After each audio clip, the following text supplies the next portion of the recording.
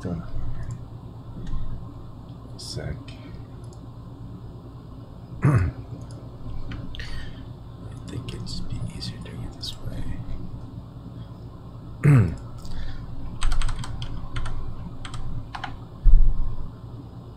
Alright guys, I'm starting a little late. Sorry about that.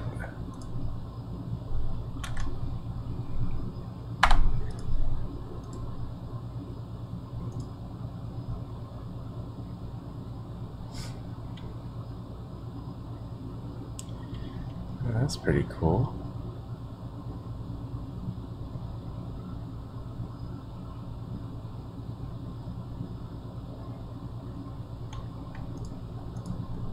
Alright, a couple of more comments. That's interesting.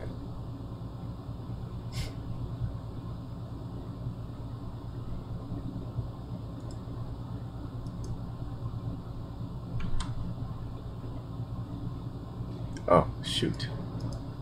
I didn't even do that. What's going on here? Hey, Jeremy. Oh, you're quick. I was hoping to have a little bit more time just to mumble in front of the camera.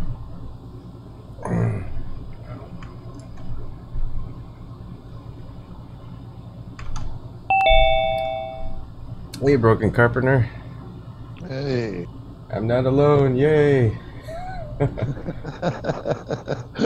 I was gonna jump on and jump right off and say I gotta go to the bathroom quick.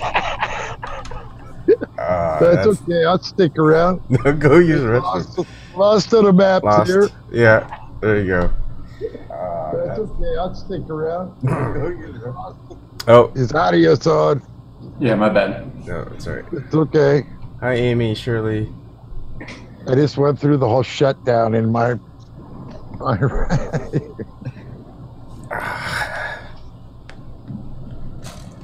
How's things going? Carpenter? Oh, the very middling, you know. Uh-oh. Whoa. I'm blurry. Is that just my eyesight, or is that... No, I think your camera's on. You're blurry. Dang it. You're in focus now, I think. Alright, good. And Lost is sort of in a blue room. Oh, yeah. I'll have to find my glasses later. I'm a cave dweller, so I just have like my LED lights on.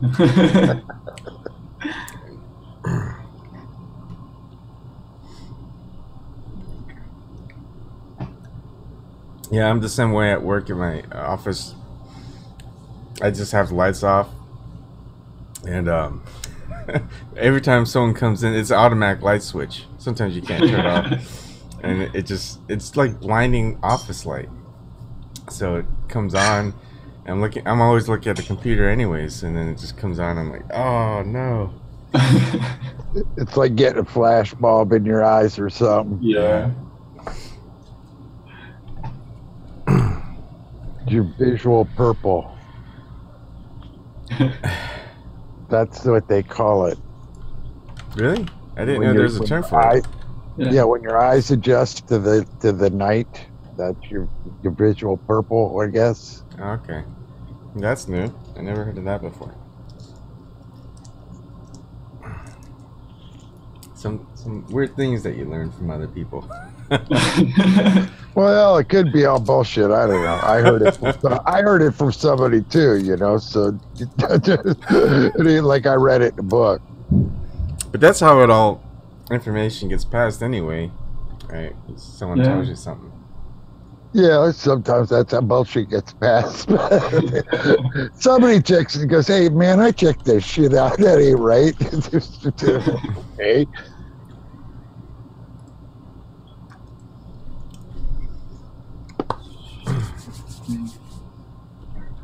I've just been like jamming out and not paying attention to anything for a little bit.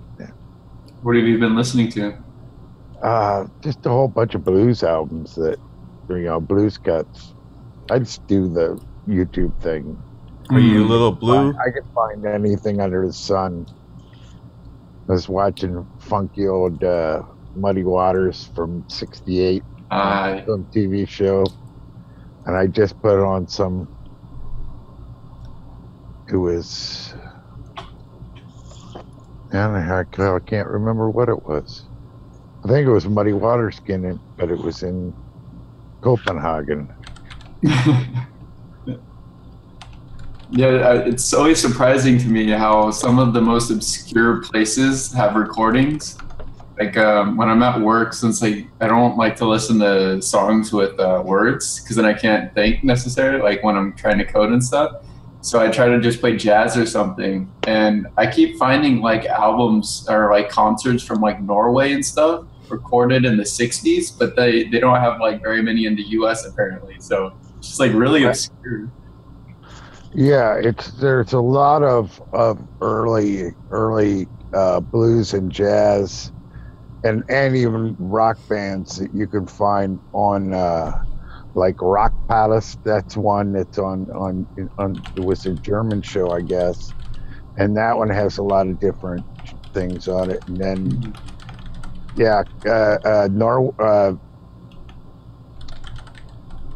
Denmark has I see a lot of stuff from Denmark. But like all the blues guys were really popular in Europe. They couldn't get a gig in the United States. They go over there and they're like superstars.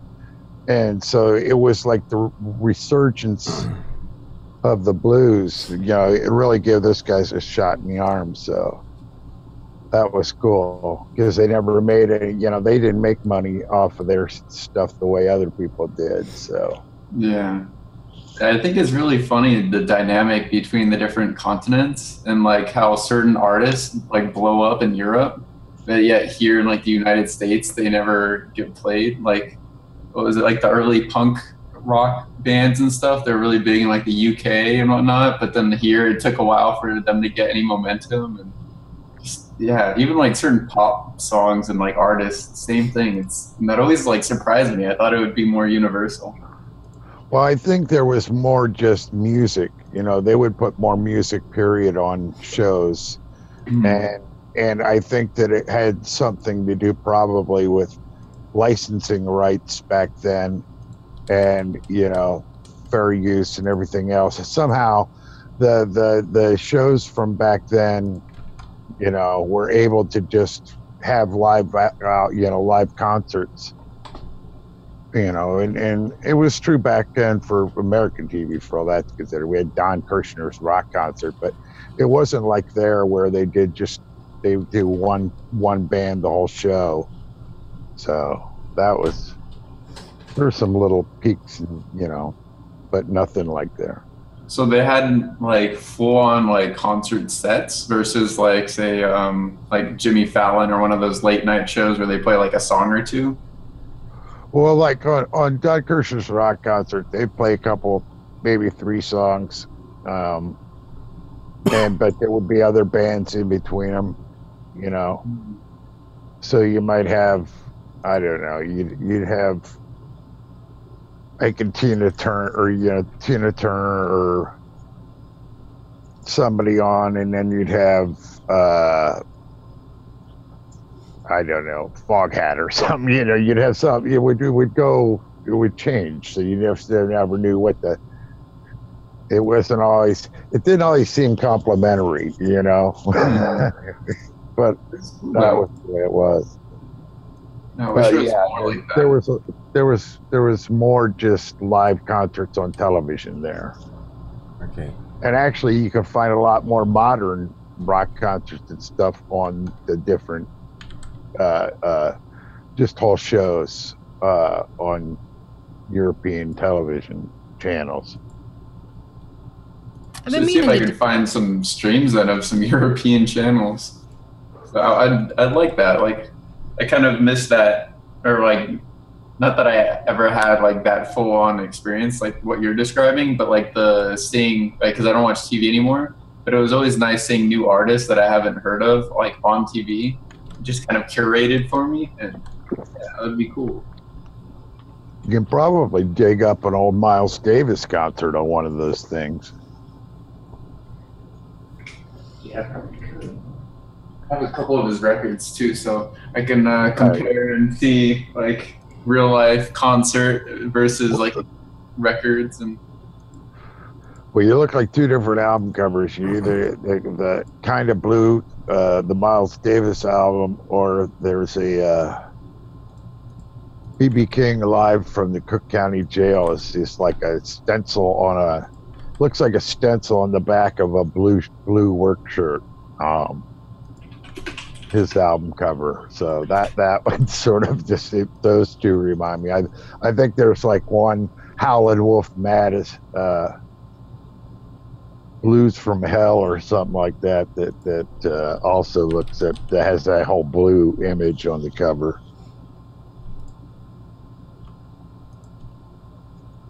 I'm putting these in separate tabs so I can revisit them later.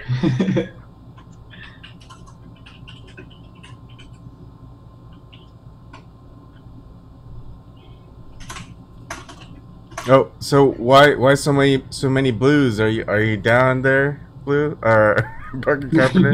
We should just call you Blue. Oh no. I mean, no, like back when I was a little munchkin, my very first real album was a hand-me-down from my hippie brother, and it was Paul Butterfield Blues Band first album. And that like stuck me on blues. So yeah, I just from there discovered stuff as I grew up. And then, and then the internet came along and it was like, wow, I can see anything, and I can see old videos of these guys, Well, you're right on. You're on the same track, I guess. Cornel West is on. So he's talking about how he loves the blues and the funk. Well, funk was a groovy era, man. I mean, that chicka chicka guitar, always, a bass line and the chicka chicka guitar, and I'll listen to just about anything.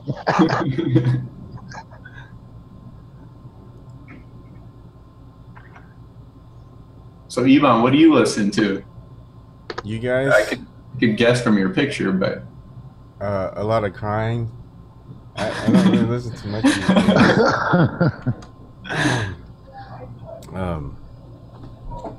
It's a mix. Sorry.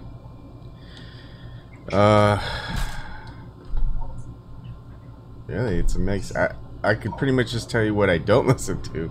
Sorry for anyone who listens to country, but I really don't listen to country. That's about the only thing I don't listen to. I don't. I mean, classical, I'll listen to that. Jazz, I'll listen to that. I mean, not like a lot. It's, I like old country and bluegrass. I like those, but I don't like. I'm not like new country, whatever the hell they're calling whatever they play now. Yeah. That sort of crossover, or I don't know, pop. Yeah. Western. No, that doesn't do it for me either. I notice I don't listen to pop as much anymore. Like whatever the latest pop is, I don't listen to that.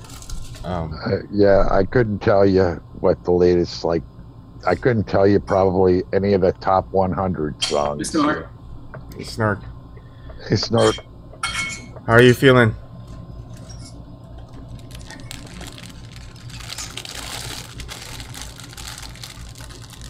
Oh, this is messed up. What? I was like excited that there's 2 more chocolate pretzels left, but at the bottom of the pretzel box is this little gold shiny thing. So it just had a pretzel reflection, and I thought I had 2 pretzels. I only have 1, so I gotta savor it. That's a mean thing to do. That's pretty funny, though. Sorry to laugh at your. It isn't a golden ticket. That's actually what I thought when I saw it. Hey, it could be. Like a That's free kind of a bag. good idea. Yeah. It's the chocolate pretzel Wonka pass.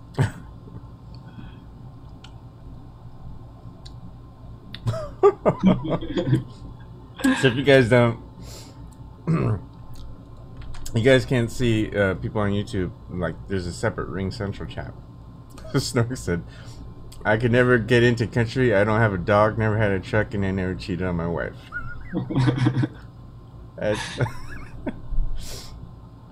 Ebon, I'm a little surprised you never got into country though, because a lot of the military people I talk to like tend to get into country just because apparently it's really popular with guys. Maybe not so much in the Navy. I don't Oh, know. okay. Yeah, maybe that's it. Maybe it's different for different types of Yeah, both structure. Army and Marines. Marines. Yeah, both of those branches. Like a lot of the people I talk to like country. Okay. Yeah, actually, in Navy, it felt like, at least in my ship, in my division, it was mostly rap and hip hop. Hmm.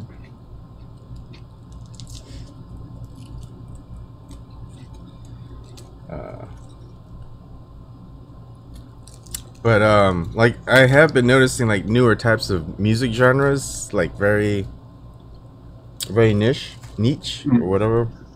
I do like some of the video game remixes. And some of them, like the classical hard instrumentals. I don't know how else you would call it. Or they'll play some of the classical music with like electric guitars and stuff like that. And some of it sounds pretty cool, actually. Yeah, there's a lot of different niche like electronic genres, and like even rap. Like a lot of those, I guess, more modern styles have like a lot of branching out.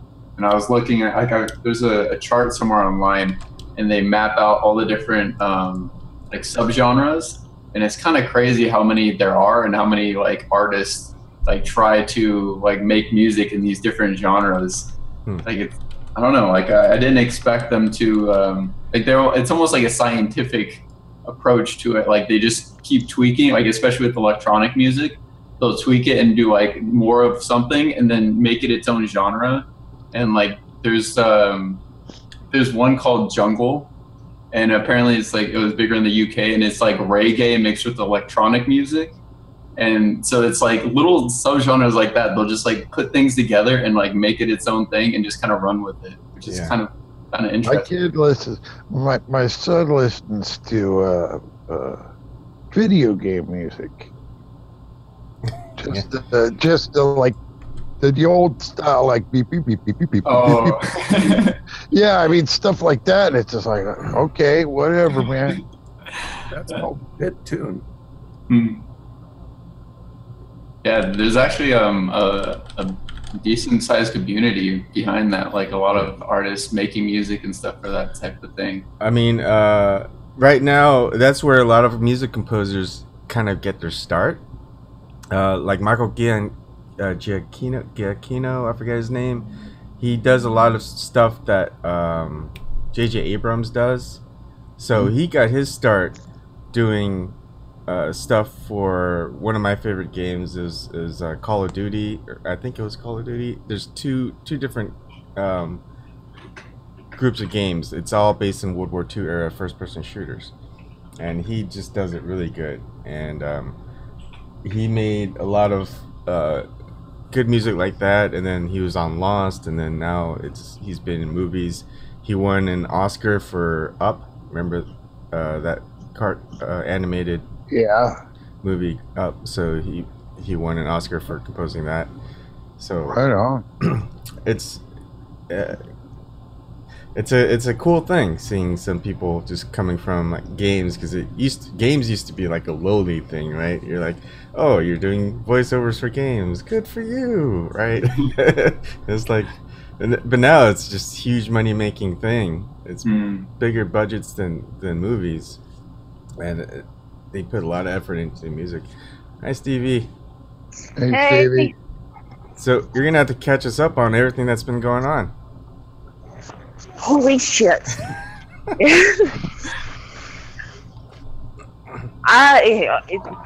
This is unreal. This is like anything goes on steroids. Everybody's talking over, there's all this information going around and ideas, and I'm like networking, trying to find people to fight the revolution with, you know. It's awesome. I got to ask me and Turner a question. It's been awesome. If I were you, I would just like carry around a recorder the whole time trying to capture all that info. Yeah, like I had a Kindle and a cell phone, and I was like trying to bounce in between the two, but I kept running the battery down, like just trying to get everybody's phone number. I don't know. I'm bad at this stuff. So what's the topic of conversation tonight? It seems to be music. Cool. I always got a kick out of going to the musicians area at the video game company. I like that'd be fun. Well, every one of them had a guitar in their office. One had keyboards, but they were always fun guys, and the audio guys were with them, and they had a little audio booth, and they grabbed somebody from the company, pull them in the booth, and make them say the same thing all day, just a little different inflection until they got it right. So on that note, like, were they given like a theme or something, or like did they have like a scene, or like how would they normally like write? The video games are and pinball machine games were planned out almost as well as a movie, storyboards and everything. Okay.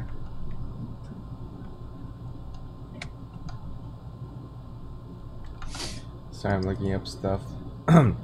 So Ditsy commented on one of my videos and was saying that yes, goes to a YouTube video saying yes, there is a government troll training program.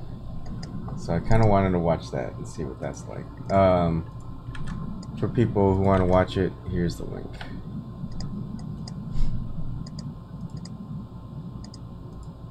So thanks to Ditsy on that heads up. I don't know if that's legit or not, but if anyone can take a look and see what it's about. Anyways, I'm gonna switch over to watch it. You guys can keep going. Sorry, there's things I want to trying to keep up on. Okay, groovy.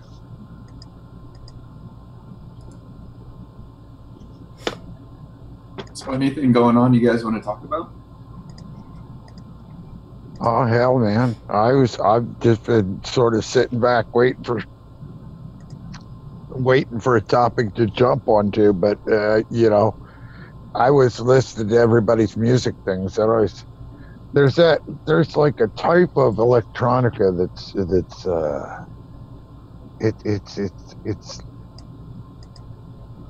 it's like trip music. It's very oh man, I don't know what the hell they call it. Ecto. What's that? Ecto. Yeah, maybe. Does it have like a lot of sort of nature sound kind of? No, that would be ambient. That's it, ambient. Yeah, man, that's the stuff. I could do that with headphones on, or like head between the speakers that's a good one, you know. Yeah, I've heard from different people, like, I don't know, like there's a bunch of different preferences, and like I guess depending on what they're tripping on and stuff like that. But like I think there's another one called trance that's just kind of mellow and kind of a little bit like repetitive and wavy feeling. So like I guess some people like that, and I don't know, I guess there's something for everyone. It brings back good memories. It brings back good memories, man. And I'd never heard of it before I listened to it. It's got a way of yeah. It's a good body. It's like iRobot on Alan Parsons' project. That piece of music was always sort of one of those lights out, head between the speakers, and then sit there and just enjoy your buzz kind of music. Hello. Hey, by the way, Christian, thank you for your gift. Even though you shouldn't have, but it's awesome. Yeah. My daughter loves the comic books. Oh, good. I'm glad, man. What about you? Did you like them? I still haven't gotten to them yet. I was gonna wait till this weekend. The weekend's here, and I still haven't gotten to them yet. But they're all good. I really like all the ones that you sent. The only thing that I probably wouldn't be really into is the Street Fighter one. But I've never read a Street Fighter comic book, so I won't know till I read it. But yeah, Batman, Spider-Man, Wolverine stuff. Yeah, I'm into that stuff. That's for sure. Nice. Well, yeah, definitely let me know, man. Give me your feedback. You know, good, bad, neutral, whatever. Yeah. But thank you very much. Anyways, you're welcome. hi Garden, by the way. Hey, Gordon. What's up, everybody? I'm gonna finish up watching something, and I'll be right back.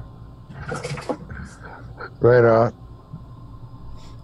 So yeah, you guys were talking about music, so I decided to hop on for a bit.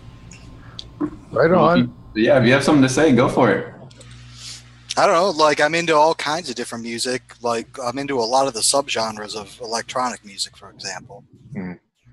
Like Carpenter, like what kind of? There's all kinds of different ambient music. Like you remember any of it? You know when I found ambient music was when there was a MySpace.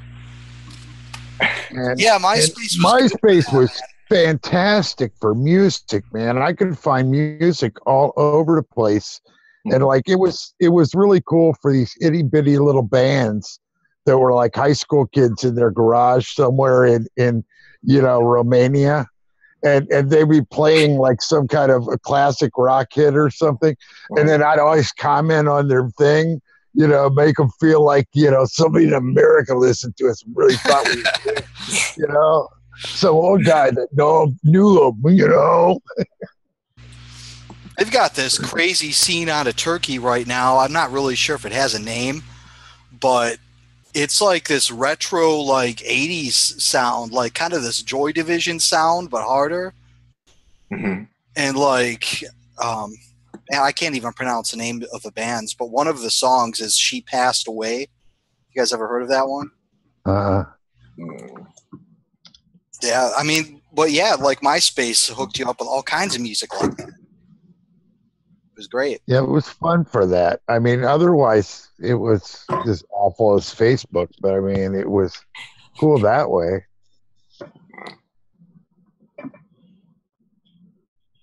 Yeah, I have a pretty eclectic taste in music. I mean, I'm all over the place. I listen to things, on a daily basis, as far as like from Elvis to Tupac, to Metallica to Jackson, electronic music, video game music, as you guys were talking about earlier. I just have a very vivid palette, I guess, a very wide, spanning palette of.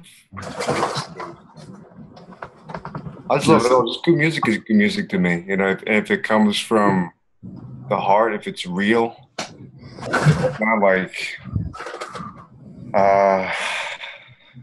if it's made with like a real, like genuine drive behind it. You know what I mean? Like a desire to convey a particular message.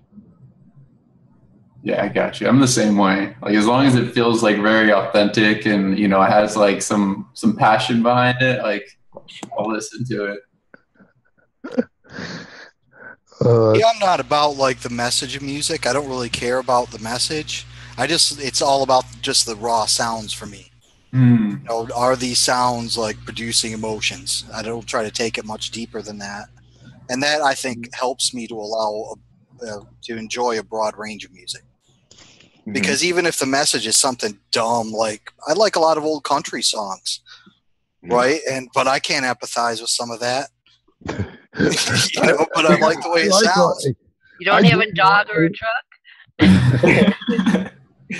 I like some old country, man, for sure. I mean, definitely. I think any bar that has like Patsy Cline, a couple rock tunes, and a few other things on it, and I'm hip. You know, I know I'll be all right in the place. Yep, there's nothing like a good country song, like when you're out west and just hanging out. That's what. Patsy Cline's a shit, man. Yeah, I don't like country, but I do like. There's at least a couple Patsy Cline songs, and a few other country songs. But I think every genre I don't like. There's at least a few exceptions of songs I like. You got to check out the Plasmatics, The Damned. It's like early video music. I never considered the Plasmatics to be country. No. Yeah. They're not country. They're definitely a niche. Destruction rock. Destruction rock. Well, another thing about not caring about the message is that it allows you to enjoy a lot of international music too. Like, you don't know what they're saying or what they're trying to convey, but it sounds good. Ravi Shankar. Oh yeah, I like Ravi Shankar. His daughter is pretty talented too. Yeah. Oh, Ravi Shankar. Oh yeah. Mm-hmm. What's her name? I think her name's Anushka Shankar. And yeah, Anushka. I was thinking of Valia or something like that. Something just like Nora or something like that. No, that was it. What he said. I think he might have more than one daughter though, or more than one kid. The only one I'm familiar with is. Believe so, yeah.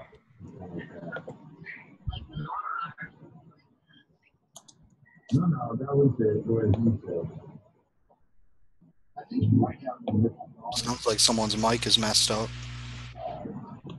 It ain't me. I think it was the fly. Yeah, it was the fly. Yeah, man, I listen to all kinds of music, like varied. Like I mentioned in the chat, I've been listening to this genre called Witch House lately, which is like this horror ambient type of music. It's pretty scary, some of it. The themes in it are pretty violent. I mean, if you guys are familiar with like Skinny Puppy, bands like that, it kind of reminds me a lot of that. Pretty scary, some of it. Merciful Fate. That's one. Merciful Fate. Okay, the tune is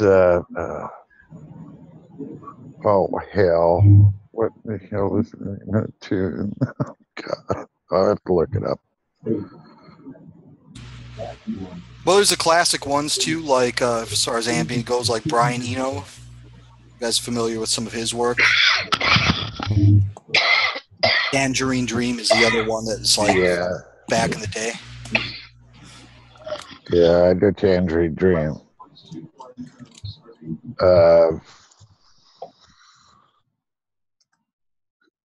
Who did Autobahn?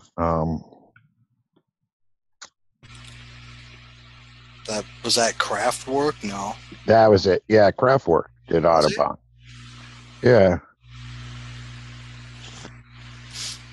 They had some good songs. Like, it's hit or miss with some of those old ambient bands. Like, it gets a little bit too keyboardish for my taste sometimes. But there's a lot of good songs they have, for sure. I don't really like electronica that much, but I like some instrumentals. I like some post rock, and I don't know, it's kind of varied. I mean, there's a few things I don't like. I don't really like country or hip hop and rap and electronica and some jazz. A lot of jazz I don't like. But I do like the blues. I woke up to people talking about the blues. I left it on when I went to sleep, and that's what I heard when I woke up. Hey guys, quick question. How do you share links here in the chat? 'Cause I'm trying to share a playlist I made for Ebon, and I can't quite seem to get it through here. It says like... Oh, you got to like DM them on Twitter with those things, because you can't put up. Only he can put up links. Oh, if it's moderator. if If it's directly to Ebon, you can send it through the Ring Central meeting chat. Mm-hmm. It'll let you send leaks through there, but on YouTube it won't. Yeah, okay, I'm gonna do that right now.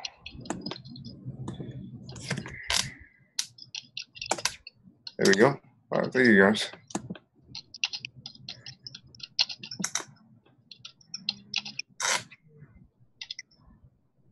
So it's Merciful Fate, Corpse Without a Soul. That's a groovy tune. I like a lot of Slayer tunes. Like I would listen to Exodus and stuff like when I was 13, 14 years old. Nice. Like speed metal. Yeah, thrash metal, yeah. Yeah. Yeah, that's the shit. Metallica was mine. Yeah, that was like the first band I ever got into. Sepultura. Sepultura, yeah. Creator. I'm familiar with Creator. I didn't own any of their albums though. I was always more of a Motorhead AC/DC kind of.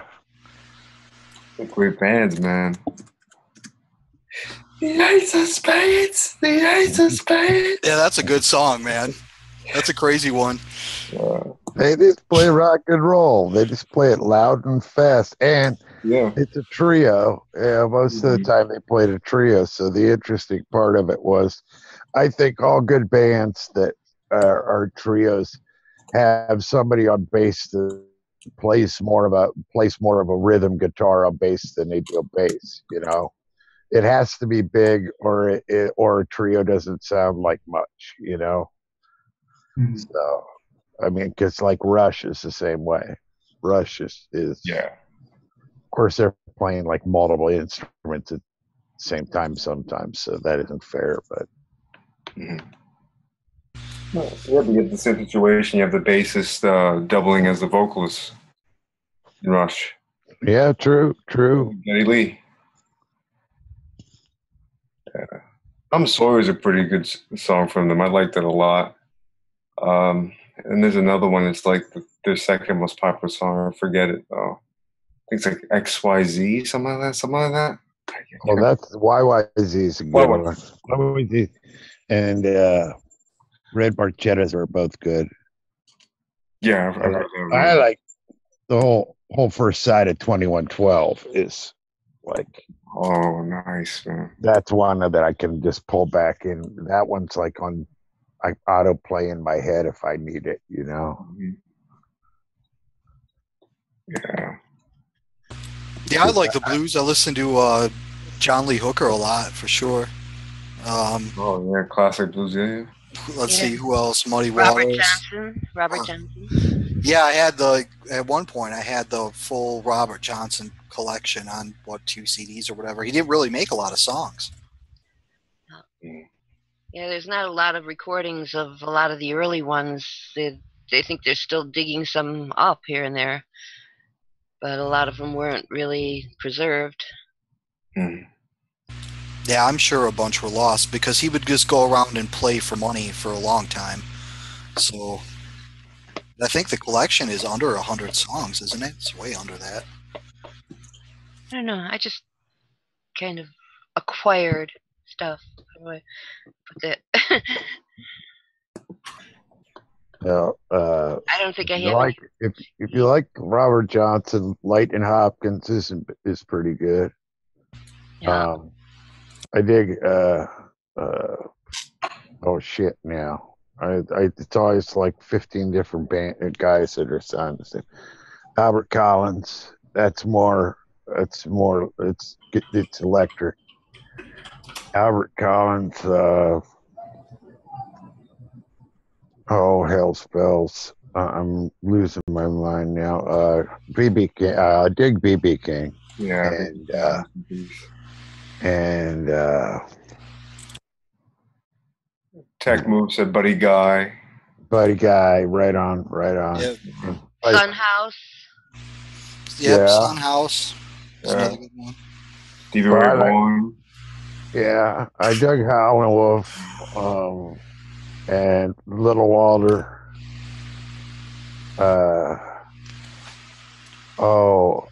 Jessie Mae Hemphill. You guys ever heard of her? Yeah, I've heard of her. I couldn't. It's pretty good. think so. Ruth Brown is good. Big Mama Thornton. Yeah, Sister Rosetta Tharpe, she's another one. It's pretty good. I've seen a bunch of them. I saw Ruth Brown. I saw John Lee Hooker, Albert Collins, Buddy Guy. Philadelphia used to have a decent blues festival, and then I moved when we were living in Portland. They had a fantastic blues festival, so you got to see a lot of people that I was lucky to get to see, just timing wise. But Yeah. that's the greatest one of all. That's a cheap it's like a dirt cheap ticket. You just got to bring a couple cans of food. And it was like, at the time, I think it was $5 a day. Maybe it's $10 a day. But it's like all day and until 11 o'clock at night. So the Waterfront Blues Festival, it's the ticket, man. We used to always, I'd like wake up early in the morning and barbecue a whole bunch of hamburgers, cheeseburgers, and then wrap them up in foil, and I put them in one container in this like soft cooler we had, and then I'd freeze Kool-Aid in bottles and freeze red beer in bottles, or just put red beer bottles in there. So I'd have like 2-liter bottles of all this frozen stuff and Kool-Aid and stuff and the beer packed in it, and all on top of a wine bladder, and then a whole bunch of other food and games and stuff. And we'd take that all in, and we'd get in early, and there was some picnic tables that were like almost directly in the middle of the two big stages. And they also were under like the only shady spot in the whole place. So we'd get there early and camp on like half of one of those tables, and that's where we would be, for the entire day. So that was, and it was always cheap. Like there was like the one thing we could take our whole family to that was, exciting and sort of out there. And yeah, we've got a couple of like folk music festivals around here that are like that. There's a blues festival down in Ann Arbor, but the folk music festivals up here are super pricey, and it's not a very open environment. You know what I'm saying? Like it is at some festivals. Like you just got security walking around constantly, and it's super crowded. No, this is Portland. I mean, there's security there, but man, they're only like trying to keep out like the people that are partying, because they pull boats up there and they try to climb up over the fence, and stuff. But that's about all they do. It's fun going to those festivals though when they're relaxed. You can just hang out for the weekend and camp, and there's this one called Dune Fest that's on these giant dunes around here. Mm-hmm. That's awesome because you camp out on these dunes, like you go for a swim, you go listen to some music, whatever. It's pretty cool. The thing about anything that sounds like sand, though, camping is always. Well, the camping area is back in the woods, but the dunes are like right there. Okay, that's cool. I just always have that vision of this sand everywhere. Yeah, sand can be a problem for sure. But I like it. I've been to a couple of bluegrass festivals that were like that. They were fun because all the campsites they just have bluegrass guys sitting around fires playing bluegrass music all night.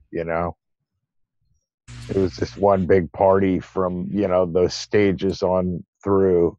But like the blues festival, they had like 4 different stages, so they had music going on all the time. That had like Zydeco playing. They had a dance floor set up, on they like put dance floor over the grass, and so they had that. And yeah, it was a groove. Going to good festivals is a good time. If, like you say, any more music is so pricey, how do you go see music? I've been to a couple concerts that were in the open city, and those can be kind of hellish. Like I went to one like that was in the middle of Columbus, and it was just this like prison, like concentration camp atmosphere with these like fences and plastic walls set up, and they just tried to cram as many people as they could into it. Oh yeah, It you sucked. gotta It was the middle of the summer. It was like 98 degrees. Like, I had been drinking all day. It wasn't a good time. Yeah, I can remember some. I remember we went to. I can't remember what the name of the stadium was. I used to play the Army Navy game there in Philadelphia. Or they played some big games there. Maybe I can't remember the name of it, but it was a big open arena kind of stadium, and they had concerts there. And we'd go there. It was in Philly, and it was like, it was funny because they always had the cops, and the parking lots of those things. We always got there like 3-4 hours early, and partied in the parking lot because it was always a blast. People playing frisbee, having a good time, and everybody's partying, and the cops just sort of walk around, let it go, and as long as there's no trouble. But like the t-shirt sellers, they were all had to like pay to be able to all the like pirate t-shirt sellers had to pay to be able to work in a parking lot. They had to grease some palm because some guys could sell t-shirts in a parking lot, other guys couldn't. It was one of those deals. So they were greasing somebody. So like we saw my buddy watches this one t-shirt dude just he like throws a whole pile of shirts under a car and takes off running when he sees the cops. And my buddy walks over, looks around, picks up the t-shirts, and walks over, opens the trunk of his car, throws them in the trunk of his car. Fucking guy, man.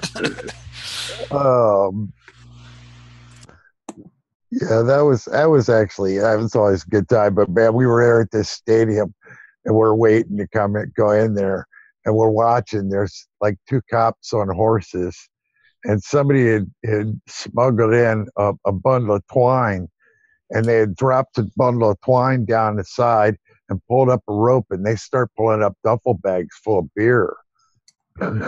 So they're just like chaining these duffel bags up. There's like two guys with red faces up there just pulling away, It just fucking cracked me up. That was, but that was Philly. There was always a dangle on something.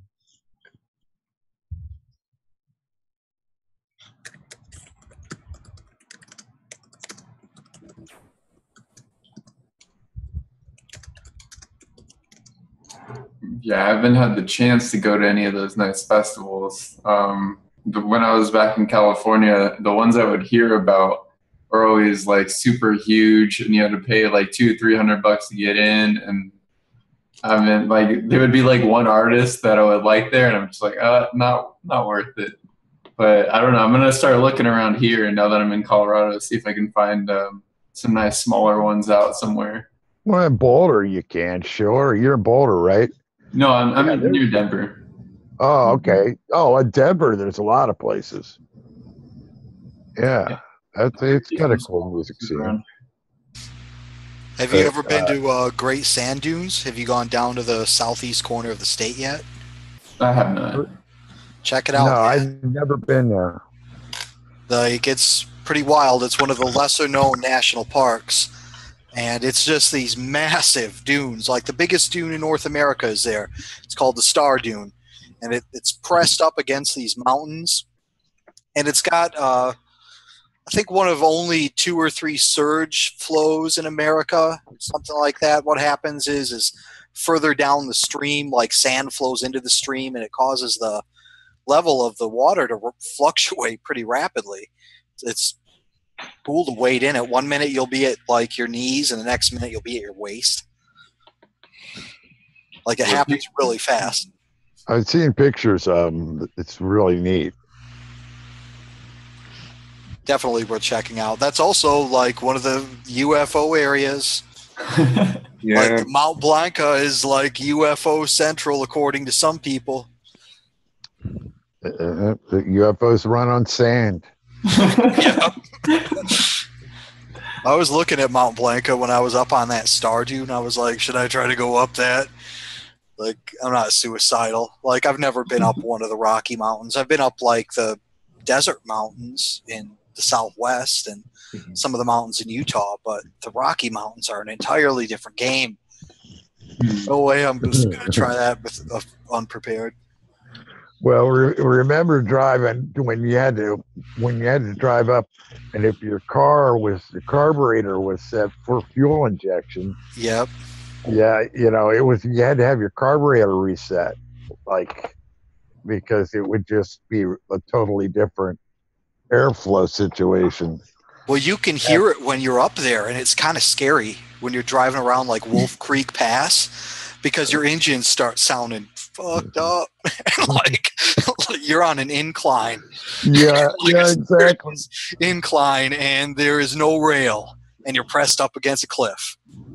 There's 5 of us in the middle of a blizzard. This blizzard that got so bad that it shut down Denver, and that only happened like once before it shut down the airport. I mean, it was horrible. And we're up in the mountain. We just gone skiing, and we were coming home and driving on them freaking hills. Oh man!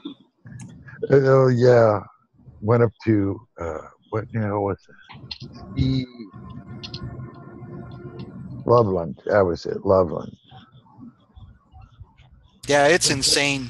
And then, the whole cliff on your side is draped in chain and fencing because giant chunks of it fall off constantly.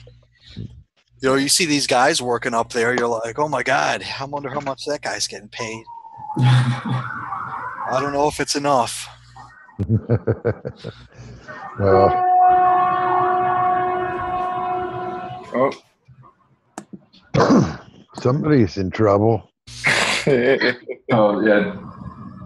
Another thing about Colorado are the damn snakes. You climb down into some of these canyons, and all you see are like dead snake skins. They've got like a rattler shape at the end of them. We'll never go to Colorado. Well, I mean, hell, Florida's got more freaky deaky freaking snakes and shit, I mean, already knew I wasn't going to Florida. Yeah, I mean, rattlesnakes are kind of just a given in a lot of the West, but that idea of like freaky colored snakes that you got to remember the color patterns and the rhyme that goes with it and figure out if you're going to die or not. Yeah. With the milk snakes and the if you see red, you're dead, and if you see yellow, you're mellow, or whatever the hell it is. Yeah. Yeah, I remember learning that in, I think it was 2nd or 3rd grade. Yeah. Oh yeah, every little kid was into snakes when you're little. Yeah. Yeah, I was into snakes when I was a kid. Yeah. I was hiking up in the Panhandle once, like at this place called 3 Rivers Campground. Mm-hmm. And I was hiking along the swamp. I'd been driving all day, so I was kind of just wanted to stretch out. I was going to camp there for the night, set up my tent and everything. Looked around like, it's manageable. Nothing's going to get me. I start walking along the edge of this swamp. And I just happened to look down as the sun was going down, and not like 2 feet away from my foot is like an alligator snout sticking out of the water. Oh, It was pretty sizable too, and it was just sitting there. It was looking at me, and I just backed away from it, packed up my tent, stuffed it in the back of my car, and slept in the car that night, which was hellish because it was 1,000,000 degrees and humid. Yeah, but there ain't no gators in your car. Yeah, exactly. I spent a lot of time. They had kind of a nice facility area there. It was weird because it was way out in the middle of nowhere, but it had showers and stuff. So I'd go in there every hour or so and take a shower, come back out. That area is crazy. I've also lived on the Gulf Coast. The horseshoe crabs are what I really don't like. They kind of make me wary of swimming. I don't want to get spiked by one of those suckers. I got jellyfished once. Got a. Oh, yeah, those are pretty bad. Did somebody pee on you? No, like I tried it on myself because I had heard that rumor. It really didn't seem to do anything. I think it's just some bullshit that people have sold you. Yeah. But I wasn't you did it for yourself. What's that? At least you did it for yourself and you didn't have somebody else pee on you. It wasn't really that like super painful. I mean, it was painful, but I just didn't want it to get any worse because you know how venom and that kind of stink can kind of intensify after a while. So I was like, "What the hell? I'll just try it." Oh yeah, it's ended up such a pissing travel. on my leg. Yeah. I used to get them as kids when we go to Florida. We get stung. That was, but I don't remember peeing on anything. Get rid of it. My mom used to walk along the beach and pick them up. The little ones, she'd walk along the beach and scoop them up, scoop the sand up, and throw them out into the surf. Oh wow, mother was ballsy. Actually, she was walking along. She was scuffing her feet down the beach one time and got a chunk, like, I don't know, 3.5, 4 inches long of like a stingray or skate tail. Oh yeah, skate, yeah. Stuck it with just the bones. It was just the barbage part, and it stuck in her foot, and she had to have that. We had to go home and take that out of her foot.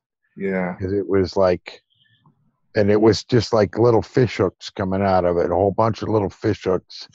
It would make like a perfect spear for spear fishing, Yeah. You could put it on the tip of a stick, and you could catch fish with it. Oh, absolutely, yeah. Mm-hmm.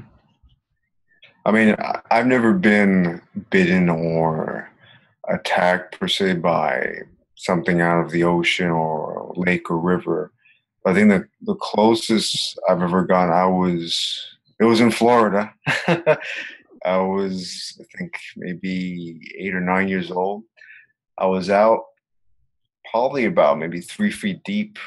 We were out by, I think, Miami. Yeah, we were in Miami Beach. I was out there with my grandfather from my father's side. And we were just like, fooling around. And my parents had stayed on the beach doing who knows what. And when we came back in, my mother was like petrified or something. And so my grandfather asked her, "Hey, what's going on? What's wrong with you?" And she said a big shark, literally like a 6-foot shark, she said, literally passed by my leg and went into the deep. And we didn't even notice it. I had no clue. I had no idea. That's crazy, man. That's what makes me scared of, like, I've been out in like the shallows in the Pacific up by Crescent City and all that, but I've never gone out very far because of sharks and because of the surf. I mean, you just can't go out very far. Yeah, man. Like a few years after Jaws happened, we were deep sea fishing in Daytona Beach or at an inlet pier, and it was like a fishing boat. So I don't know how, like it was like, wasn't a giant, one of the giant fishing boats. It's just like a regular size fishing boat for like tours, like, it has 4 seats on it and outriggers and stuff. But so it's probably, I don't know, probably 14 feet wide or something. All I know is we were, the guy stopped the boat and we're sitting there. He says, "Watch." And this shark swam, and it was long enough. There was a tail sticking out one side and the head came out the other. And that was like, Jesus. Wow, we need a bigger boat. It was so cool. Yeah. But that was cool because we were on a boat, man. I didn't believe that just bullshit. I wanted to catch one like that, you know? I wanted to get one of those on my line.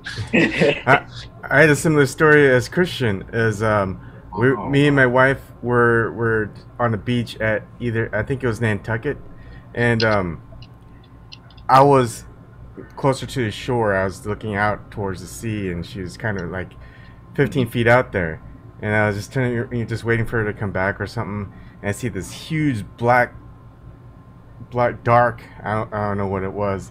It's this shape just coming out of the water from behind her, and I could see it. And it happened so quick, and I was like, she just saw the expression on my face, and I said, "Get out of the water."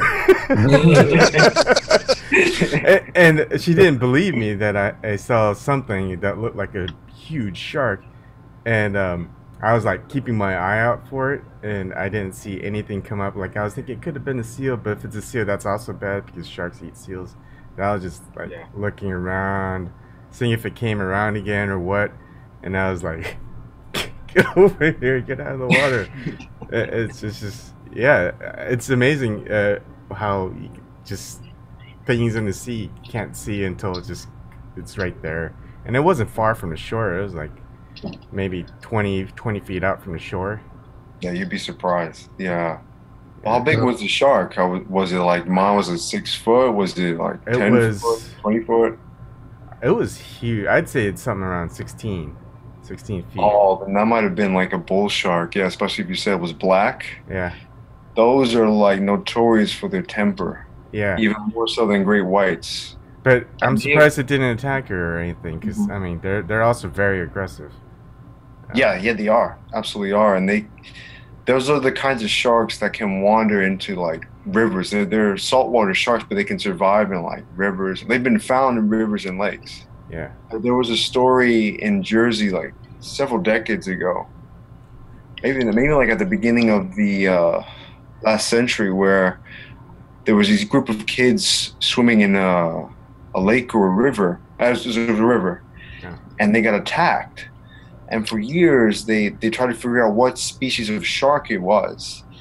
And I was watching this program during Shark Week, and they had finally. This week? I don't know. Good question. All right, go ahead. Sorry. No worries. They had finally deduced after all these decades later that it was most likely a bull shark. Yeah. From the size of the wound and just the description of it. Yeah, man, it's insane. I think there were over.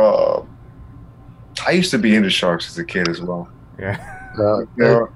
My dad was a pilot, and he talked to one of the guys that drug the banners back and forth. You know, they had the banners with the come to the tiki room tonight or whatever, and they said if the people actually knew how many sharks were in the water around them, they wouldn't swim there.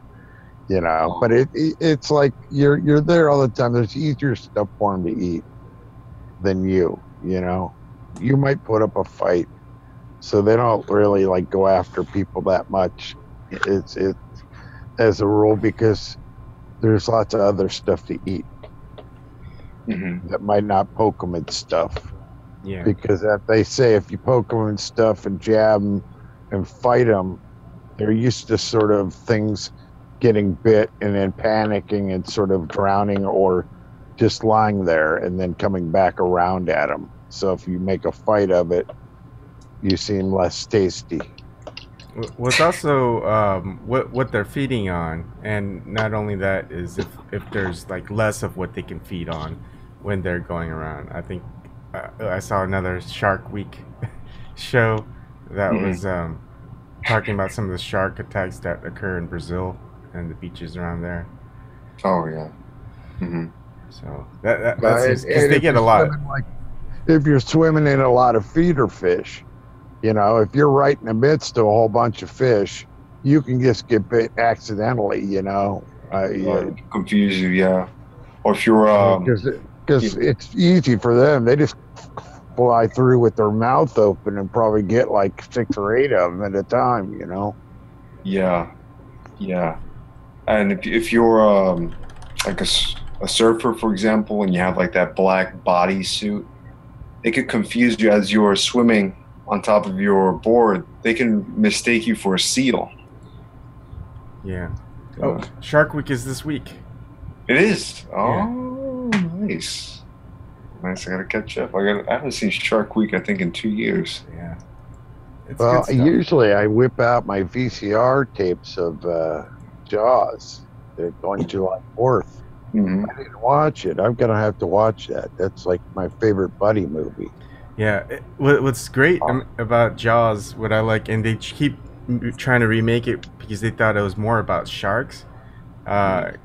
It's more about the people. You know, they tried Jaws 2, 3, 4, 5, but you know they never got as good as the original. And just you know that boat captain, I forgot his name. Yeah, Robert Shaw and Dreyfus. Yeah, were the greatest two characters to put against each other. You know, because the chief was just sort of a straight man there, but they were the real. Yeah, that moment when they're telling stories and drinking. I mean, that's a classic moment. That's an awesome movie. Show me the way to go home. Hey, sing the song. Sing it for us for a second. That's pretty cool. I don't know. I'm tired and I want to go to bed. I've had a little drink about an hour ago, and it's getting right to my head. Wherever we may roam, through something. through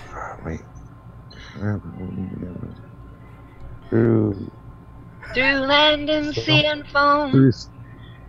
Something. Always hear me singing a song. Show me the way to go home. Boom, ba-doom, ba-doom.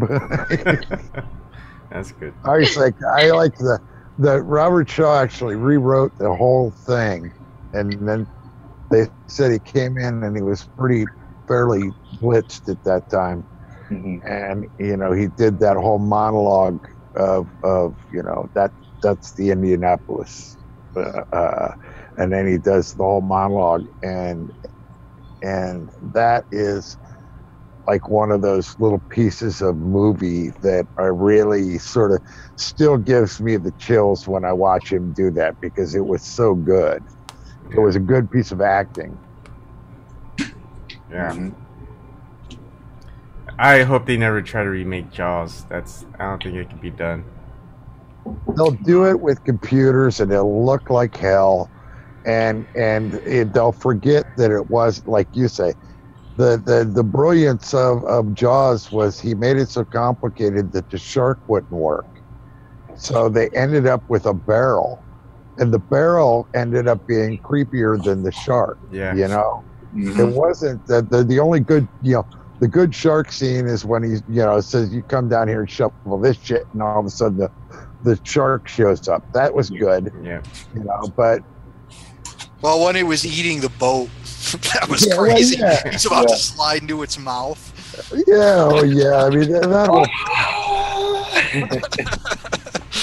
But yeah, it was about people. It was about the chaos that some crazy shark brought to this town, and then it's the classic story of, the men go out in the wilderness to fight whatever the monster is. And then versus nature. Chief is the fish out of water, as they may say. He didn't like the water. He was from New York.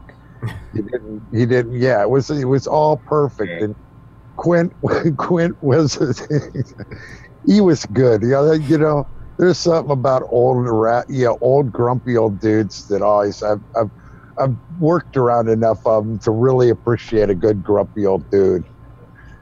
One part I found hilarious about that movie was the way the Chamber of Commerce was trying to shut everybody up.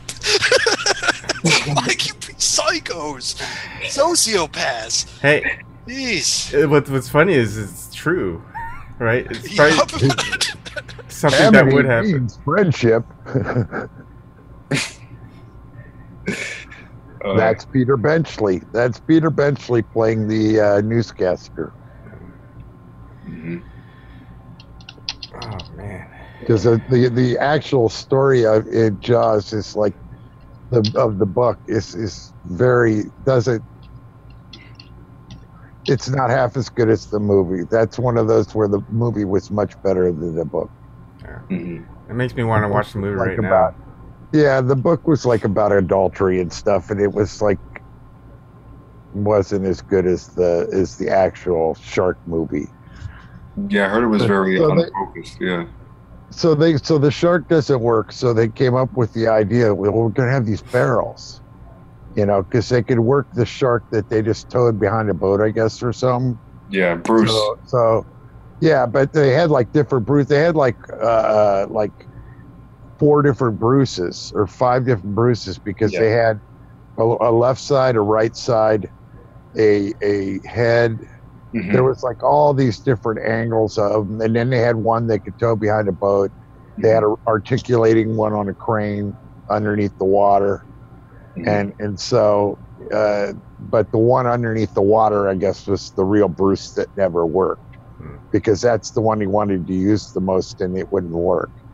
So anyhow, they came up with the barrel idea. So the rest of the movie, the shark is kind of those barrels, and it was much creepier. I mean, it was like Alfred Hitchcock wasn't big on. There wasn't a whole lot of like horrible shit going down in an Alfred Hitchcock movie, but there was horrible shit going down, and that's why it was sort of scary. I think it was. The great part about that moment is when the barrels go underwater, because that just shows you how strong that shark is and how big it's got to be, and it's a build-up scene to when you actually get to see this shark actually start eating up that boat. It's just then it's all so then it doesn't matter that the shark, if you really look at it, doesn't look that real or anything, because then you're so into the movie and the idea of Quentin remembering the knife sticking on the side of the boat and everything. It was just so epic and so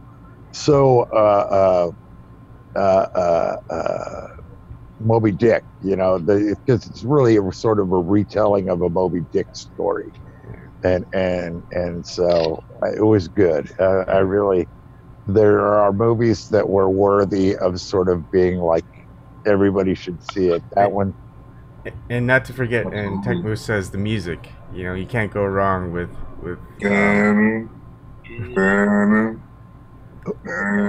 yeah, because John Williams. We all know him from Star Wars and all this Indiana Jones. People forget he did Jaws. And it creeps up on you, or it start out of nowhere that all of a sudden you'd be looking because something was going to happen. Yeah, it's brilliant, man. Yeah. What you were referring to earlier was the power of suggestion, man. Like just suggesting like a certain image or some sort of situation, and letting the mind of the audience fill in the rest. Yeah, I mean, like a terrifying monster in their own heads. Exactly. Like when I think maybe Quint said it, it's like, I've never seen a shark do that before. It's like you could see in his mind, he's like, this is not going to be good. We just pissed him off. Well, one of the things they did in the other Jaws movies is they would constantly pan to the shark, right? Like you'd see it underwater and stuff. Well, people are keyed to respond to threats visually. So if you know where a threat is, like you're less afraid of it, than if like you're just watching barrels go under and like you're not really sure where it is. It's viscerally scarier. Yeah. You know what I'm saying? The fear of the unknown. It plays on your psychology. And they got that freak shot on there was actually like an accident, got the shot of the cage and the shark rolling in the cage. A shark got caught up in the rigging somehow. It was a real shark. They were shooting a small cage, like an undersized cage with a figure in it.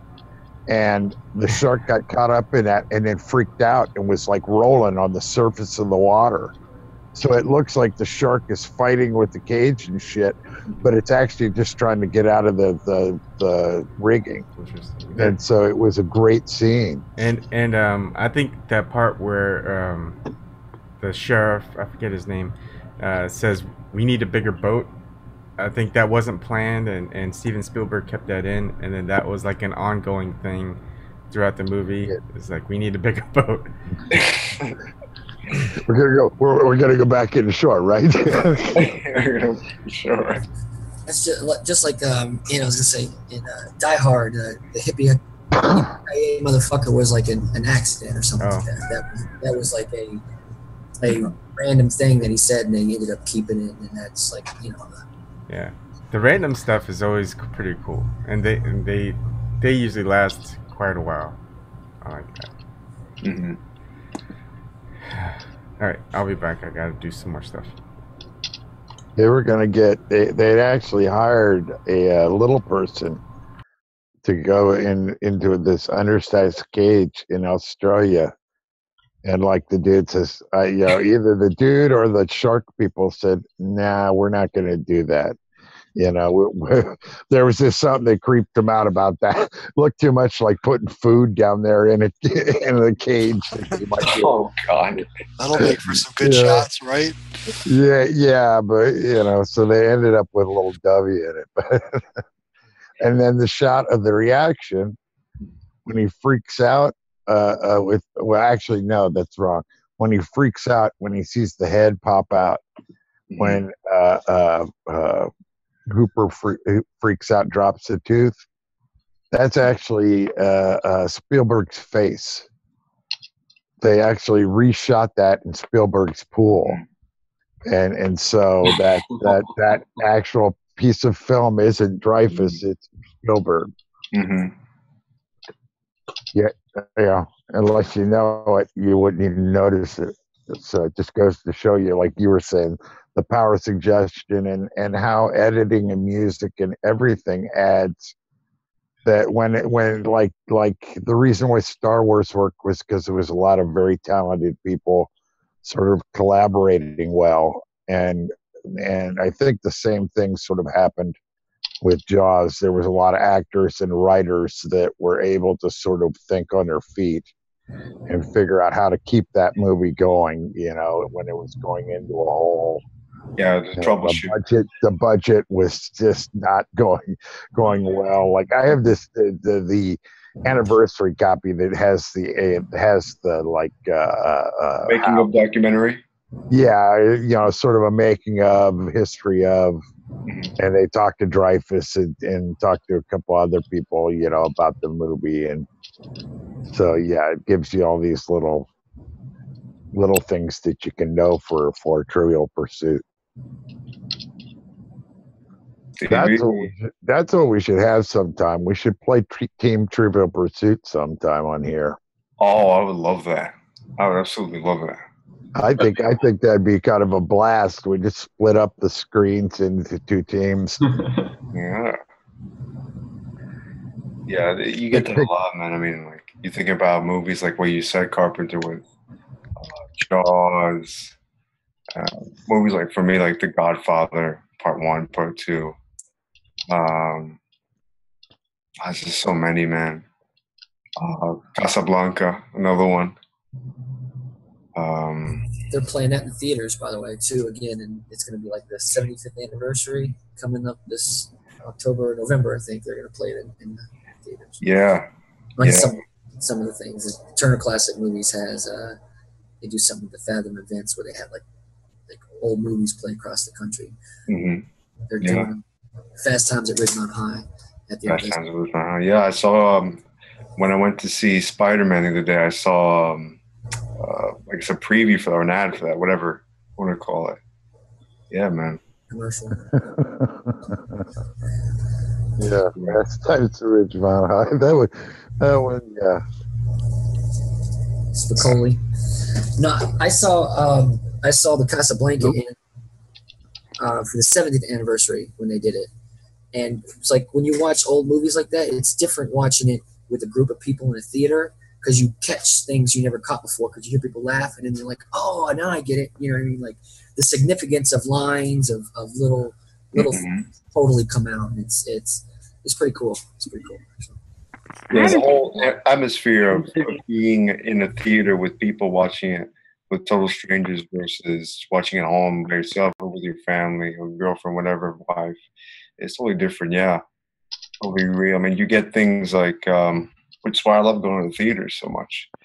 You get different experience. You can get vastly different experiences from the same movie. You can get like one moment could cause the audience to erupt into the next show and be just nothing. One hit, one hit. So it's really it's an invigorating experience. The whole going to the theater part. Which is why I'm there practically every month. I didn't go very often. I like the old theaters that were like huge. They used to be gigantic. They had gigantic screens. They used to show cartoons before the movies. You know, they'd show a couple like whatever, Porky Pigs or something, and then you'd have the previews of what's going to be on, and then the movie. You know, it was like an experience from the movie. And now it seems like it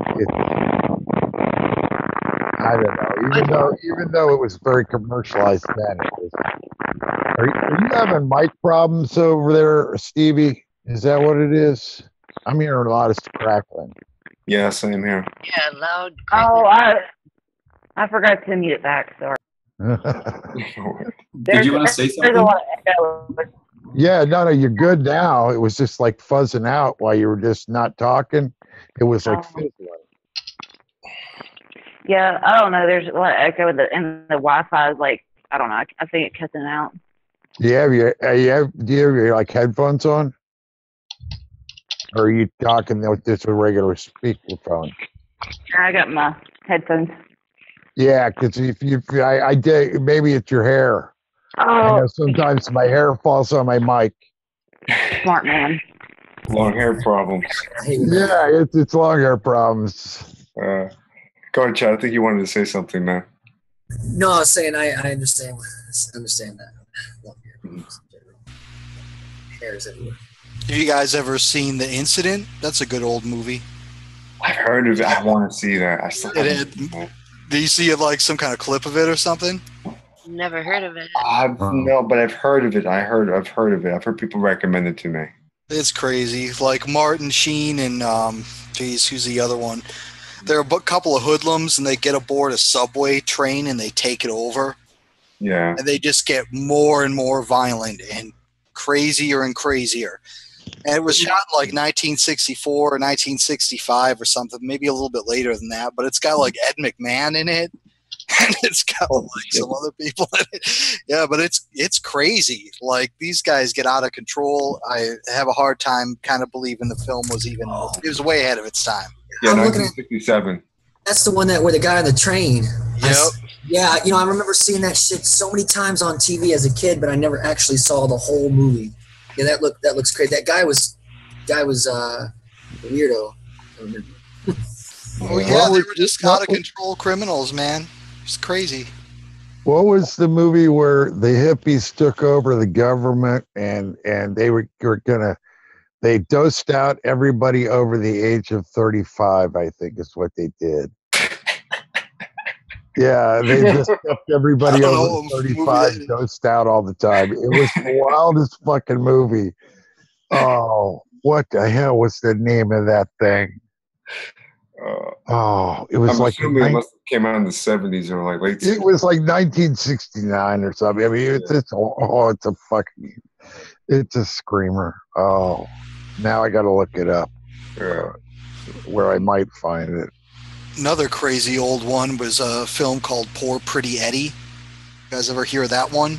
No. Well, some famous some beautiful famous black singer ends up rolling into this redneck town, and their car breaks down, and it only gets worse from there. Oh, okay. They end up kidnapping her, and it's like, it's a shocker flick. I mean, it's like Quentin Tarantino and people like that based a lot of their films on some of these, like Poor Pretty Eddie and Goodbye Uncle Tom. Some of those like old racial exploitation flicks. Yeah. Lifeboat. I think that was, I don't know if Hitchcock did it or if it was, it's just a movie, and it's basically set in this lifeboat with this group of people, and it's sort of like a 12 men type, a 12 Angry Men. That's another great movie. Oh my God. I like one room movies where it's all just the writing of the characters. It's cool. I talk about that all the time. I think the difference in like the films now and the films before, like they relied more heavily on the dialogue, more heavily on the subject matter, and now they rely a little bit more on the effects, and it just becomes too much. But yeah, like that's a great movie. I like the one room stuff are awesome because you get so much. The other one that he did was what was it? The Rope with Jimmy Stewart. It was all like basically in all continuous shots, like 15-minute shots in this one room. What is that one? Let me see. Rear Window? No, it's the one where they had a party at somebody's house and they killed somebody, and it's some Alfred Hitchcock. Yeah, Birdman was actually like that. They shot like continuous scenes, like you were saying, Chad. I don't know how many times Iñárritu did that. I think there were like 15-minute intervals. Yeah, like you were saying, similar to that film. That's amazing. Like how they could coordinate something like that for so long, have everything hit its mark perfectly. That is tough, man. Yeah, it's very tough, especially when you're dealing with camera equipment, and especially back then too. Before, like, I mean, there's a lot more. Yeah, I think it was called Rope, actually. Rope. Yeah, that shit's dope as hell. So they, I'm on the Turner Classic Movies, the backlot or whatnot. They do. They've got something with Ball State, Indiana, where you can get on and take these courses. This time they're doing an Alfred Hitchcock course where you go through all the movies, and they start from the early beginnings, and they break down everything he does and like the whole path. I mean, it's hard to stay on it because, I mean, I'm not gonna. You could take it and get a certificate, but it doesn't really mean anything, I guess. But just so many cool little stories of how they create, how certain effects, certain ambiances, the vibe and stuff like that. So I thought that was neat. Yeah, man. Like what you were saying before, Chad, like when they used to rely more heavily on dialogue. I mean, that comes from the theater, because back then, it was still a relatively new medium. And in the theater, it's writing for a play and writing for a film can be very different. Because with the film, it's very visually based, because they have that luxury of a camera that can zoom in on a person's eye even, and that eye can convey tons of information without that person ever saying a single word. Right. Whereas in theater, you have to play not only to the people who are in the front row, but all the way up in the nosebleeds and all the way in the back row. So it's more auditory. Right. Yeah, it's interesting to see the I guess the change, the evolution. Yeah. Yes, evolution of it. And plus, they did, of course, more studio movies back then anyway, so they were more blocked out. Like, Casablanca, I got to go on the Warner Brothers tour, and go by. I didn't go in but they have the studios where they film like different shows and different stuff. It's just so much history. I actually got to see if you look at the old Batman and Robin, there was anytime that Batman went to the hall, city hall, whatnot, to Commissioner Gordon, they used the same clip. It was the same clip of that front building if you notice, and that's what one of the guys told me or whatnot. So I got to take a look at that and whatnot. My buddy of mine is a producer, and he works with the I'm trying to think, the something dog. I forget the name of the company, but they did Departed, they did the 300 movies, so it was really cool. We got to, we walked around ourselves. Oh, are you talking about Bloom Dog? I think it's called something like that. I know the company that you're referring to. Yeah, they're doing they're actually going to do a one on what's his name, Napoleon is going to be coming out in the next couple of years that they've been working on. So think about that. The guys that did 300 were working on Napoleon. So it's going to be that's part. Yeah, it's really cool. Their office is like literally right next to Aaron Sorkin's, and like it's just cool stuff. And like I love film, love movies, TV, all that stuff. Is everything. Yeah. You're from Tennessee, right? It's like a tell from your accent. Yeah. Well, yeah. Did you ever catch like have you ever watched Elvis movies at all? Yeah, I've watched a bunch of them. I watch them. Yeah. I like more of his performance stuff rather than a lot of them. Yeah, he wasn't the greatest actor. I mean, but they were entertaining. He would always he would complain a lot that they would have him always singing in every movie, and he wanted to really act. Right. Yeah, actually, if you see the movies that he mainly just acted in, he wasn't bad. Right. Mm-hmm. Like what was it, King Creole? I think. King Creole, yeah, I've seen that one. Yeah. He was decent in that one. Yeah, because there was a couple where weren't based around music with skeleton plots, and he actually did really well. The freaky 60s movie I was thinking of, it's called Wild in the Streets. Wild in the Streets. I've heard of that, but I never saw it. It's from 1968. It's a screamer, man. I mean, if you want to see something, just watch something that's gonna make you sort of laugh, and it's so dated, but it's a lot of fun. I remember watching it. It was on television one time. And we're watching it with my friend's old man, and he was like, he would sit there and drink Scotch on the rocks and smoke. What the fuck? He smoked Parliaments. That's right. He smoked an awful brand of cigarettes because if we ever swiped cigarettes from him, they always sucked. I think he probably did that on purpose. He was cranky old fucker, but he would sit there, man, and he was just hilarious because he was a funny guy. But he sat there during the movie and had us just cracking up about these, because it's all about how the hippies take over. The 18-year-olds get the right to vote, and then they push it down to 15 years old or something. And and then, like I say, they decide that everybody over 35 has to report to get their medicine, and then they just like have all these caretakers walking these old people around all spaced out on fucking asses. It's a groove. I'm getting the craziest images in my head right now, Carpenter. It's as good as I'm describing it, it's better. Imagine if they would have cast Elvis as a villain. I think he would have made a pretty good villain. He had this kind of like cool, kind of expressionist look on his face all the time, He won't play no villain. Not back then, but imagine if he would have lived. Yeah, made a good villain. What are you talking about? He's alive. Two things always got to happen in an Elvis movie. He's got to have a girl that falls in love with him, and at some point, there's got to be some guy that's like a cur, some guy that's bad, the ex-boyfriend or something. Some guy that's bad to women. It's always somebody that's not nice, and Elvis has to punch him.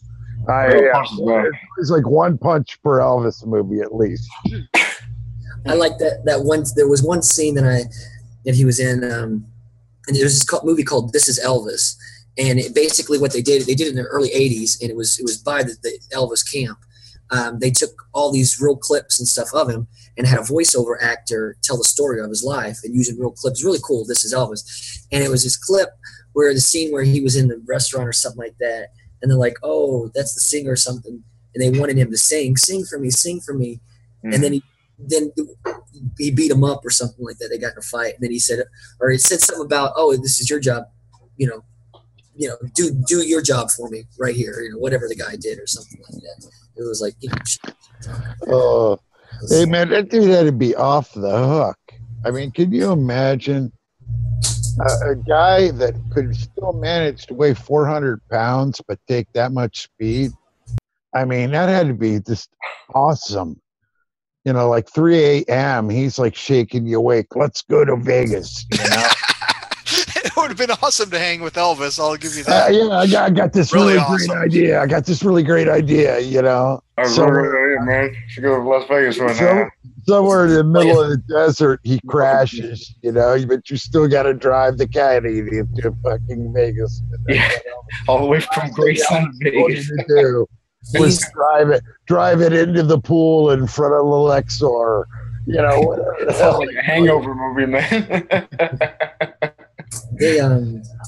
I want to park in the pool. Go ahead, they'll let me. It's me, Elvis. Elvis, man, he was the man. He was the man.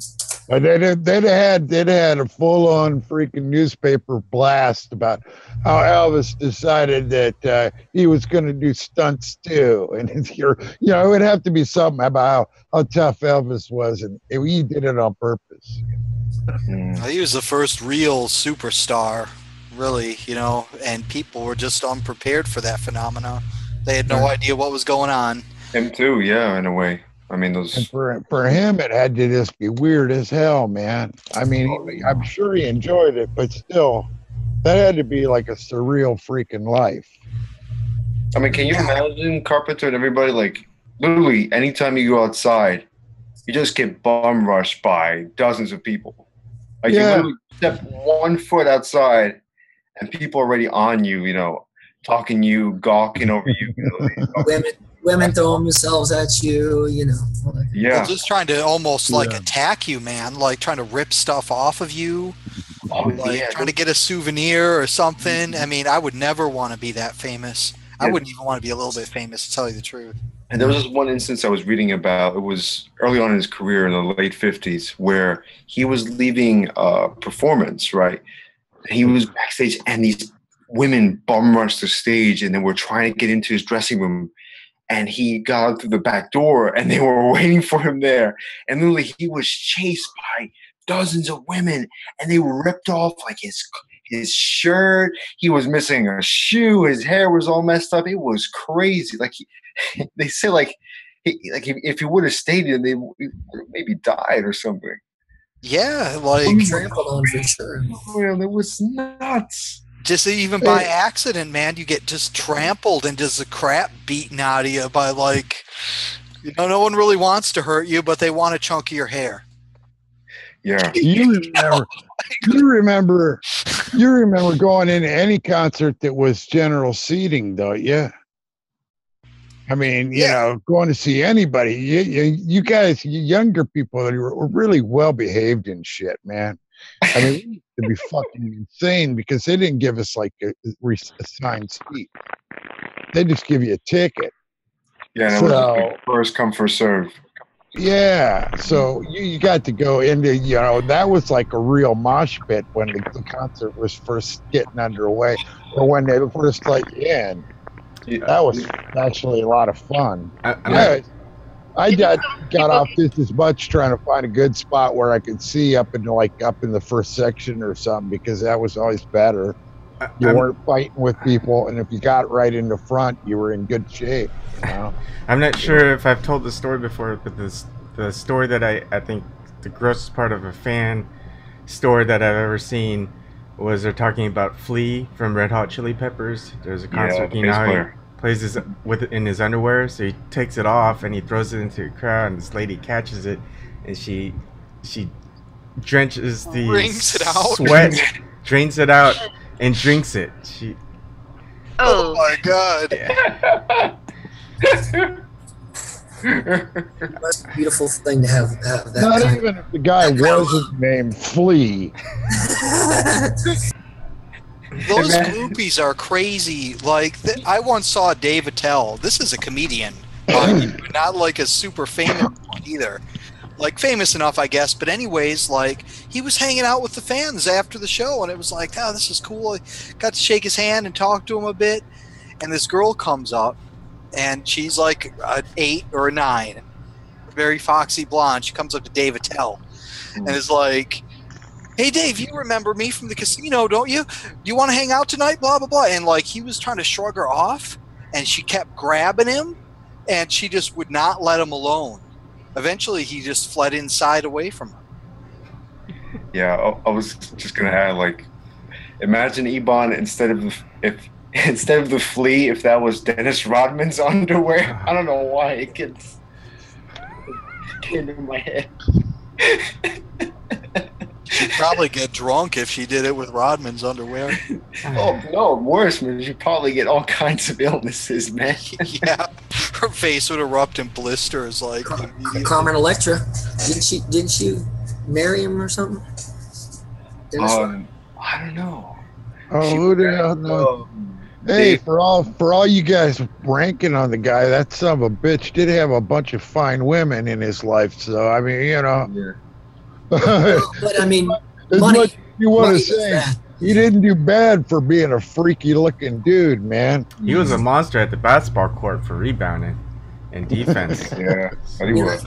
That's the thing. Money though, money does so much. Like I've been out. I lived in Miami for 5-6 years, and then of course when my hair was long there, and I had my glasses on. I mean, I've literally had girls come up to me a couple times. Actually, one time in Atlanta too. They thought I was David Guetta, and like I just didn't matter. I showed my ID. It did not matter. It was you're David Guetta, and it was just like okay, I'm David Guetta. Like I walked into this. Me and my business partner and whatnot. We walked into this club in Atlanta, and literally as soon as we walked in the door, bum rush of people. Boom, boom, boom. Couple of guys, you know, like, hey, we got some girls over here. Come drink over with us. Come on at the bottom. Oh. And I'm like, dude, I'm not David Guetta. He's like, that's okay. They don't have to know. So, man, it was hilarious. I mean, like, literally, girls were taking pictures and blah, blah, blah. And I'm like, for real, if you actually look online, I'm not David Guetta. But it was fun. It's fun anyways. So. Anyways, I gotta go, but I was gonna say last thing. Yeah, that's the only way that any famous person has talked to me is Gary Payton said something to me. He called me Jackie Chan. Hey, Jackie Chan, how's it going? And that was it. All right, I'll be back. Jackie Chan. There's okay, this, Mr. Sulu. Joke by a comedian called. Oh, we were gonna say something broken. I'm sorry. Go ahead. No, I was just telling you about it. I would have slapped him for that Jackie Chan comment. Yeah, that's what I was saying. Some racist motherfucker. I used to think you were cool. I'm gonna punch you in the goddamn stomach. Yeah. That's the only Asian star you know. Yeah. There's this old joke by a comedian called Pablo Francisco, where he's talking about Chinatown, like visiting Chinatown. He's drunk out of his mind. He's like on the stage, he's running, he's like, Jackie Chan! Jackie Chan! Jackie Chan! He's like seeing Jackie Chan everywhere. It's hilarious. Where are you at, Christian? Where am I at? Yeah. Like physically or? Oh, I mean, where do you live? That's what I was saying. Jersey, man. I'm in Jersey. Yeah, no, that's right.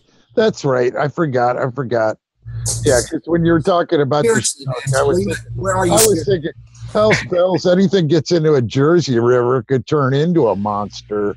The Hudson, man. Oh my God. That's, dude. It's like we used to Schuylkill. The Schuylkill was through Philly. You know? I know that. The Delaware was a real beauty too. Yeah. Yes, I'm gonna eat real quick, guys. I'll be back here. Check you guys in, man. No worries, man. All right.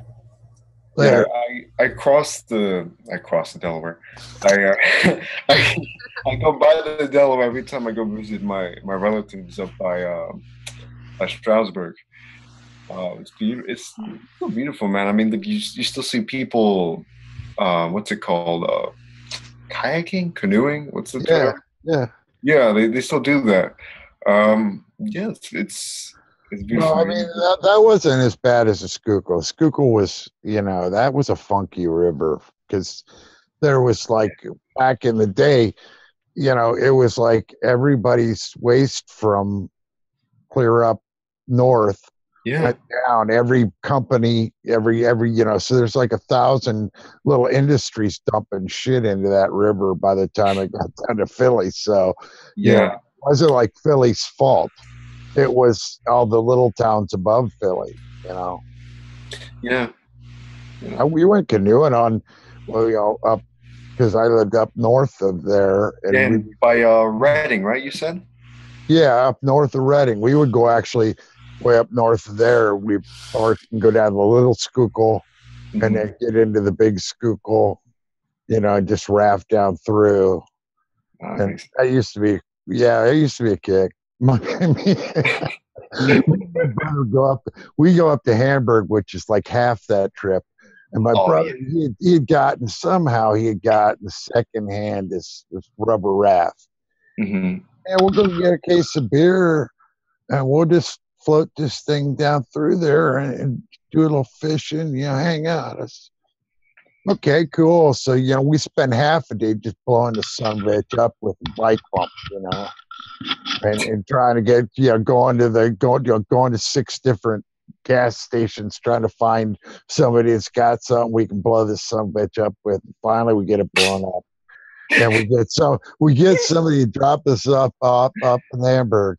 So it's not that many miles of river, but we get about halfway and start noticing this thing's leaking. So we're like captains of the Titanic trying to get down to, get the rest of the half of this. And we were just dying. We're dying laughing, like beers are floating away by the time we're getting down to the town where we're going to get out. And the whole boat is sunk. So we're just sitting in water at like water height. It's like kayaking with no kayak. And we're sitting there, and we get it down to there, and we drag this, like when you got it out of the water, it was like pulling one of those giant squid out of the water. It just sort of collapses. When we got it out of the water, the thing just sort of collapses all over itself. It looked sad, We're soaking wet. But yeah, that was a fun trip. That was typical things with my older brother, man. He was like, it was never boring. There was always some little unknown, like, he had a truck that had 2 gas tanks, and he would do like the, okay, I got $10 I can spend. I can buy 2 quarts of beer and a pack of cigarettes, and then put $5, and then put $3 in one tank. I'll put $2 in the other, and then I'll know I have gas. So, like, we'd be driving down the road, it'd start sputtering, he'd look at me and smile, reach down, it was like on the floor, and he'd hit that thing, and it'd start back up. And there was more than once he'd smile and reach down and flip that thing. He'd get loaded the night before, would have ran the fucking gas out of it. So we're pushing his fucking truck around town to get to the gas station to put some gas in it. Because it's only just, hey man, it's only just down the road here. We can push it. Go ahead and get it back. I'll steer, I'll steer, right? Yeah, that was my brother, man. But he was cool. You have to do shit, but he did that to us. Me and my older brother, my younger older brother. So he was my middle brother. Me and him, we went to Denver. They came with me when I went to school there, and so me and my brother Tim are in the truck with my brother Tom, and Tom runs the fucker out of gas. So it's the first day in Denver, and we're pushing a truck up around these freaking roads to get to the gas station. Mm-hmm. Now my middle brother is having like a heart attack because the air, he can't get the air into his lungs. And I'm, of course, I'm got a cigarette hanging out of my mouth trying to push this thing. And I'm just like, getting all freaking, lightheaded and shit. Finally, we both end up like in the back of the truck, just lying there in the middle of the street with it, because it was, my brother had killed us, man. It was like, it was one of those torture tests. So you don't think you're very high yet, huh? It is still a mile up, and you will feel it. Mm. Oh, that would make me laugh. Yeah, that son of a bitch. He'd do shit to us all the time. He was good at practical jokes and stuff. I was always the guy, if I did a practical joke, it's the one that put somebody's eye out or something. It's that one that all the mothers like warn you about. See what he did? Did you see what he did when he tried to do practical jokes? What'll happen to you? Yeah, you use as the example, the negative example. Oh man, I never was into like practical jokes and stuff like that, but like, yeah. Well, I mean, I knew a lot of guys that do weird shit. Yeah. Screw somebody's toolbox to the floor. Yeah, one guy, he missed a day when we were going to be. He knew that we had a whole lot to do, and we knew he was out drinking the night before because we were with him. Mm-hmm. And so it was like he doesn't show up for work the next day, and that's like a big no.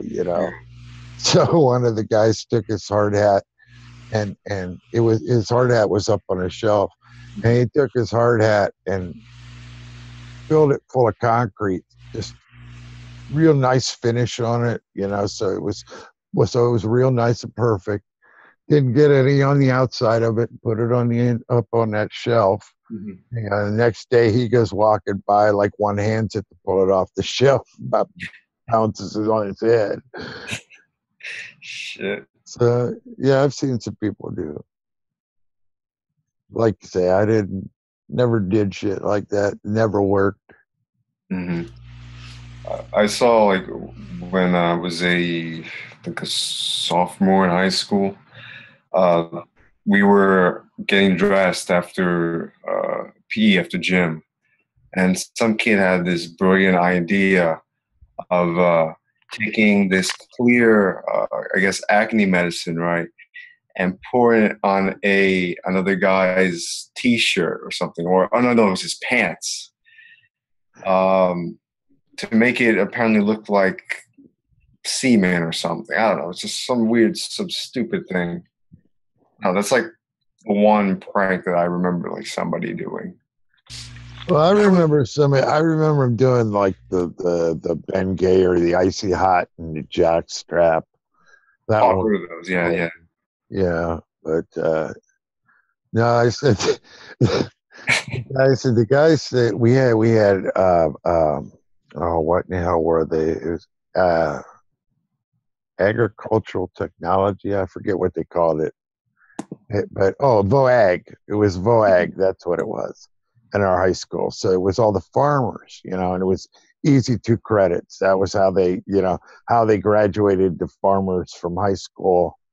Is if they didn't want to work real hard in school, they made sure that they got through, but they had to take VOAG, and they learned shit there, but they were like hellions, man. Oh Jesus, they took the leads to a welder and hooked it up to this old dude that was a teacher. They hooked it up to his metal chair, so that when he sat down, it made contact. And if you've ever been between the leads, man, it doesn't feel pleasant. I mean, I've gotten zapped enough times with it. It's especially the old dude, man. It might have killed him. I mean, it was. Yeah. They did shit like that. I mean, they were insane. One time when I was a kid, I stayed summers on a place called Mackinac Island, right? And I brought a friend up there with me one time. And he was only going to be there for a few days or whatever. But at noon every day, they have like an air raid siren that goes off.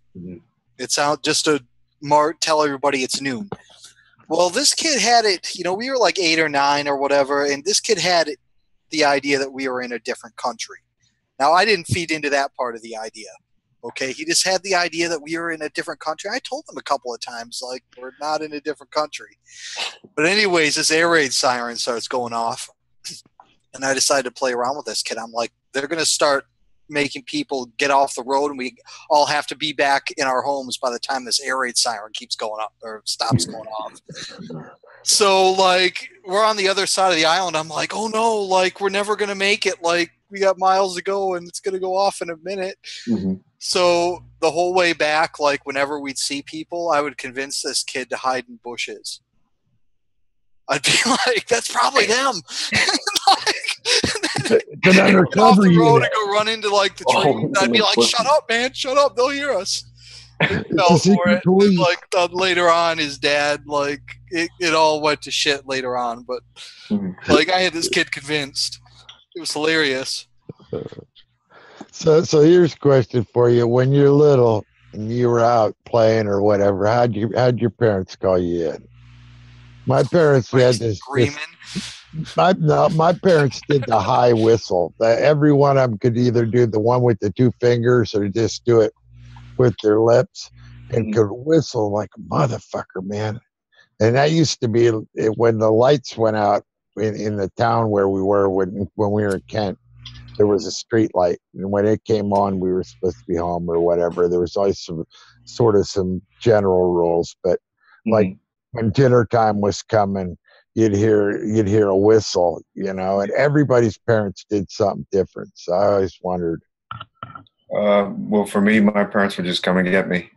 They wouldn't even leave it a chance. They would just come outside and get me. Yeah. I was given a lot of freedom as a kid. I would wander near and far. So yeah, we'd be on the ragged edge of that whistle, but we'd still hear it. Even on windy days, you'd catch it like something out of Lord of the Rings or something, some sort of lighting the fires across the desert. I mean, oh my God! That sounds like the second time they whistled. That sounds angry, man. We better get going. Oh man! And sneakers, we used to like. Man, we had school clothes and we had play clothes. And play clothes were just old school clothes with patches on them, and school clothes were ones you couldn't wear after school. You had to get changed into your play clothes. And we used to go to Sears and get those tough skins or whatever they were called. They were like rock hard denim. I can't remember what they were called. We could wear holes in them. I mean, we were them kind of kids, but God, man, I don't know. That was like.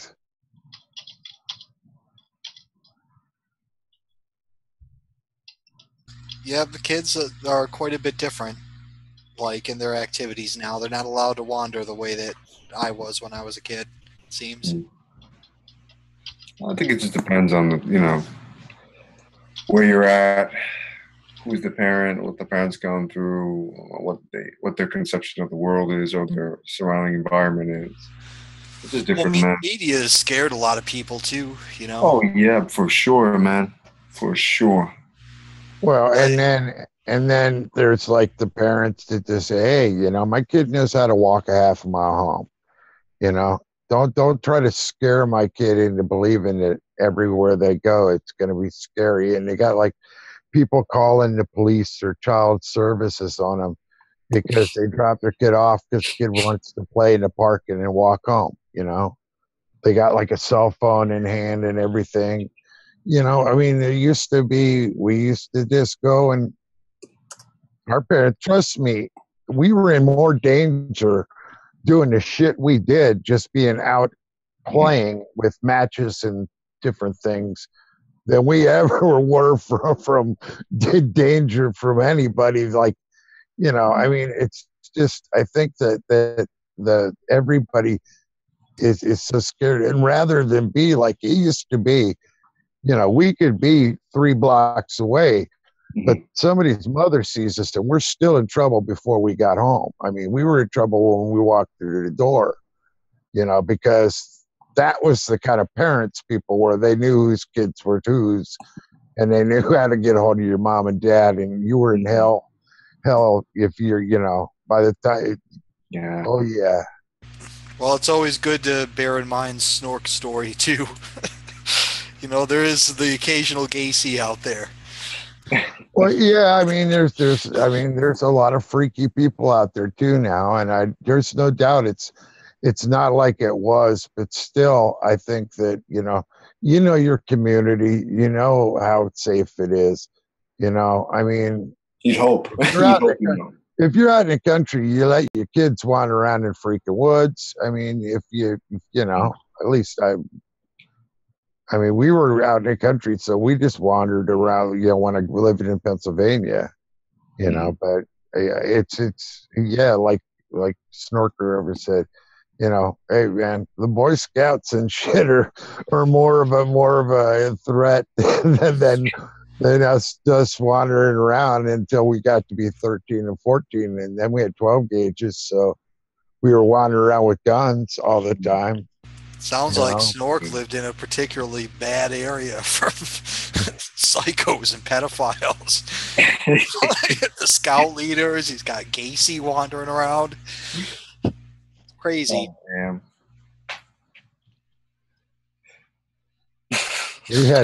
we had one guy in our town that was like he was a perv, and what was he, like a child molester, something like that? Sex offender? Who knew? You can't tell what the hell. He was probably into child porn, but he was the kind of guy that like knew all the laws and was rich and had lawyers. So he always got away with shit. And like, I know at least one friend of mine, I know he drove this big freaking Cadillac. I don't know which brand, what one it was, whether it was a Coupe de Ville or whichever. It was a big, long motherfucker.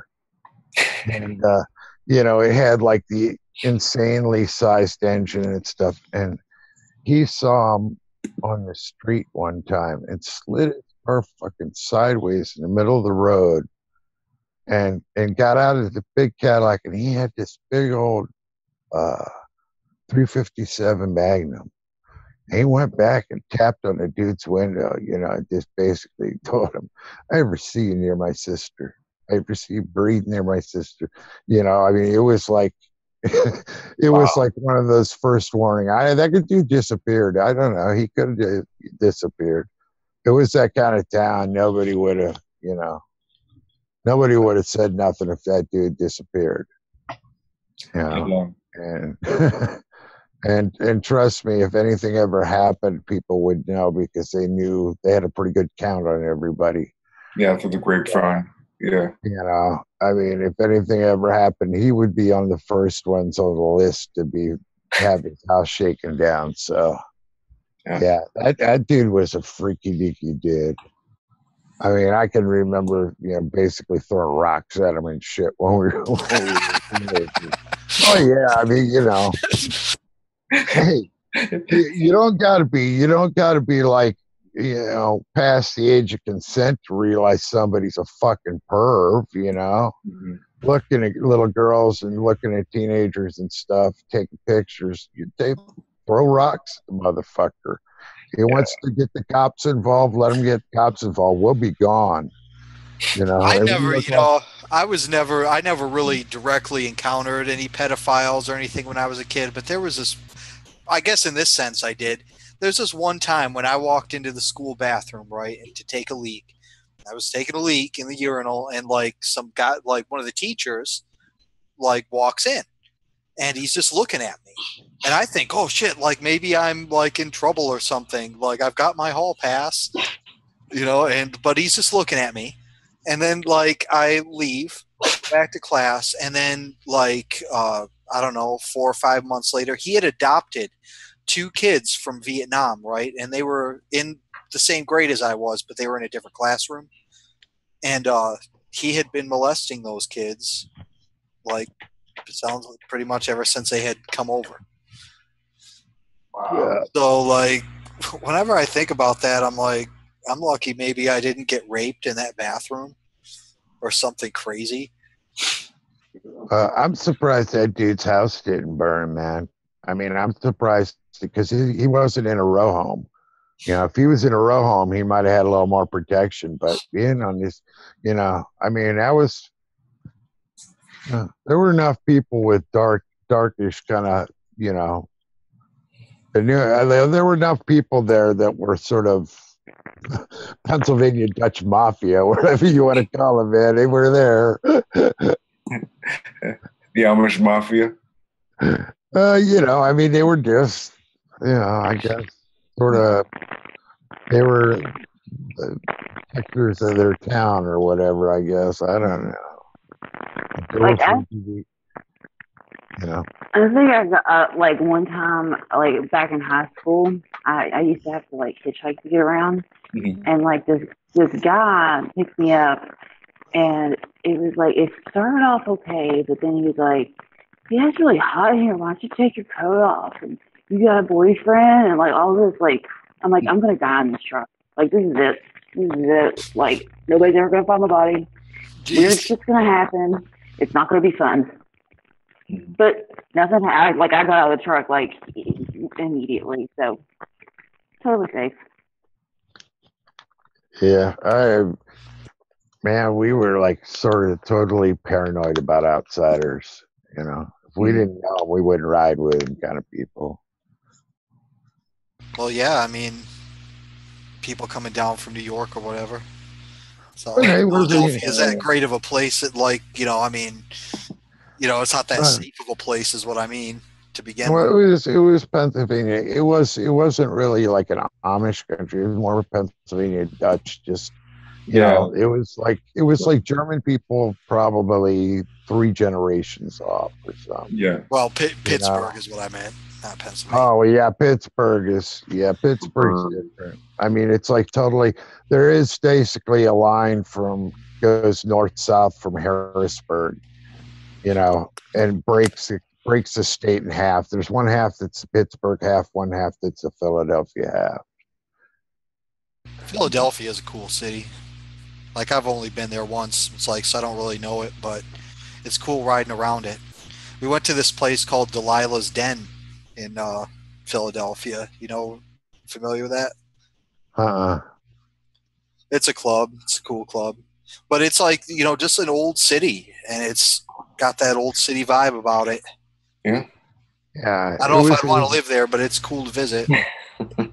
It was when I lived there, it was still a very cool working class town. And, there were sections that were getting gentrified and changes being made, but it's still, the city was at that point was pretty stuck on keeping sort of a historic feel to it, so they didn't widen streets or anything. So it's like getting around in some sections was pretty hellish, but I mean, it was still pretty, like you say, it's cool. The other thing too is their parking signs.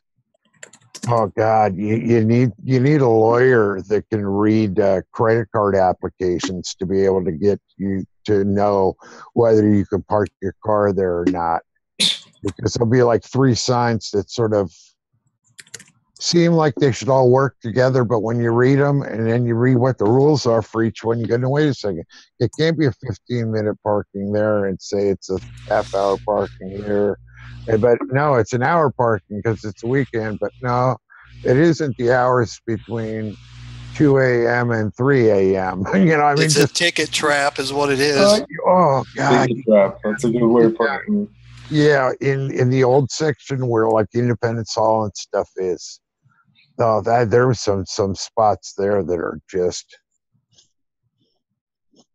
yeah, it's like Parking Wars, that show Parking Wars or whatever.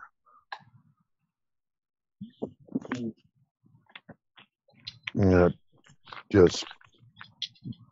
But once you get down there, and we always like rode the train in. But once you get down there, it's like a lot of, you can go in a lot of free stuff.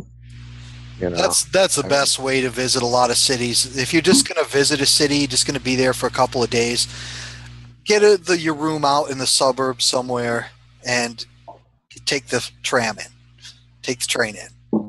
You know, and like we'd walk around, and you can go. And I think Independence Hall at that point was free.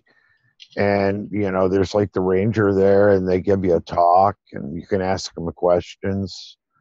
And, you know, they're really, you know, the rangers there were really knowledgeable, you know, so they could answer questions.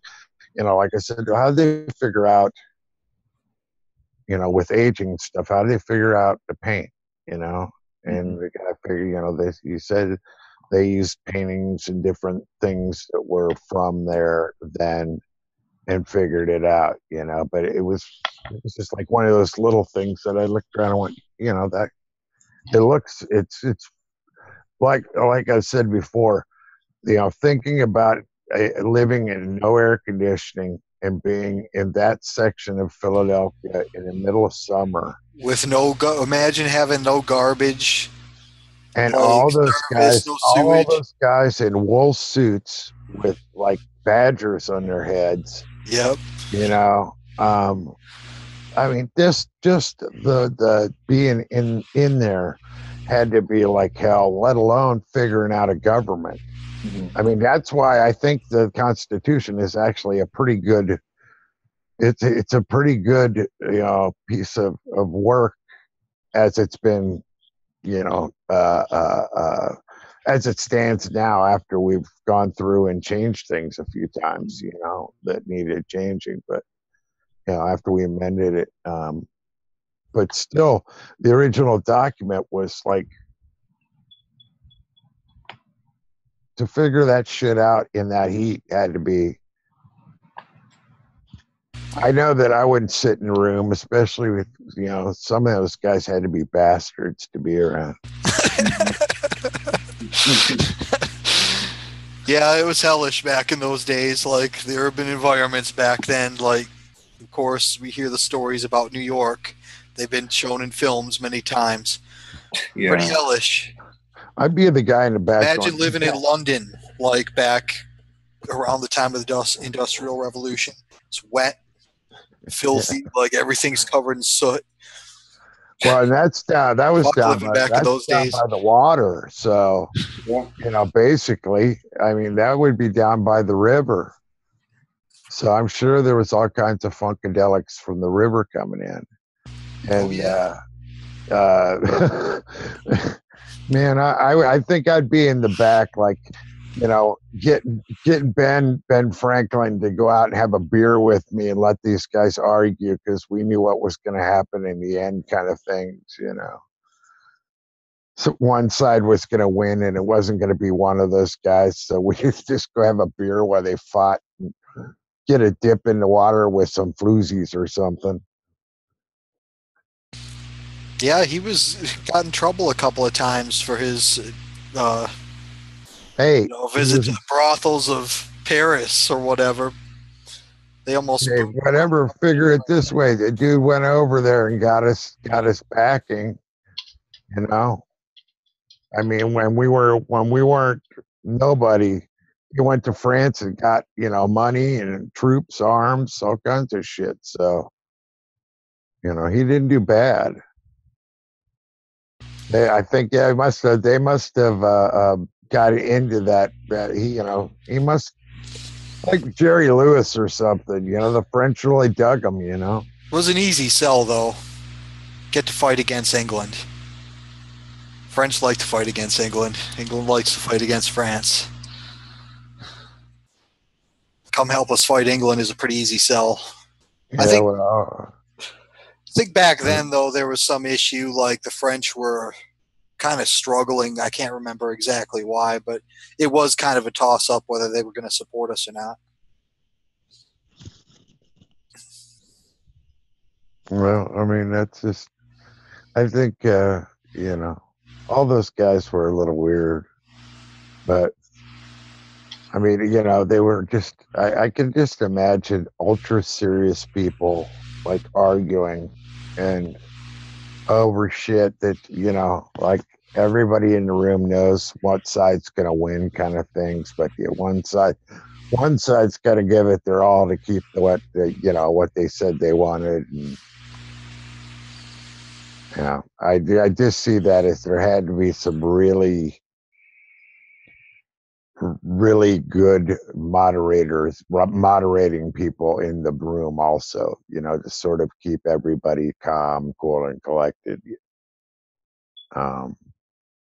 Anyhow, if you go in there, it's just, and if you think about how hot it was and stuff when you go there, because it's a pretty neat place. It's just so small, when you think of big things happening, the smaller room like that isn't where you think it would happen.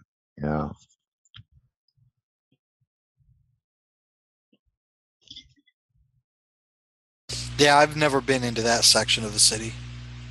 I've never seen like the major historical landmarks of Philadelphia. They had a lot of public art. They just get a lot of sculptures and statues and stuff all over the place. It's a very funky city to walk around.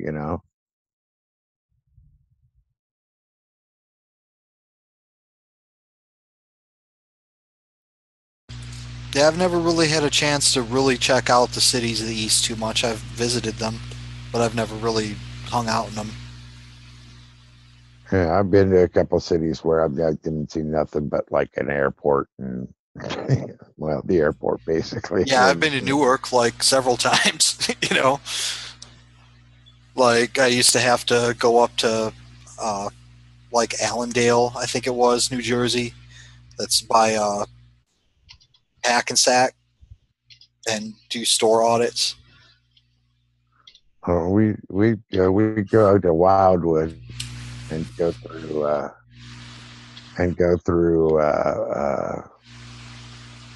there were times when we take trips, so I know where we were going through like the Pine Barrens. That's like a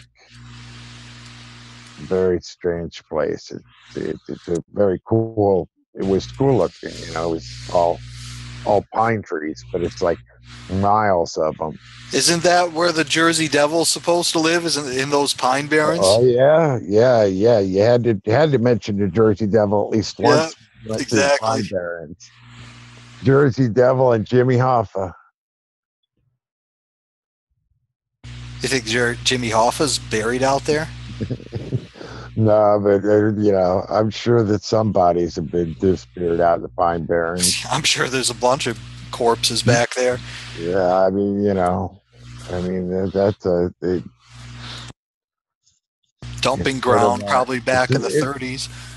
Well, it's not like a place where you'd stop your car and go, golly, let's go take a walk, because this place is so much different from the place 3 miles before it, So it's just like, the chances somebody's going to stumble upon a place where you buried a body in the Pine Barrens is pretty slim. At least it seems to me that it would be. Seems like a lot of the major cities have one of those. Like out, of course, in Las Vegas, it's out in the desert. People get buried out in the desert. And like in Phoenix, like it's mines, it's old mines. They just dump people down these mines. Like out in Mexico, what they'll do is they'll just drive you out in a boat, throw your body overboard, let the sharks get you. Then they also find all those mass graves along the border too. That's disturbing. Has anybody ever heard if there was any resolution with that busload of girls? I thought I heard that there was some kind of, they resolved that. Do you know what I'm talking about? No, but I thought it was like one of the gangs took them or something, but that was the last I heard. You're talking about in Mexico. Yeah, it was like right along the border there. No, it was still like a mystery last I knew. There was nothing confirmed. They had no proof or anything. Was that the student teachers? Yeah, I think that's what we're talking about. Yeah. They witnessed the police chief's wife doing something. What do you mean? They were killed because they witnessed the police chief's wife doing something. But I can't remember any more details than that. But they were sure that was the cause of it? Yeah, that's what they determined it was. It's like a police chief was corrupt. That's crazy. I thought that they had found a mass grave or something. Maybe I'm thinking of one of the other numerous mass graves they find along that border. But I thought they had connected it to that. But I wasn't sure. Well, I don't know. It's crazy down there. We're only one step away from we ain't that far from that now in our country. So I agree. You witness you witness somebody's wife doing something in here around in the United States, and there's probably plenty of places where you disappear too. I don't know if they do a whole bus of people. Well, there was parts of the border, like public lands, that were closed off for a long time because of the damn border wars. Some really nice country to hike through, And I went there one time, and there's a sign up saying that it's closed, and I looked it up, and, it's closed because some sheriffs had a gun battle out there, and one of them got shot in the gut. The ranchers are always having these gun battles down there. I mean, the people along the border have real concerns about border issues. The rest of the country, give me a break. I mean, I could understand those people down there, and they're, pushing for some of these, more extreme policies because they don't know what to do. But the rest of the country really has no complaint.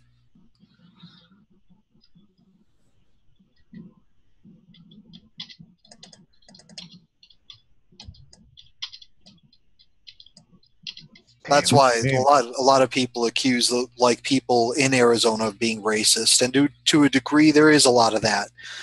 But they have these real issues that they're facing every day in the southern side of the state, and no one's really doing anything to help them with it. Well, and it doesn't help when the border patrol shoots Mexican nationals standing in Mexico from across the Rio Grande, or I don't remember where that was. That was like in California, I think. Some kid threw a rock or something. That was another one. Well, they said they threw a rock, and they shot him. Yeah.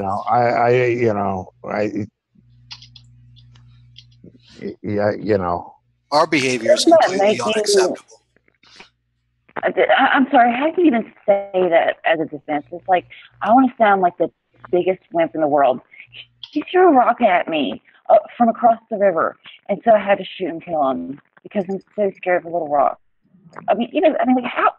Yeah, sounds awful.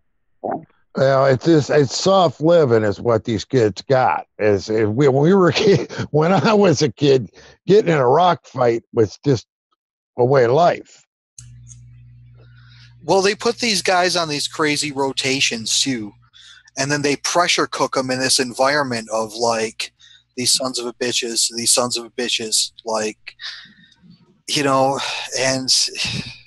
they should rotate those guys out more.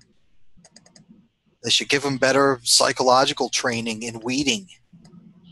Well, yeah, and doing stuff like destroying water supplies and destroying people's food and doing stuff like that to people that are a lot of those people are just refugees, man. I mean, they really are.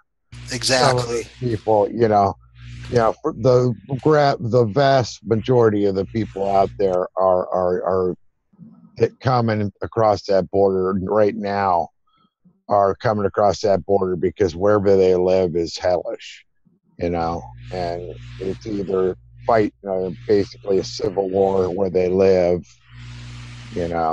or become a prostitute for one of the sides, or flee to the United States and take your chances you might get in, and so I can see why they do it, Definitely. Like, I mean, they're victims of an economic war, if nothing else. I mean, some of these countries, they're victims of actual conflicts, but yeah, well, they're victims of the U.S. doing a coup in Honduras to unseat Zelaya. That was that had to be us doing that. If we weren't directly involved, it had to be some American propaganda and stuff going in there to get people involved. It was just, and then to recognize the junta or the coup that took over the government. That was basically, that was an Obama-Hillary project. well, some of these nations should be fairly rich. I mean, Mexico is a resource-rich nation. Okay, like if we had kind of left it to its own devices and stuff, it would have been able to eventually work things out and take care of its own people, I think. And that's like the real core of the problem. If you want to solve the quote immigration issue or whatever, quit like robbing Central and South America of their resources and of their capital.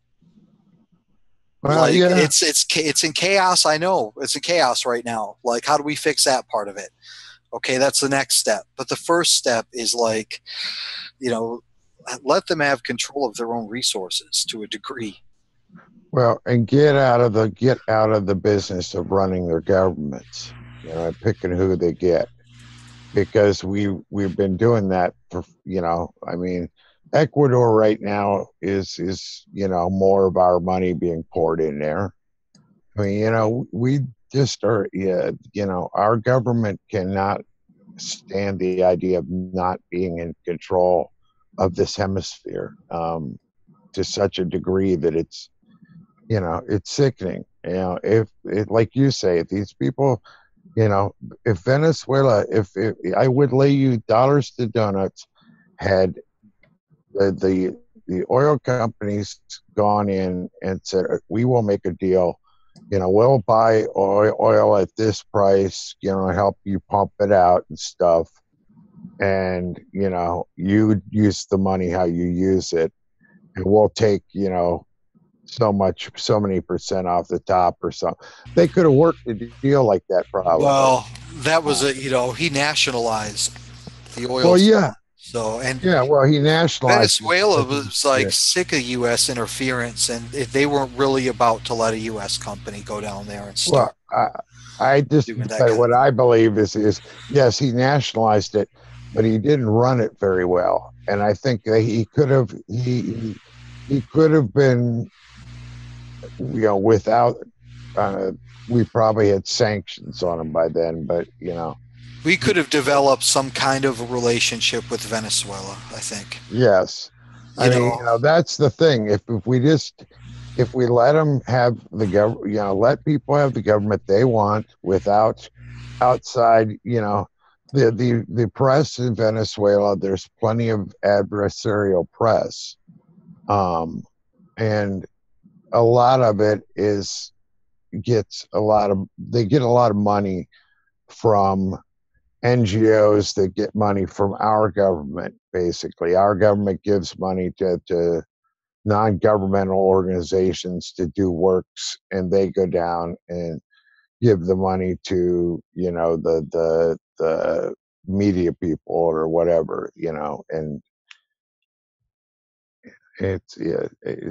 they use like a soft influence or whatever you want to call it. It's propaganda to prop up a ruling class. Well, they just, it's the same pattern. Like, they make sure that the wealth is consolidated in very few hands, and then they control those very few hands. And there's states, I guess there's states of Venezuela that are the states where there's more, there's no indigenous people that live there, there are I can't remember what the different, but there's like an indigenous peoples that, that was, maybe I'm confusing that with Bolivia. I don't know. Well, at this point, like, I don't think we can just abandon our role as leader of the hemisphere, right? But at the same time, we have to start developing new relationships and start recognizing the sovereignty of these countries to a greater degree than we have been. Yeah, but I mean, and start developing new kinds of economic ties with them. That way, maybe we're not so dependent on some of these Chinese goods and whatever. Maybe develop some of these. It's not the be-all and end-all solution to it, but we need to start developing these new economic relationships with independent states, or at least semi-independent states. And buying cane sugar from Cuba would be a good start. Dropping our corn subsidies and doing that. I mean, there's a lot of things that could be done in our hemisphere that we don't. We have people that can't stand the idea of, and the only kind of self-governments that seem to work right now are socialist ones. And they're the only ones that seem to have the sticking power against, it's their hands that make it worse than it would be, I think, you know what I mean? Because they're going to exploit many resources as they can and take as much as they can. Yeah. They rather than having sort of, it being the people of the country sort of being behind something, Well, the other problem, if like some of these states were allowed to kind of develop on their own, is they would begin to go through industrial upheavals. They would probably begin to build these cheap factories and stuff, and of course that would do wonders for the environment, turning Brazil into like some kind of India, like the coast of Brazil, into something that just pumps out X billion tons of gunk every day. Well, and stop taking every bit of vegetation out of these places.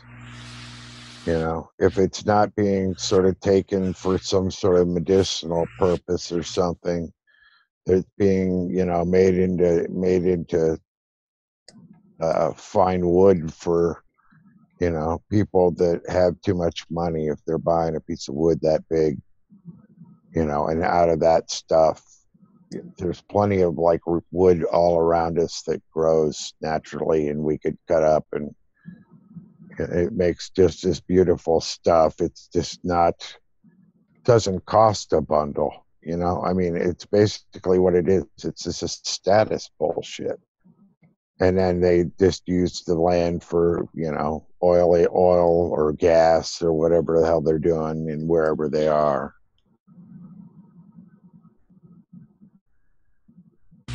But it's look up School of the Americas and the School of the Americas Watch, I think it is now. I can't remember, but they're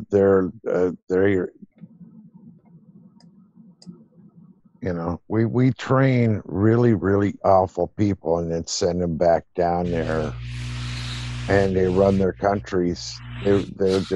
They become dictators, and for all of their talk of the evil socialist and communist governments, with the things they do, they sure overlook a hell of a lot when it's somebody that will sell them oil or do whatever they want. Some of the Pinochet stories are really bad. I forget what percentage of the country was dead after he was done, but it was significant. Well, and another case, another case in another place. But why the hell is Trump, of all people? I would think Trump being sort of all American, even if the guy is talking like he's fighting a drug war, the idea of somebody running around and shooting his own people, it wouldn't seem to sit well with a superhero Trump version of himself, in my mind. So when he came out and said, it was like, I think he was a little confused at that moment. It was kind of had to be that he just didn't get briefed on who Duterte was, because he was just a little bit too effusive in his love for what Duterte is doing. I don't know. Like, usually we've kind of, we've had oversight of the Philippines. Usually we don't kind of let that stuff go on in too many places.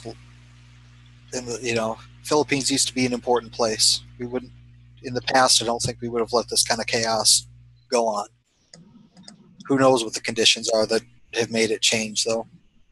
Well, that's the thing, though. I think that it's our hands being involved in other people's governments, arming them. This whole Colombia was the prime example. One of the things they did, they used the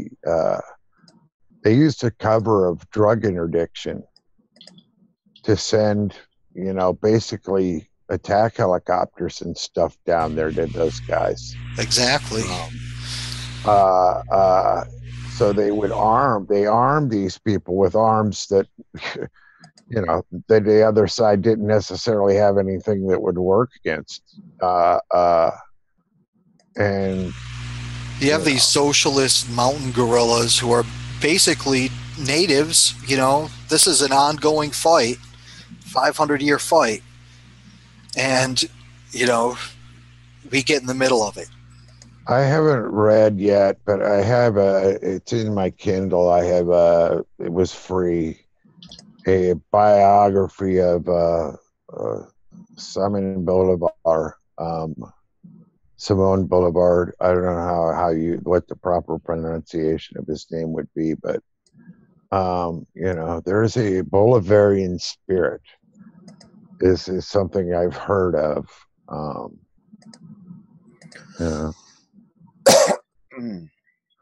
I believe people want to be able to live, and these people, a lot of these places, if they just let them be and let them trade in a free way, they'd probably be all right. If they didn't have people sort of screwing up their land and stuff, because they had, it wasn't like first world, but it wasn't, I don't know. You know what I mean? I mean, sometimes people are happy with what they got, and sometimes they want more. And if they want more, let them buy it, but don't put a whole bunch of strings on it, because that's the other thing we do. Because, we basically put every little country in the world in debt, more than us in some ways, I guess. Just have enough leverage of between that and being able to tell different leaders that, we can just off you if we feel like it. Who the hell knows? I just watched a thing about that laser on that ship, and that's still sticking in my head. That on CNN, they had this thing, they just put this, or, they're just unveiling it, this laser that will knock down drones and shit.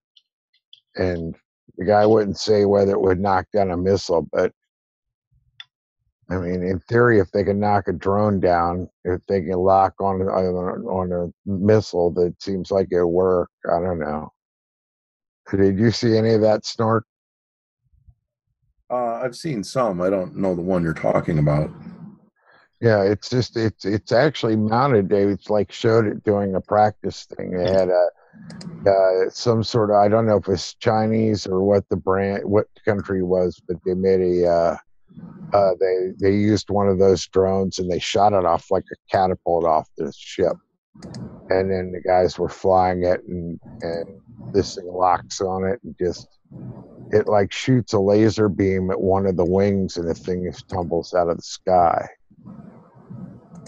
And it was invisible. Whatever it was invisible to the naked eye. And they said it costs like $1 a shot. There was some rumors floating around, of course, like that we stopped the North Korean missile launch through the use of drones. Their last big test, that we somehow interfered with it.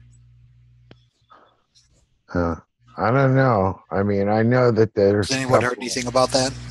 All I know is I know that that they think that the Iranians figured out a way to scramble something and screw up our drones there. So I don't know that North Korea wouldn't necessarily know the same thing. I don't know. Seems to me a drone too is something, if you didn't know in the skies, it would be pretty easy to pluck out of the skies with regular fighters or something. Oh, you get some tiny drone and you just fly it in there, and it has the ability to just launch a couple of bursts or something. I mean, a missile launching system, I'd imagine, is a fairly delicate piece of equipment. Probably kind of easy to disrupt. Just pop a hose or something off of it, and it's all going to go wrong. So, I don't know. I mean, I have no proof either way. I just read about it. I see it as very feasible. Yeah, I mean, it seemed to make sense to me. Didn't seem too far out there, at least. Let's put it this way. But if they figured out a way to power this damn laser thing that they shot at the drone, if they figured out a way to put it in like a spy plane type plane that would fly almost out of the atmosphere kind of thing, those things to shoot, burn up the head of it or something where it sits. Who knows what they could do with one of those planes too, because they don't really tell us everything they do. But that plane in particular was sort of, I don't know. It seems to me that they have enough technology now that they could be flying pretty crafty man powered planes in there and flying across their country, and nobody never even knowing they went across. I don't know which makes more sense, but I can believe we figured out a way to screw it up. And I also believe that there's ways that we unless it's a closed system, that we could put a hack onto it too. I've been watching these live broadcasts from Center for Strategic International Studies, right? And in between them, they have these kind of infomercials about missile defense systems and all this other stuff. And they're always talking about countermeasures to missiles, and they display them with graphics and everything, so they're easy to understand. And it's just countermeasures within countermeasures. One of the more interesting ones is when the warhead deploys, a whole bunch of other material comes off in order to counter any missile defense systems. It confuses the targeting system on what's what. I mean, it just goes on and on. Like, it's pretty interesting if you follow it.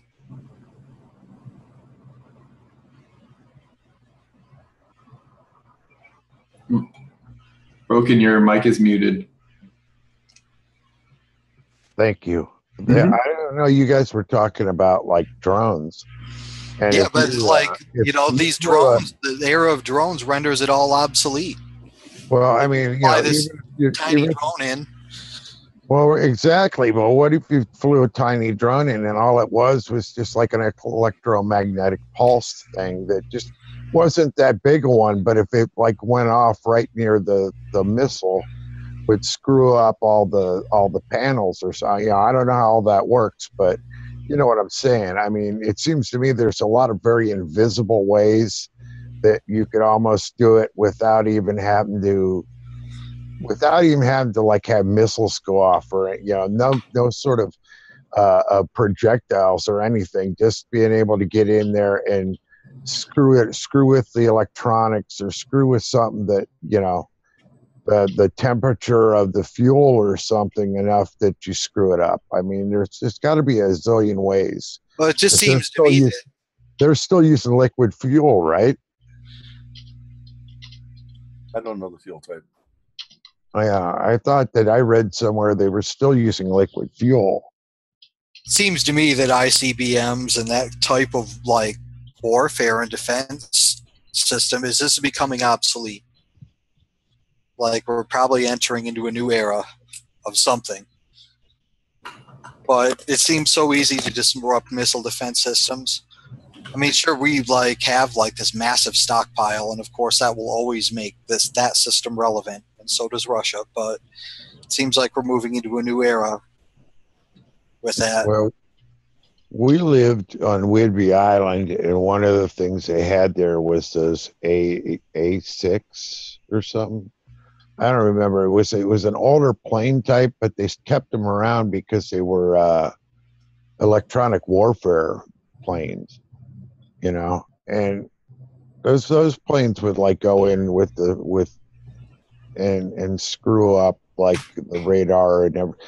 Yeah, and you never know what these people have figured out. I mean, it seems to me that especially like the Navy, they have a sort of huge power cell they can work off of to do some pretty scary things if they wanted to off a ship. And I just don't know how much power you need to be really scary, from like a plane or something.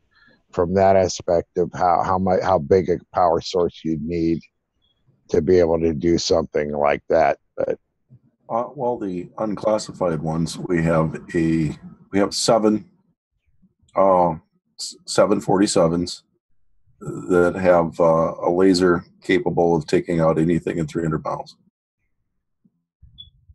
Anything is in a missile or any? Okay. Or aircraft. Could it sink a ship, like a frigate? I don't know. Well, all I saw was that they were shooting missiles. Crazy. They can do that. I feel like they would be able to build something even better for like anti-air, like on the ground type of thing. Yeah, that's pretty old technology. It must be at least 10 years old. Or 10 years public. Well, everyone says the thing I saw probably had the actual barrel of it looked like, with people walking around, it looked like maybe 24-inch, something like that.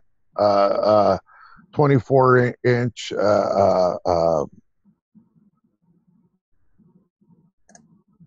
diameter.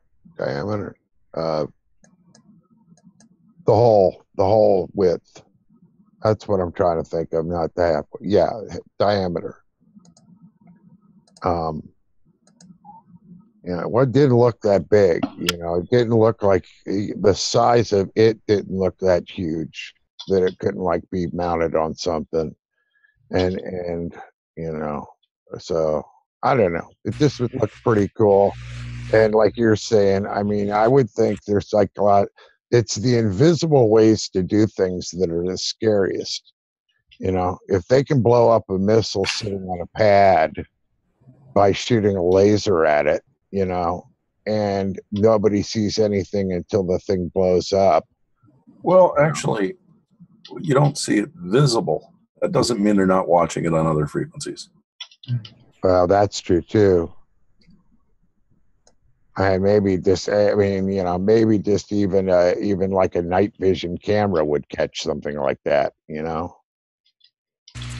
I mean, why can't we, like, it seems to me that we might already have something like this, or if not, we're just soon going to develop it where we have our orbital systems in connection with these drones so they can go around and do these kinds of things. We don't even need to put people on the ground. I mean, seems all right by me. North Korea doesn't get a nuke. Yeah, I mean, I just figure if they can do it so that the guy doesn't figure out a way to just build a nuke and put it in a truck Well, and you know what I mean. drive it to the border. I mean, however the guy gets a nuke, he could still got enough crazy people in that country that would just drive the truck to, they'd drive the truck to South Korea if that's all it took. Yeah, there's always going to be another way. And of course, they already have a nuke, but I mean, is they're not going to be able to launch any missiles. But that's all right. So, I mean, there's other ways they can deliver such a weapon, but at least we don't have to worry about them launching a damn missile at Japan. Well, that was the thing that I was understanding that they may be getting close to. That if the theory is they've gotten close enough to putting the thing on this rocket, this intercontinental thing that they're building, that if they got it small enough to do that they already have like Scud missile types that would reach Japan, that they could put the same head on, they could put the same payload on it. So, I mean, that was the way I was understanding it, that it was the distance those things could fire, but that Japan was in range of things they already got. It's just a matter of, whether they've miniaturized the nuke down to payload size and whether they really can put it into these missiles that don't seem to be necessarily working great. And all of a sudden we've got a missile shooting or a drone shooting laser on CNN. I mean, we should have these completely integrated systems by now where they detect and like deploy and just do it all. We already have like the technology to detect these things as old, detect like radiation signatures, signs of them building something in certain areas. Seems to me, and we could just like launch like some tiny drones from like a bomber or something from 700 miles away, and these things would just sail down, do their job. Hey, I'm just not worried too much about missiles, except when it comes to like the Russian stockpile, because it's so crazy. I only worry about it getting loose. I mean, in most countries besides North Korea, I'm not necessarily crazy about North Korea, but besides them, Pakistan, India, they're a little bit freaky deaky. I'm not real, but they both got it. So at least there's a standoff there. It's just, there's a lot of hot-headed people that got them, and but it's whether they've got control of this stuff that I mean, seems pretty simple to me to make dirty bombs out of this stuff that would be just as horrible and a great way to be a terrorist kind of thing. So, and that was the one thing I will say. The one thing I saw Obama do was they seem to be getting rid of Muammar Gaddafi, the guy that we had was the most evil motherfucker on the face of the earth.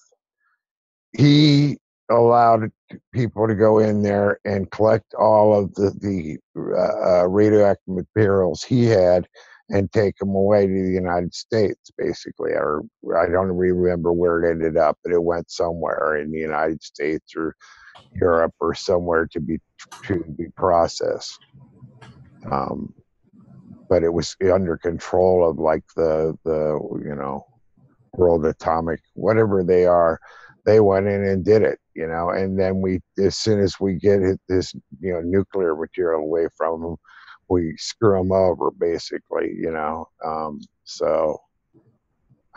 You know, don't tell me Bashar al-Assad didn't get that message, you know, that it's better to deal with you know, it's better to deal with the smiling Russians at this point than deal with the, you know, American government, because if they want to, they'll just off you.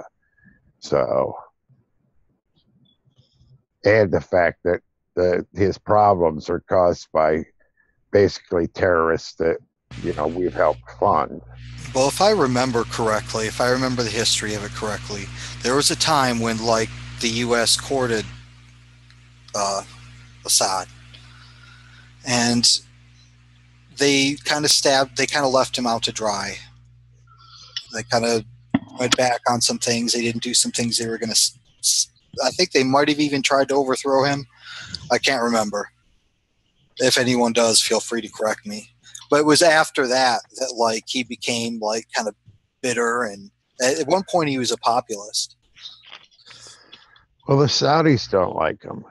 You know, it's like this. We've had this discussion before. You know, it's basically we went in and took every one of the governments that weren't full freaking weirdo religious cults.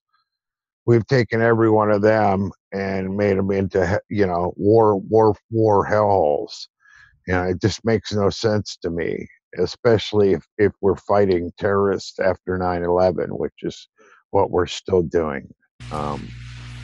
If you can't hold the ground, then you just throw it into chaos. Like, we can't hold the Middle East, so we don't want anyone else like setting up there. But you know, I've seen it before where people have let people just fight it out betwixt themselves for a while, and then cut a deal with the one that's winning. You know, I mean, rather than being all directly involved with it and stuff. You know, but that's just, you know, I think right now the United States is afraid that China or Russia's going to cut a deal with everybody.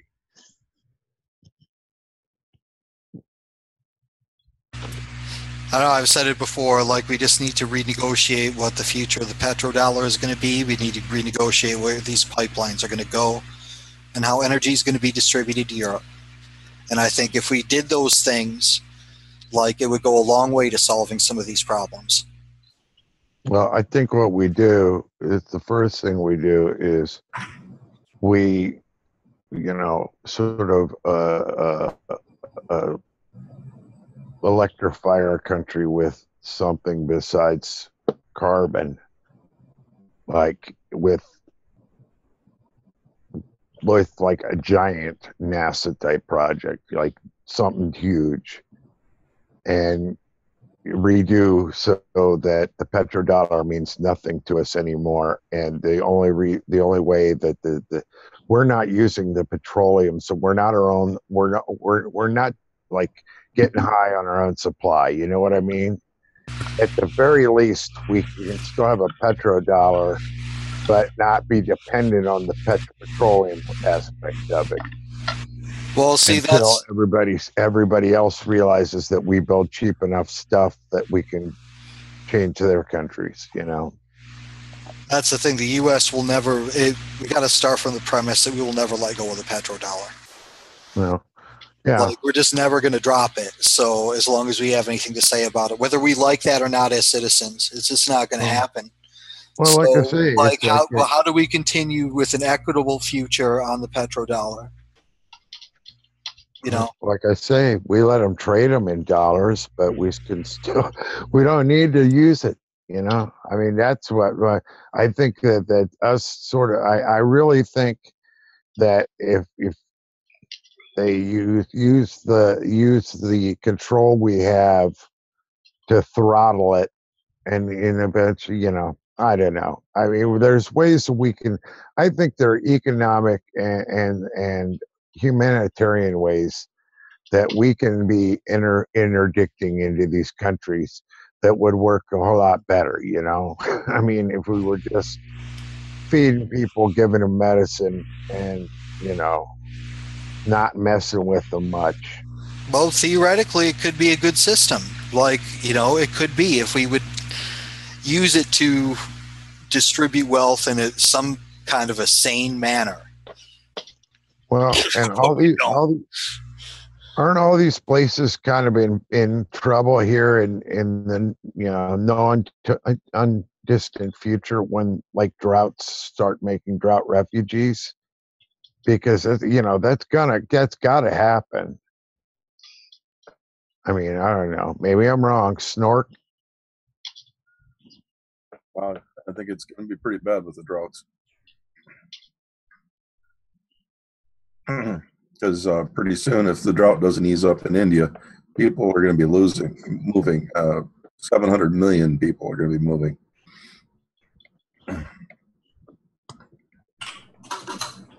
Exactly. And they ain't all going to be going to work for Microsoft, It's going to be refugees.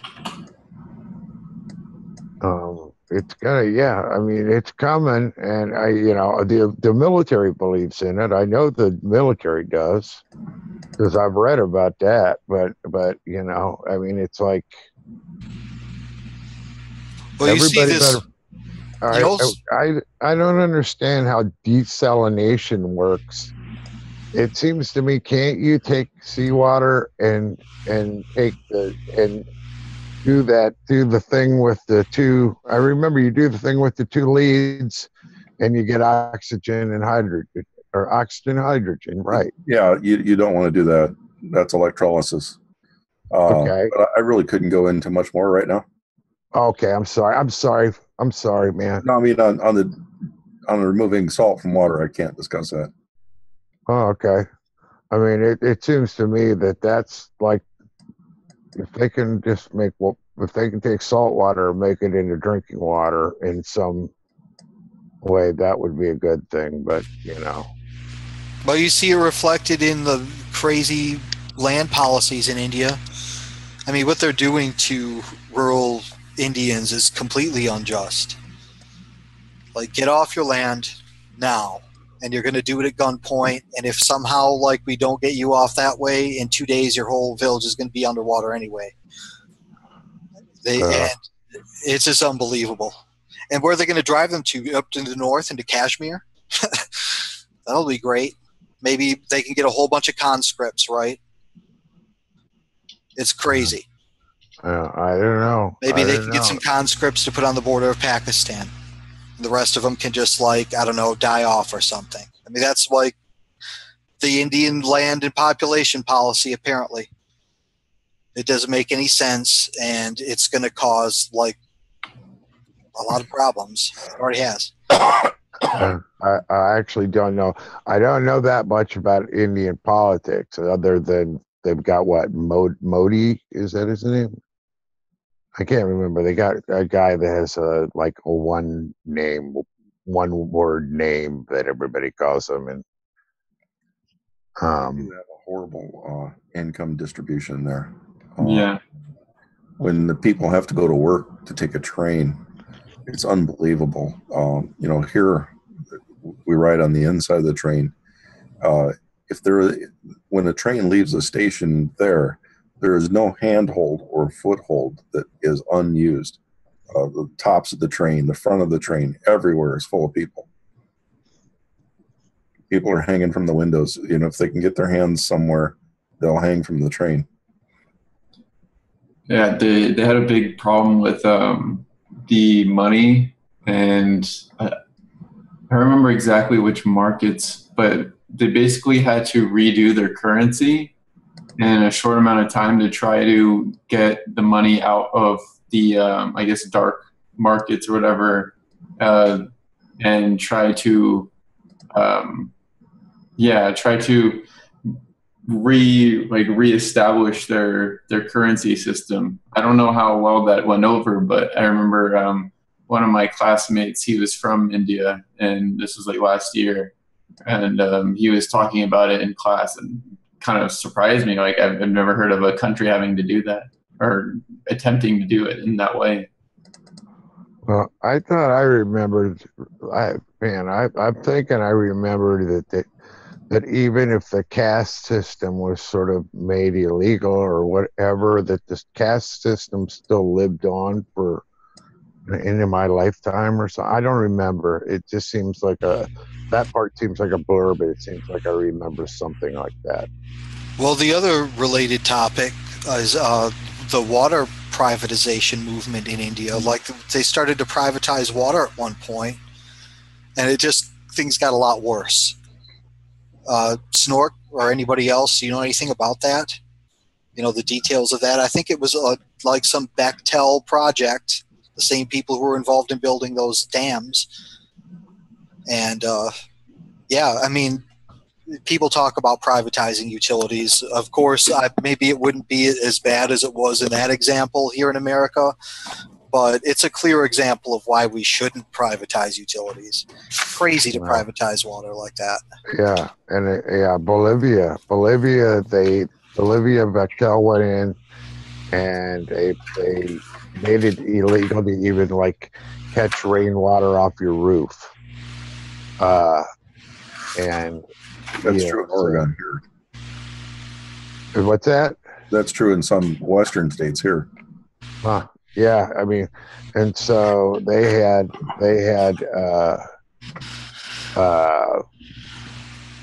just that was what brought on oh hell's bells. Okay, I have to go look everything up before I can keep on talking about it because I remember the movie. And well, anyways, like, you know, people in, you know, I forget what city they used as the example, but which one was it? It doesn't matter. Anyways, it was one of the, was it Delhi? I want to think it was, but it might not have been. Anyways, you know, there's X 100 million people living in this city and its surrounding areas, and they privatized the water system to such a degree that people, and it became a sort of monopoly between a couple of limited interests, and there were water riots and the whole deal. You know, people were paying like a day's wages in order to drink. And there's no clean water. I mean, no other way to get clean water. So I wonder if, like, how bad it's going to get out west in the next 50 or 75 years.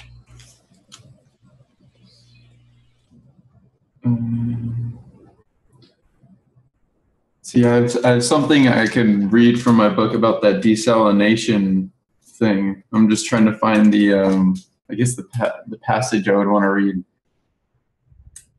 It kind of explains roughly the current state of it right now, or at least as far as this author thought.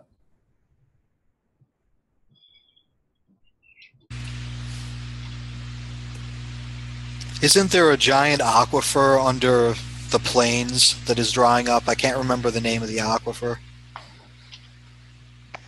Well, I know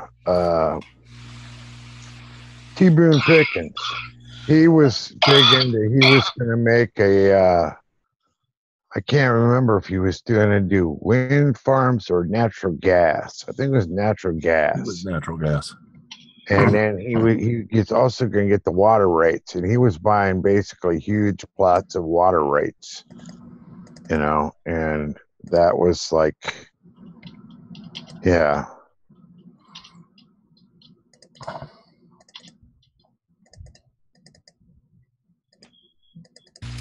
There's big areas of the country that are almost completely unlivable without, you know, water system support.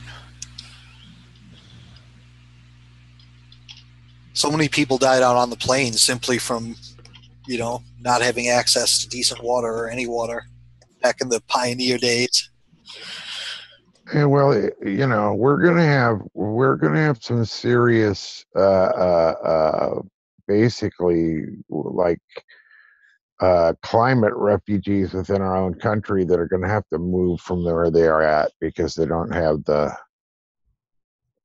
they don't have the resources where they're at to keep on, you know, to do something, to live like they're living. I mean, is Las Vegas really got to be Las Vegas? I mean, you know, seems Las to me. Vegas is different, though. They get their power from Lake Mead. Oh, yes. I'm sorry. That's right. That's where that's where that. There's a lot of places where I do think it's going to be where you can't live without air conditioning. Without what? Air conditioning. It's almost like that now in southern Arizona. I mean, the temperature on the ground, if the radar at Sky Harbor is reading 109 or something, it's much hotter when you're on either the desert floor or in the city. And, you know, on my back porch one time, the thermometer topped out at 130 degrees Fahrenheit. Yeah, I think living in hobbit halls, man. You know, even multi-story halls. That seems to be, to me, to be a way to do it. Well, it does to me as well. We had 2 tornadoes in 3 days in a town about an hour's drive from here that in the past would have been pretty much protected by from a tornado by a hill. And the hill tends to break up the wind patterns, so it makes it difficult for a tornado to form. And it's called a bluff. So it's a real sharp edge. Tornado did manage to rip all the second stories off the buildings in town. That's pretty severe. And again, this is an event that hasn't ever happened here before.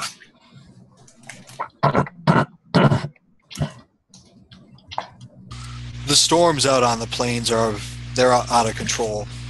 They'll come up on you and they're extremely powerful. I was surprised. I got caught in a couple of them and just unbelievable. The sky turns kind of a weird purple and, you know, the rain just really starts pouring down. There's no place to go. I can't imagine living out there without some basic infrastructure.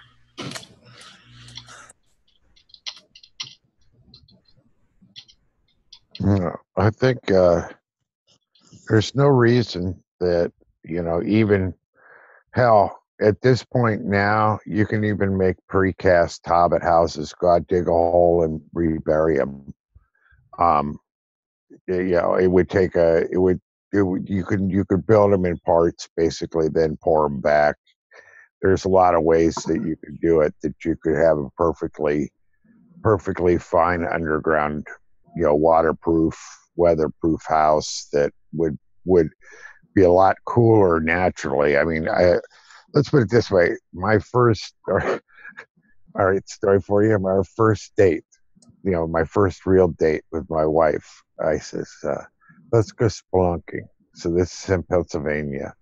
And I knew this place up by, I think it was Kempton, Pennsylvania. And it was basically, you park by this campsite and then you walk up off the road and it's just like a hole in the rocks, man. And you have to like crawl. You have to edge yourself through part of it, and then you have to crawl, and then you eventually get into like open caverns and stuff. And there's, you know, water in there. I mean, yeah, I wouldn't drink the water that's in there, but there's, you know, standing water in there. It was like really it was pretty cool. I mean, I've been in there and dropped a flashlight when I was in there. That is not a good feeling when you watch your flashlight go dropping down into a bunch of water, and it keeps burning, but it keeps dropping also. You know, so it's like you ain't gonna get it back. So I mean, that's why I always carried a couple of flashlights, because it was like that was being in there with no lights, you could die. Because you never figure out your way out. And I also had learned not to panic. You know, you have to, if you get into a very tight place, you have to make sure that whatever you do, don't panic. Just stay cool. You know, if you got in, you're going to get out. This is a problem that can be solved. Just be cool about it. Don't do anything fast. Don't worry about it. because you get in there and you panic and you can't get out. Is basically what happens. Is there's no way to get you out. I don't know what it is, but that's what happened. I mean, I guess they could come in and somebody could inject you with some, Thorazine or something, and they could pull you out. But I don't know how the body works, but that's where the body and the mind seems to work. Well, you think that at some point, most of the people in the U.S. are going to start fleeing to the Great Lakes region. That's where the biggest source of fresh water is. So a lot of people from out west will probably end up coming into the Great Lakes region. That's my prediction for the future. Well, I don't know. We've got a whole rainforest still in on the peninsula of Washington State. The Olympic Peninsula. That place gets a zillion inches of rain every year still. There's going to be places where there's going to be a lot of water dropping out of the sky is what I'm saying. It's just a matter of figuring out a way to collect it. Yeah, they'll clear out. Like imagine, okay, let's say most of Nevada, Arizona, New Mexico, parts of Texas, like that whole region, okay, it kind of clears out. Parts of Utah, they lose like half of their population. They just leaves because of the lack of water, lack of infrastructure. Like some of those people end up going to the Northwest. Some of them will probably end up going to the Great Lakes region. I don't imagine too many of them will be going down into the southern states, but some will. I think that we're going to have, you got to figure, you're figuring dry places. You're going to have places like New York City that are going to be gone. Florida is going to be gone. It'll be underwater at some point. I don't know how much they're going to build to keep New York City where it is. I'm sure they'll spend trillions upon trillions of dollars building, dike upon dike, trying to keep the water out. But I don't think it's going to work. I mean, maybe, but it'll be one of those things that won't make any sense. It'll probably a large number of projects that make it look like they're doing it, but buy time for the large investors to get their investments paid out, so they can de-invest, let other people buy it from them, and then build elsewhere, and let the new tenants take the hit. Are you talking about some of the infrastructure projects in the Southwest or whatever? New York New York City. I'd imagine the same thing might be happening in some of the drier areas, but we're not as far along. Probably. Because we see these huge projects that just sit empty. Now there's a lot of reasons for that, but that could very well be one of them. There really isn't a future for that region. Well, Donald Trump will be glad he has Secret Service protection when the people that he owes money to and all the freaky places he owes money to come knocking on his door for his buildings because he couldn't sell them. Well, he's almost 80, right? Something like that, yeah. Yeah, the kind of stress he's under right now, you don't live long. Yeah, that's true. I mean, even people that know half-ass know what they're doing don't. Yeah, I could dig. Trump can't handle his position at all. He's lost. Well, he's a lost child in the woods. He doesn't know what to do. He knows how to work the media, but he doesn't know how to work the power of the government. He may learn. Don't get me wrong. I'm not going to say man can't learn because, we've had stupid presidents, but this guy, he didn't have, no matter who, George W. Bush was a governor. Everybody's usually had some sort of position within the government. They understand kind of how government works before they get in, and they're not sort of lost as he seems. I mean, there's just things that seem to me like he seems like he doesn't have the people around him just giving him the heads up on who these people are. Or he's trusting like people like Sebastian Gorka to tell him who the people are. Maybe, I don't know. It just seems to me that he's got people around him that don't seem to have like a worldview when you're talking to other leaders and stuff. You know, maybe, who knows? Maybe, you know, the Putin thing. If he got a ceasefire that's holding in Syria, all the more power to him. That's the kind of stuff I want to see any president do. It's, you know, it's how big a deal is it going to be because you made some deal? You know, how big a deal are the powers that be that want to keep a conflict going there? You know, I saw where they were going to pull out funding the terrorists we've been funding there too, or the terrorist factions. I don't remember, but I think I saw something in the last few days about that. I haven't read it. I didn't read it, so just headline shit. But if that's true, that's another good step. But it's also a step that the deep state isn't going to like. And, you know, basically, that's the other thing about being in government, I think, that pays off, is people that actually worked in government understand the power of the deep state, how to use it against itself. Well, there's just a difference. How better to play the DC game, you know? There's a different set of pressures involved in being president than there is being a businessman, right? And he just, you know, for some reason, you know, he thought he could handle it. He just seems to have no idea what he has gotten himself into. And he's just kind of riding by the seat of his pants. Like, people can't stay like in his inner circle. He keeps taking them out, keeps hiring new people. He doesn't know who to trust. The media is openly against him. You know, to the point where they are unfair about it and actually end up creating sympathy for him, unfortunately. Well, because they want conflict with Russia. I mean, this is obvious. Well, they want to make money as well. I mean, everyone. Yeah, but Russia, you know, it because it pays off, because the Democrats want to use that. You know, everybody's sort of, it's a symbiotic relationship we're looking at here, and the thing about it is, you're right. I think that there's a lot of shit they should be covering that they aren't covering because they're talking about Russia all the time.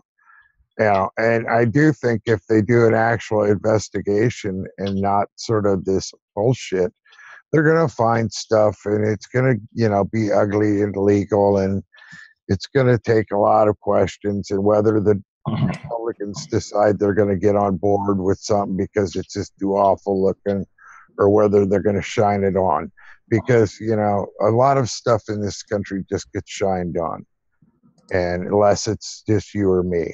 So, you know, Snickers bar is worth, you know, 5 years of our life, but, you know, very creepy. You know, I think walking into the presidency, I wouldn't do it. I'm 20 years younger than these guys probably are, and I'd have a heart attack when they just opened a book and told me all the awful things that are really happening.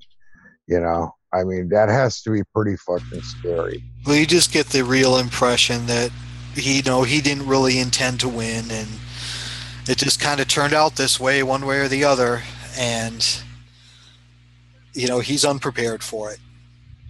He's throwing his plans together left and right. He's very good at communicating with the public. I'll give him that. Not that everyone likes him, but he's very good at provoking reactions and garnering the attention of the public and the media. But I'll say this for him, like, he seems to be somewhat sensible when it comes to some of these Middle East issues so far. He seems to have, you know, made some attempts to I don't know decrease about that. tensions. I don't know about that, because he's like, you know, I think that he did cut a deal with this. Yeah, he did some stupid stuff between Qatar and Saudi Arabia, and I'm not totally trusting of Yeah.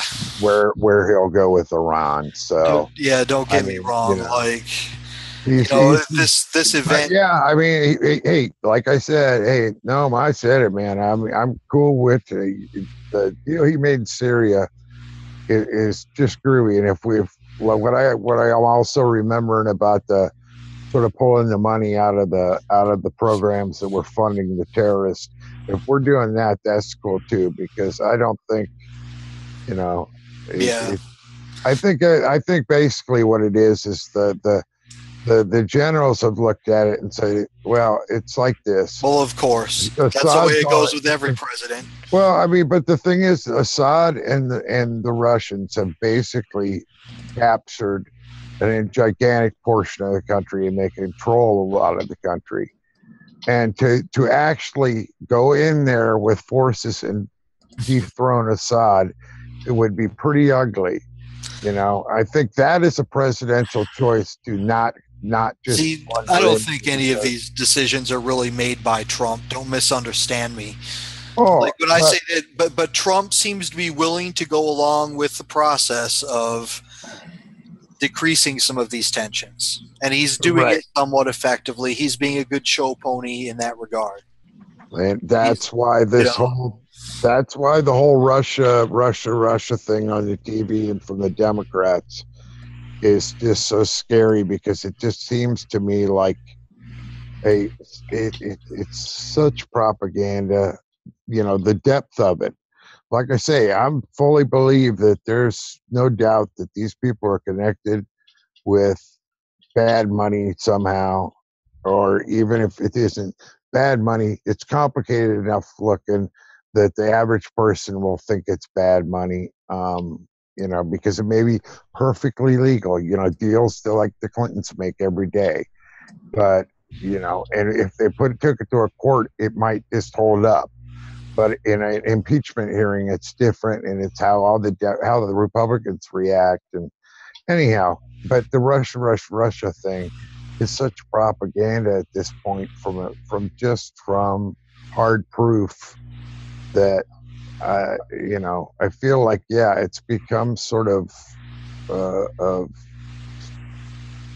it's too visible propaganda to just sort of work.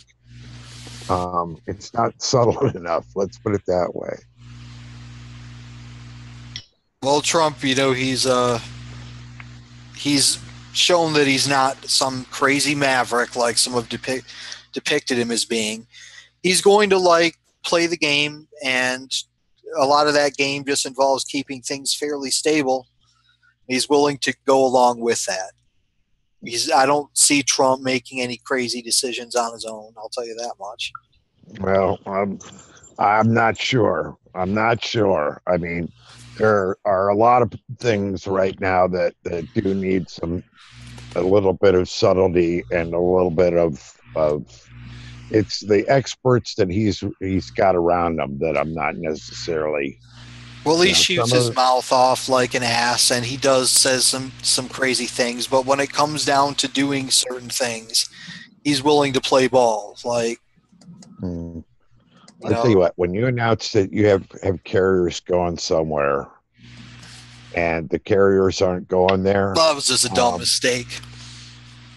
Yeah, but if you're sitting in Japan or South Korea, and the U.S. is their big ace in the hole here, man. It would make me nervous if I was Japanese or South Korean. That the president says something and it ain't happening the way he said it, because that kind of thing is sort of, I would think that's got to put a little bit of shakiness with the Japanese, at least. I can't imagine that didn't contribute to his firing. He's made some other mistakes as well, but that one was kind of significant. Well, I think the thing about Trump is he doesn't know. It's like I say, he doesn't know what he's doing. He listens to people. He sounds like to me, like from the things that come out, that he like believes the last thing he heard. So, somebody that controls his doorway kind of controls how he thinks, Well, that's what Cenk says. Cenk has this, like, it's the last guy in the room that's going to tell Trump what to do. Well, I I'm think, not really sure if that's the case. I think that Trump has embedded advisors around him all the time, people who he can't decide to just hire or fire, and they're kind of guiding him. And he's getting rid of some of these peripheral people as they turn on him, or he thinks they've turned on him, or they mess up, or whatever. I mean, he can't. How many people have we gone through, like, in his administration so far? A lot. I think there's some people around him that know too much, so he's got to keep them close. And I think that, so that's, I guess, it's sort of the living in, the sort of Philly living thing that, when I think of the East Coast and I think of somebody like Donald Trump, I think of a guy that works angles. And I think that he's got people around him that he's decided, after he fired, what's his name? Flynn, or whoever it was that went dark right away. There was no more interviews, no more guy that you could see. Suddenly he disappeared, and there's talk of the assistant attorney general or somebody, him making a deal, or him talking. I think that Donald Trump learned real quick, you got to be sort of careful who you hire and fire. And I think he's like getting himself a team of New York people he knows, which happens to be Goldman Sachs. Funny how they always win. But they've got Goldman Sachs around them. And I think that may be a somewhat calming influence. Yeah, well, all those guys, not in a good way, but might keep him. But the dude's impulsive, man. He's impulsive, and he is sort of ego driven, and that kind of shit scares me in a president. The president's got too many awesome powers that seem like they're just little things to a guy that has the awesome power. But it's a pretty, wherever the missile lands, it's like a pretty big deal, and it's like, careful, you got to be careful about all this shit. And I don't know that all the guys named Spike and, General Death and General whoever and Admiral, sink them all. Well, think about it. I don't know that. I mean, I hope that they are also a calming influence, but I don't believe any of those guys don't believe they're the next guy that could figure out how to make everywhere peaceful by blowing something up. Well, think about it. I mean, all the guys that Trump brings up from New York are just going to experience the same problem he has. They don't know what they're doing. They think that they're in the business world. They're no longer in the business world. They are like near the top of the U.S. military and industrial structure. They're in charge of the economy. They don't know what they're doing. Yeah, but that's why. But I think, like, we have a sensible enough government. We've gotten through crappy administrations and crazy administrations before. I think we have a sensible enough underlying infrastructure that kind of keeps some of that in check. Whether that's still true, I mean, we can only hope. We've seen indications that it's not. We've seen the intelligence agencies seemingly in conflict with each other, for example. But, like, let's hope it's still true, and that there are people who can kind of keep a handle on some of this nonsense until it blows over. Yeah, I mean, I don't know. I mean, I just feel like, I feel the same way, Noam, that there may be I also feel, I guess my thing about it was that the bringing in the Goldman people, there's two ways to look at it. They can either be a very calming influence on him, that they they want to keep the ship sort of floating and going straight and everything, and they can make money and everything's cool. Or they decide it's worth destabilizing somewhere because they'll short everything in the general area. You can never know for sure, but I like to think that in the very least, as evil as some people are, and trust me, I would rather that everything still be sort of in flux all the time, because at least it keeps him off his feet that he isn't learning how to run the government. Because if he learned how to get some of this stuff through that Paul Ryan wants to get through, if he figures out a way to sort of beat up on his own side. But it's more about just learning how to run the government. People hate Trump. Like, elites hate him. He isn't one of them. People will call Trump an elite. He's not an elite, He is not in that club. And they've made it clear. Like, you can see it at social events. You can see it in the way people react, use their power against him constantly. He's not in that club, so he'll never be able to run the government as a result of that. But that's the scary thing is he's sort of, you send in the right rich people with the right ideas and he'll listen to them, so it's as much, I feel like Donald Trump can be bought as much as any other politician, because I don't believe he's a billionaire shit. I think he's comfortable, but I don't think he's as comfortable as he makes out to be at any one time. So, well, a lot of it is just people on the ground making decisions, not just the president. So hopefully, like, people who are in commanding ships and submarines and doing just the little things that make things work all over the country kind of take the orders from, the top down with a grain of salt, and they're a little bit more critical about what they're going to do next, a little bit more careful. Well, you can always run something by regulation. If you do nothing else in the world, if you run something by regulation, I'm sure you can find a problem somewhere to slow something down. At least that's what that's the way I think about it. There are ways of not following an order that make it so that nobody's involved in maybe one guy in the engine room is all it takes. Who knows? One there's all wrench, kinds of tricks, right. Yeah, exactly. And I like to think that we have like people there that, but I also know that we have people there that they get trained every day to push the button. That's what their job is. They go through a drill, they push the button.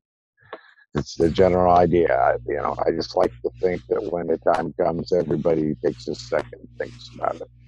Well, not just in terms of military, but, in our legal and economic systems as well, that people are, and we're seeing it, people are a little bit more hesitant to make some of these changes and whatever. They're seeing how crazy some of Trump's, the ideas that are coming out of the Trump administration are. They're rejecting his health care plan. Think like the people suing the EPA has gone up by like a gazillion % since Trump came into office.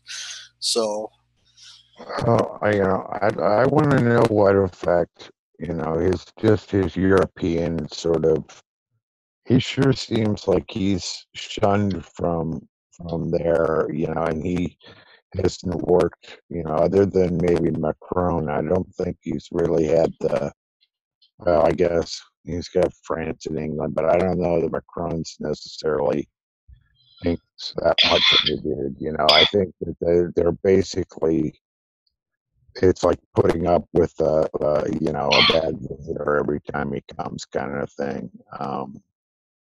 But it seems like they're all together. They're not particularly. Your microphone's breaking up really badly. It's bad. Is it? Dragon. We've been sitting here talking for like 2 hours or something. Like, doesn't anybody have anything else to say? I don't. That's why I was just listening with this stuff. Trying to take it in. Well, we got Forsaken over there. I know. We could do our own web show, dude. We could just sit here and talk and talk and talk. That's all it really takes to do a web show. It doesn't matter what you talk about. You just got to keep the conversation going. Yeah, the thing is, we got to I got to do a little research so that I'm not guessing on that. You know, I like to at least know that I know. You know, not say, well, I'm not sure. Let's see. We do this. Yep, fact checking is secondary to keeping the conversation moving on a web. Hey, did that help my mic? Is your phone running out of battery? No, quite the opposite. It was I had it on the charger, and I think that the charger doesn't give it enough. It doesn't have enough to run everything and charge at the same time, or it's right on the edge. And like it wasn't. If I get it 100% charged and I keep it plugged in, then I have no problem. But if it ever gets below 100% or gets down to a certain percentage, it's only 94%, so it doesn't seem. Anyhow, it starts to fuzz out, like either that or the charger gets hot and it's feeding back through or something. I don't know. Lost, wasn't there a passage that you were looking for? Did you ever find that? Oh yeah, I mean, if you guys are interested in hearing a tiny bit about desalination, but it's more of like a physics approach. So so are you guys interested then? Sure, go ahead, buddy. All right. So it's like the book isn't about like desalination or anything. So it's kind of like just a small passage that he was using to describe something else. But he was basically saying that I guess one of the predominant ways of desalinating right now is by putting pressure on the water and forcing it through a membrane. It's called RO, reverse osmosis.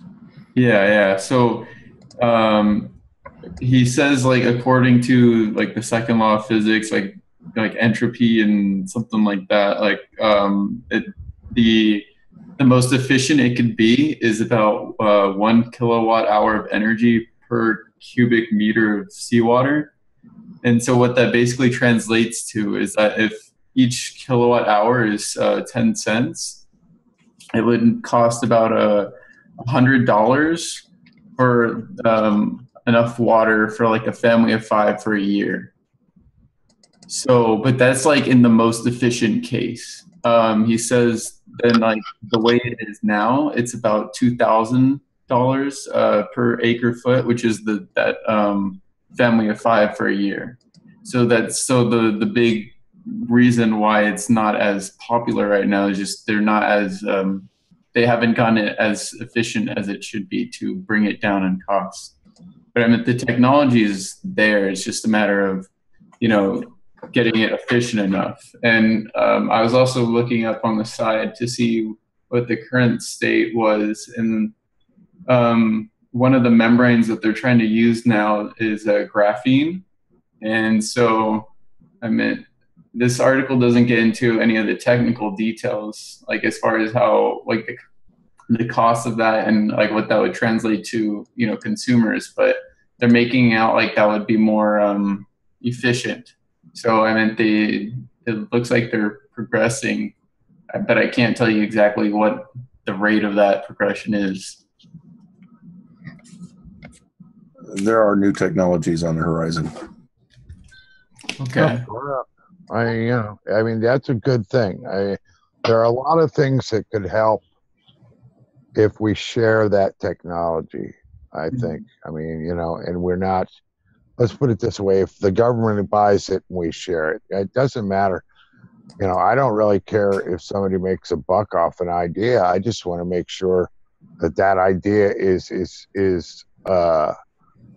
sort of given freely so that we can get these people, give these places water. Because I think that, I don't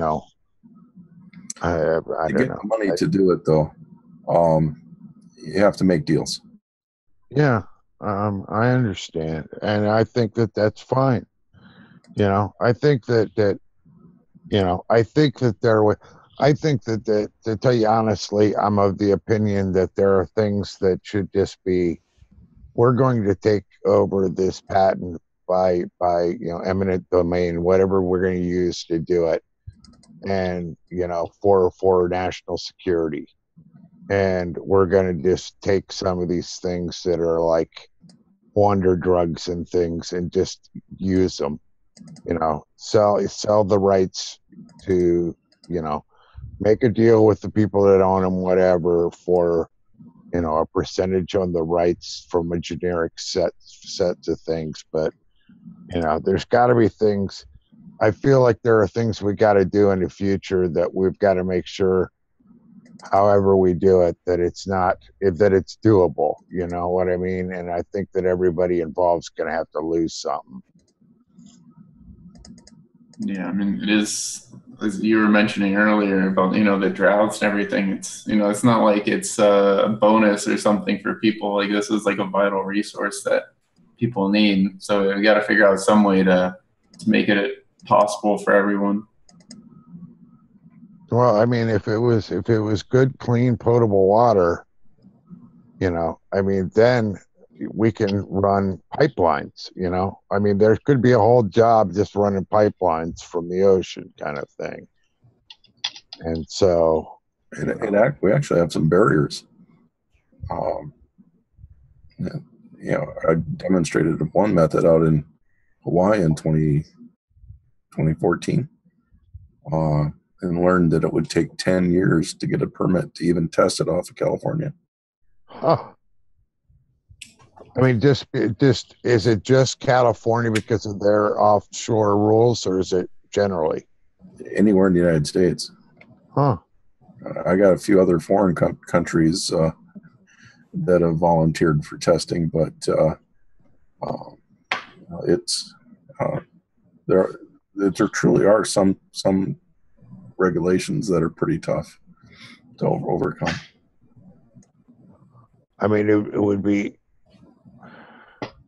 I guess there should be somewhere on Earth, though, where there's like a stable enough government to work with and a way to make the deal. But that just costs money to get there.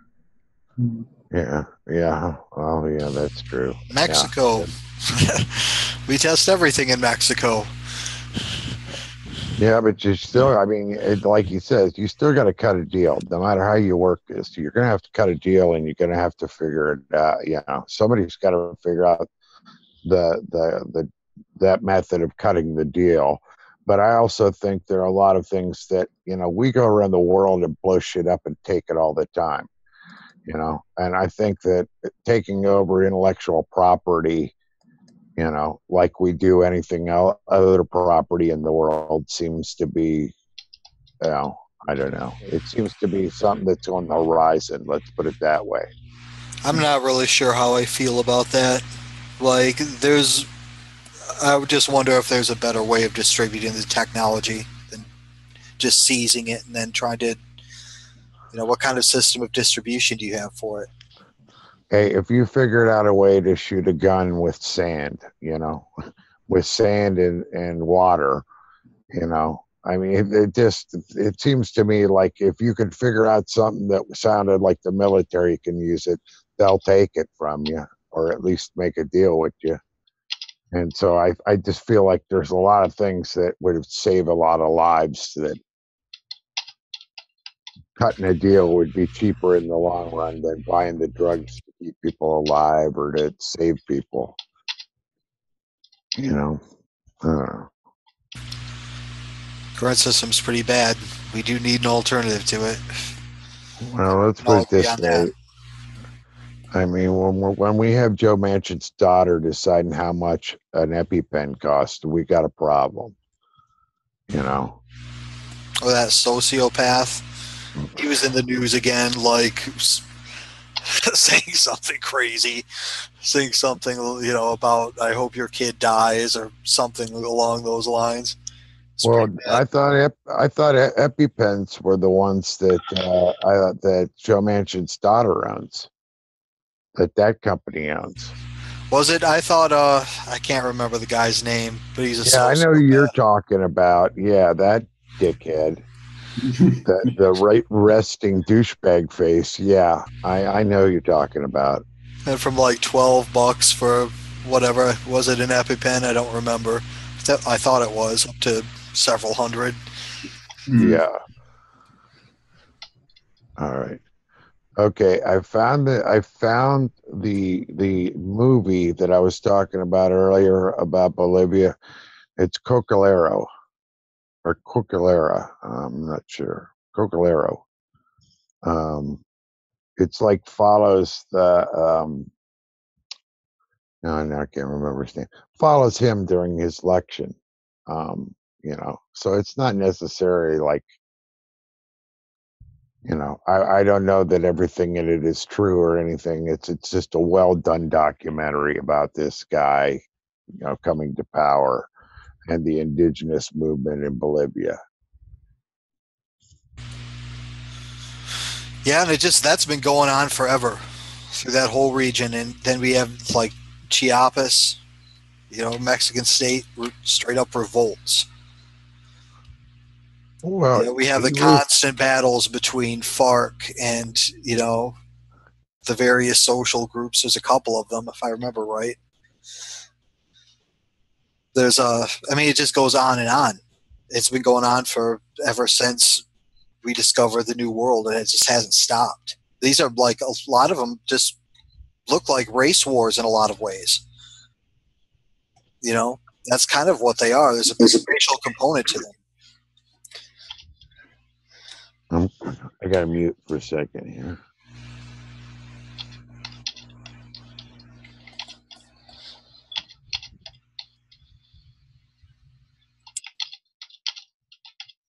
Low end. What's up, dudes? Do you have something you want to talk about? No. What were you guys talking about? I just got in. Garden? I just got in. Oh, no, I was asking Garden. Let's see. Like, we've been chatting forever, dude. Why don't you pick a topic? Like, not all of us are versed on water electrolysis and reverse osmosis, unfortunately. Oh, that would be a snort. We don't have much to add. I don't have much for that either. Reverse osmosis? Yeah. You guys gonna have your own water purification or something? Yep, we're gonna start a plant, man. Are you in? $1,000. Send me $1,000. I'll send you some shares. I promise. I would be interested in having it just for my house. Yeah, sure. That would be cool. $1,000, dude. I think I saw on like Reddit or something. Somebody had made a personal one. A really decent system shouldn't go over 450. Damn you. Yeah, I found that movie. I found that movie Cocalero on YouTube, but it's in Spanish, so beyond me. Cocalero? Is that recent or? It's a documentary about Evo Morales coming to power. Oh, and it's a pretty cool movie, actually. I mean, it shows this dude like up where he grew up, and they're up there, they're chewing on coca leaves, and it's a way of life there that yeah. So it's a very cool movie. It's worth a watch. He did an interview with some international reporter from some major network where he just sat there and chewed a bunch of cocoa leaves during the whole interview. I can't remember what it was, and they asked him about it. He's like, "This is just the way it is here, perfectly natural." Well, I remember that one. He did it with somebody, and actually they were having a problem with the altitude. Oh, it was with it's in the movie. I got the damned card over there, south of the border. It's with him and oh shit! Now he did JFK, did all those movies. Oliver Stone.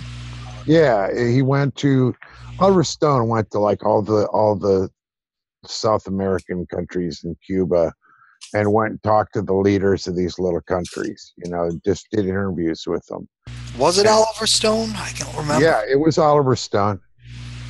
It was Oliver Stone, and he goes in and he chews coca leaves. So you take it by the stem, and then you strip the leaf off, and you get a big bundle in your cheek, and it helps people with altitude sickness. That's what they say. I watched this documentary about this South American silver mine. I think it was in Bolivia.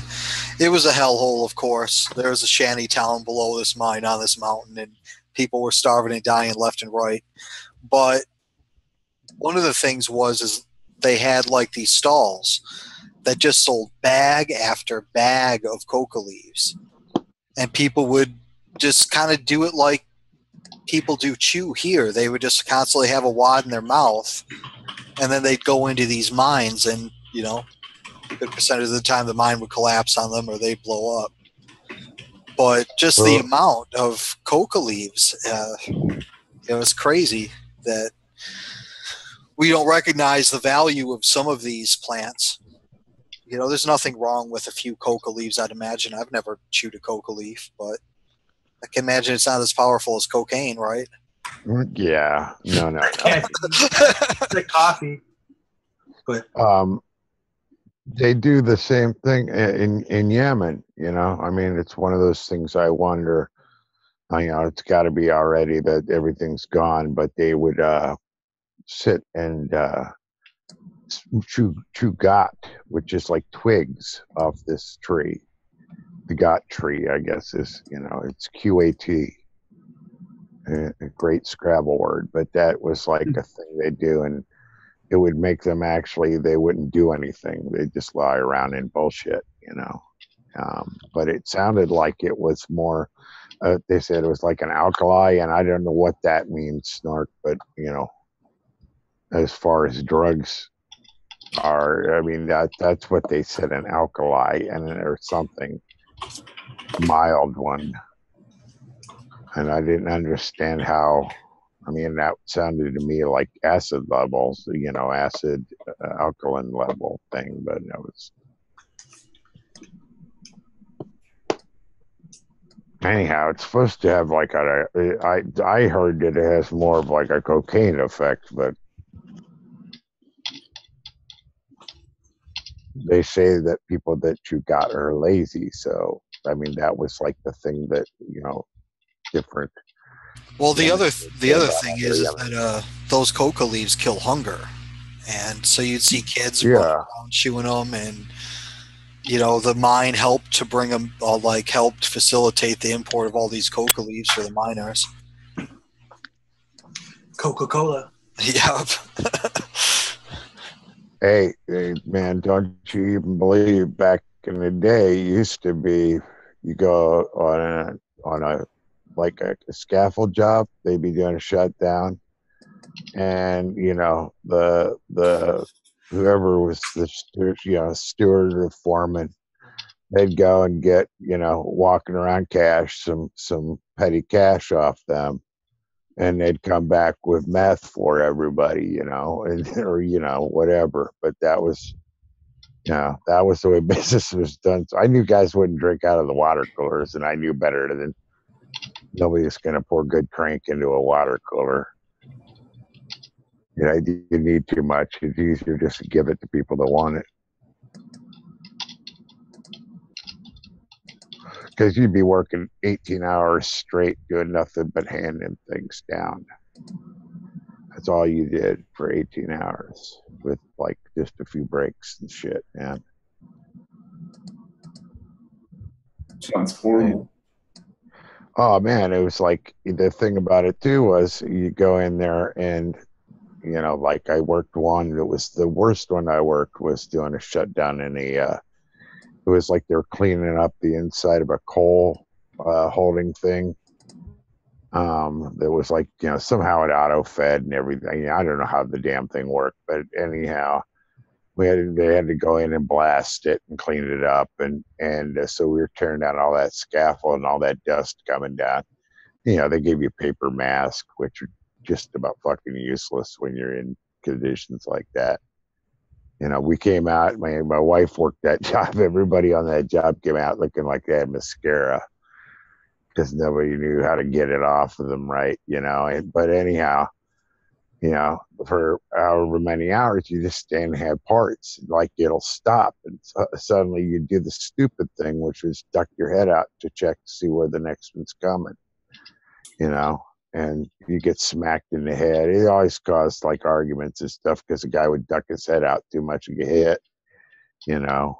He'd just stick his head out, you're not even looking up, just if your head just got out of the thing, you know, like you duck down a little bit to grab to hold hand something bigger, you get hit by the next piece, you know. And so that always caused arguments if people weren't watching what they were doing. And you know, anyhow, it was a pleasant job, all in all. I mean, you know, came out of there, breathed 3 tons of coal dust, and you know, and whatever blasting shit they used on it, because they had to dump the planks as they went. You know, they'd yell, dump. If you were close to the top, they'd yell, they're going to dump. And then, you know, you just hold your head down, sort of do one of these, and then dump it, you know. So you'd have it all over you, and then you stand up and brush off a little bit and take the planks and hand them down. You know, I worked the very bottom for a little while, taking parts, and we were handing them out of a hole.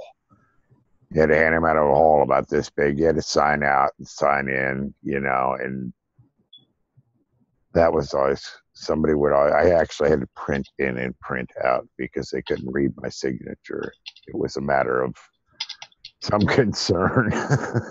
But we also did the lockout, you know, they put the key to the lock to keep the lock on the blind or whatever they used, however they used to, you know, the chain, whatever they used to block it out. They would put a chain on it with a lock, and they put the key inside of a tackle box. And around the edge of the tackle box, they took and they drilled around the lip, and they put you know, so that it could hold like 100 little locks. And they just gave you a lock and a key, you know, and you kept your key. At the end of the shift, you took your lock off, you know. And, you know, that was always interesting too, because everybody wanted to get the hell out of there. And it was always somebody was getting a call, you know, an angry call at some point to come back because they couldn't do anything until he came back and unlocked the lock, you know. But I appreciated all that, you know. Hey, trust me, shit happens. All the stupid stuff happens all the time. So I always appreciated if they did things that went a little overboard. You know, I've had all the confined space training and everything, you know, and I've been in places breathing stuff that, you know, breathing the acid was the worst one. We were in a little manhole, stripping that out, and we were getting hit with, because the dude tested it and it wasn't anything, and he could smell it. It was like the sulfur. You could smell you know, that sort of smell. I've been around it, you know, doing mason work with just sulfuric acid, you know, scrubbing brick. But, you know, this was like more intense. You know, we climb out of the hall. The guy said, well, it was an Indian guy. He said, oh, that's the acid. He says, even the respirators will help you with that. So, you know, it was one of those, we had to go back in and strip it quick to make sure it got done. I did one job where at the time I didn't realize it, but we took, you know what a weed burner is? It's just like you have a just like a grill sized tank of gas, and then you have a wand, and on the end of the wand there's just a little burner on the end. You can control how big the flame is. Well, we were doing a job in it was an old warehouse. I would never buy a place in there. It was just you know, you can trust engineering all you want, but they gutted like the middle out of it and rebuilt it. The walls didn't have any reinforcement in them. There was just all kinds of reasons not to want to Like the wood itself I trusted, but like everything around it, it was not real trustworthy. But anyhow, we had to, they were pouring a slim coat of light concrete on every floor on top of the wood, because all the wood had funky dust and shit in it. So we'd cut it all in with different depths of styrofoam to make sure that it had the right depth all around. And then the iron workers would come in, stomp around on it, put rebar all over it, and then everything would get pushed up and fucked up. And so they wouldn't have the clearance. We couldn't get the guy to sign off on the clearance. So we went in before the shift, two of us, and took the weed burner and we're melting that stuff. One guy had the weed burner. One guy had one of us had one of those like weed sprayer, like for spraying poison and stuff. Mm-hmm. We had one of those cans of water in it, and we burn off a layer. We burn off some of the styrofoam to get it low enough. So we were breathing in that what phosphine or whatever the fuck comes off of it. For like, it was a big, was it a floor of a building, basically half a floor. Yeah, I didn't know about that one. Didn't find out till afterwards, but yeah. Shirley's ripping up Obama in the chat. He's calling him slime. Oh, yeah. Oh, come on. Calling Michelle an elitist.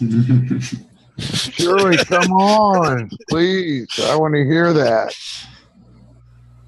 He hates Obama. I've heard Shirley go off about Obama before. She hates him. He's a snake.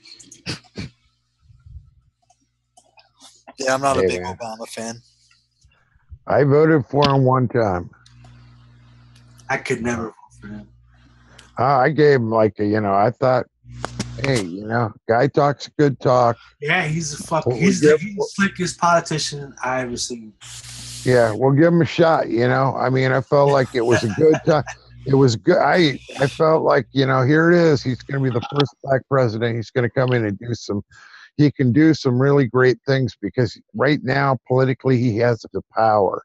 And I thought, it was one of them moments. It was like Bush right after two. Well, I don't see why anyone was too surprised about Obama. Well, yeah. In office, given his record, his prior voting record, that's all people had to look at is do 5 minutes worth of research. Now, if you're like a centrist, great, then you'll probably be on board with Obama. You'll probably agree with him. But the left came out in a way for Obama that was surprising in a sense. I mean, after Bush, I guess it wasn't so surprising, but still, Obama never the leftist that. And he never even pretended to be. He said some things, but he didn't really deceive people what he was all about. He's a corporate welfareist. And you guys just got to remember that when whoever comes in after Trump, because that is exactly the thing that we got to fight against when Trump either loses his reelection. When he loses his reelection, or we go on to 2024. It's going to be a mess. They're going to try to challenge him, I think. The Republican Party is going to challenge him. Well, what I'm saying is, that feeling of, man, we'll take anybody now just to get rid of this son of a bitch. That was the feeling. I mean, let's face it. We would have came out for Kerry and Lieberman. And almost beat Bush. So, I mean, it wasn't, fuck, oh my God. Yeah, Lieberman is beyond belief. How he ever ran is why did he pick him? It's like he picked him to lose. Yeah, exactly. I mean, I just can't see Lieberman as the vice president. He just doesn't have any charisma. His voting record alienates half the base. Oh yeah, straight off the bat. Hey, Like he had he's the got Joe like Manchin. he's got a lot of connections. I mean, Joe Lieberman's a powerful man, and he's Cory got Booker likes a him. lot of inside track. He's got a lot of that going for him. He always has. Not so much anymore. As time goes on, I think his influence has declined. But you know, at the time that he was on the ticket, he was had some connections. I think that's why they put him on the ticket, because it certainly wasn't because the people were clamoring for him. Oh no. No, you know what it was is he was in the same club that John Kerry and actually people like McCain and those people. Well, they were sleeping. That's that club. That's that club of 100 guys. You know, that's 100 people that hold a hell of a lot of power, and they are very, they're pretty. They're like professional wrestlers. You know, they'll hate on each other on the floor, but they'll sure join hands if it's going to get a contract through for Boeing or whatever. They'll jump through all the hoops. Hey, Shirley's here. Check your mic, Shirley. Hey, Shirley, you gonna start tearing up Obama? Kind of looks like she's calling in right now. Your mic, Shirley. She's getting it together, I think. Hey, what kind of cigarettes you smoke? I buy 5-pound bags of tobacco from the Indian. Oh, great. I was gonna say, yeah. Yeah, I buy that. I get it at the reservation, and I get tubes, and I make them myself. You know, I'm not gonna. I mean, I don't pay a person to kill me any faster. I try not to. Dude, the cigarettes, they spray all kinds of chemicals on them. It's just, I don't know how people could smoke them. Well, I mean, I don't know what the hell I'm smoking either. I mean, just if it's from anywhere, it's a hell of a lot better than Marlboro and Newports. That stuff's crazy. The other thing too is they rate it pipe tobacco. Hey guys, I'm here. Oh, Shirley's on now. Right on. I'm so pissed. Well, bent away. Rant, Shirley, rant. I really did. Well, I didn't know about what Obama was doing when he first, after his inauguration, when I saw Geithner, Sumner, I can't remember the other guy. I'm like, what the fuck is he bringing Summers. them in there for? Yep. Yeah, Summers. I mean, what the fuck is he bringing them for? They part of the fucking crash. And I'm like, this thing that my husband kept telling me, oh, just give him a chance, give him a chance, give him a chance. I think I told her there's someone that's funny to this man.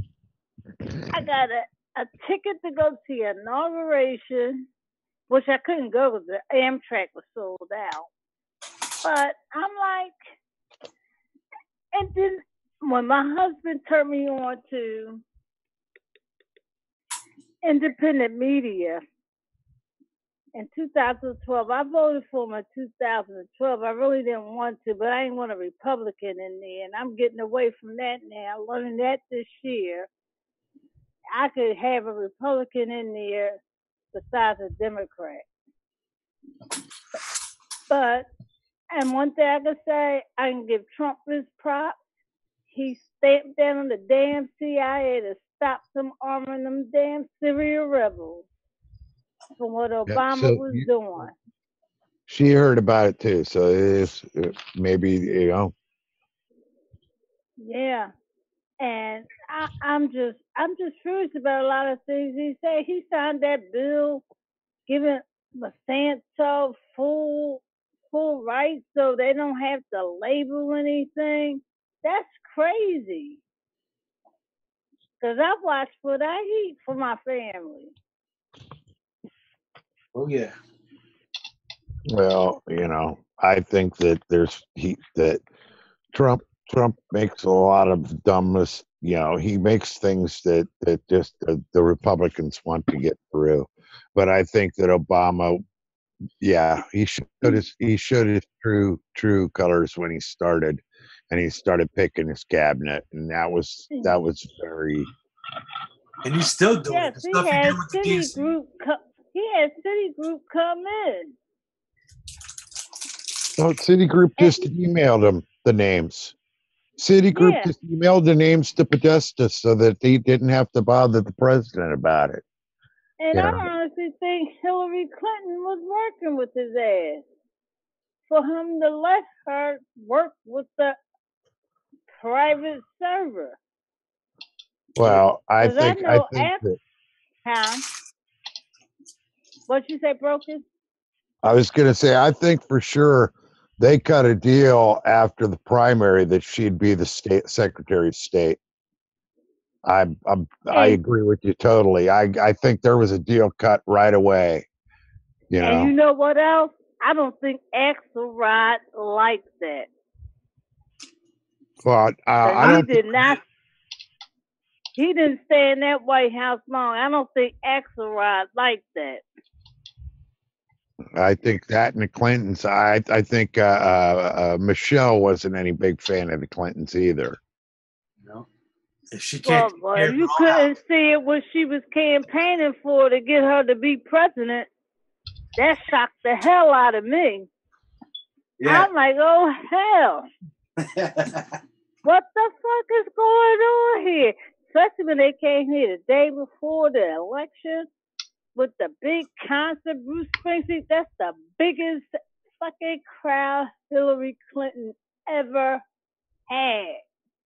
Because she had to cancel in like Scranton and other parts of Pennsylvania events because nobody was coming. But when they came to Philadelphia with that big, all they came to see was the musicians. Yeah, they didn't come to see her.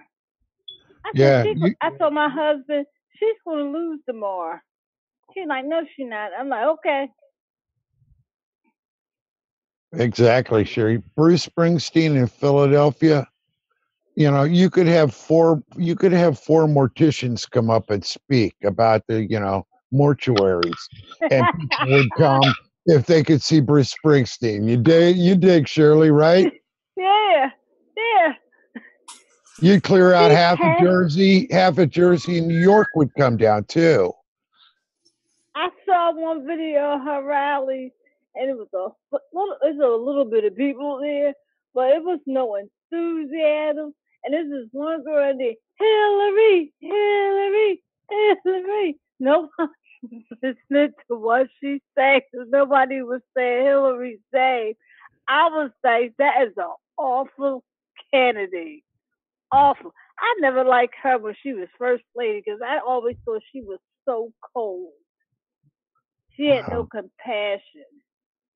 I was hip to Walmart by then. I got hip to Walmart pretty quick about how they, because they came in, we're trying to make deals in Philly and the building practices and stuff. Once that got around, that was like, okay, well, and Costco always cut good deals with the unions. I mean, they built their stuff union. And so, because my daughter works while she works in the corporation department, and they're privatized. Hey, they love stay privatized. Costco's great. Costco, they treat their workers great. Lowest worker at Costco gets paid a hell of a lot better than a lot of other places. And they sure enough do. Yeah, and the thing is, like I say, they'll use unions to, I mean, they use them, and I appreciate that, because they can choose not to. I mean, it gets harder, but still, and they would give us like a break. They give us like, $10 break or something on the the union would, I don't know, they would like pay some money to Costco to have like a membership, so that when we came in, it was maybe $5 off or something. It wasn't much, but off a membership, and then I got us in the stores, and you know how Costco is, man. You go in for peanut butter and end up with a full cart of shit. That's any store.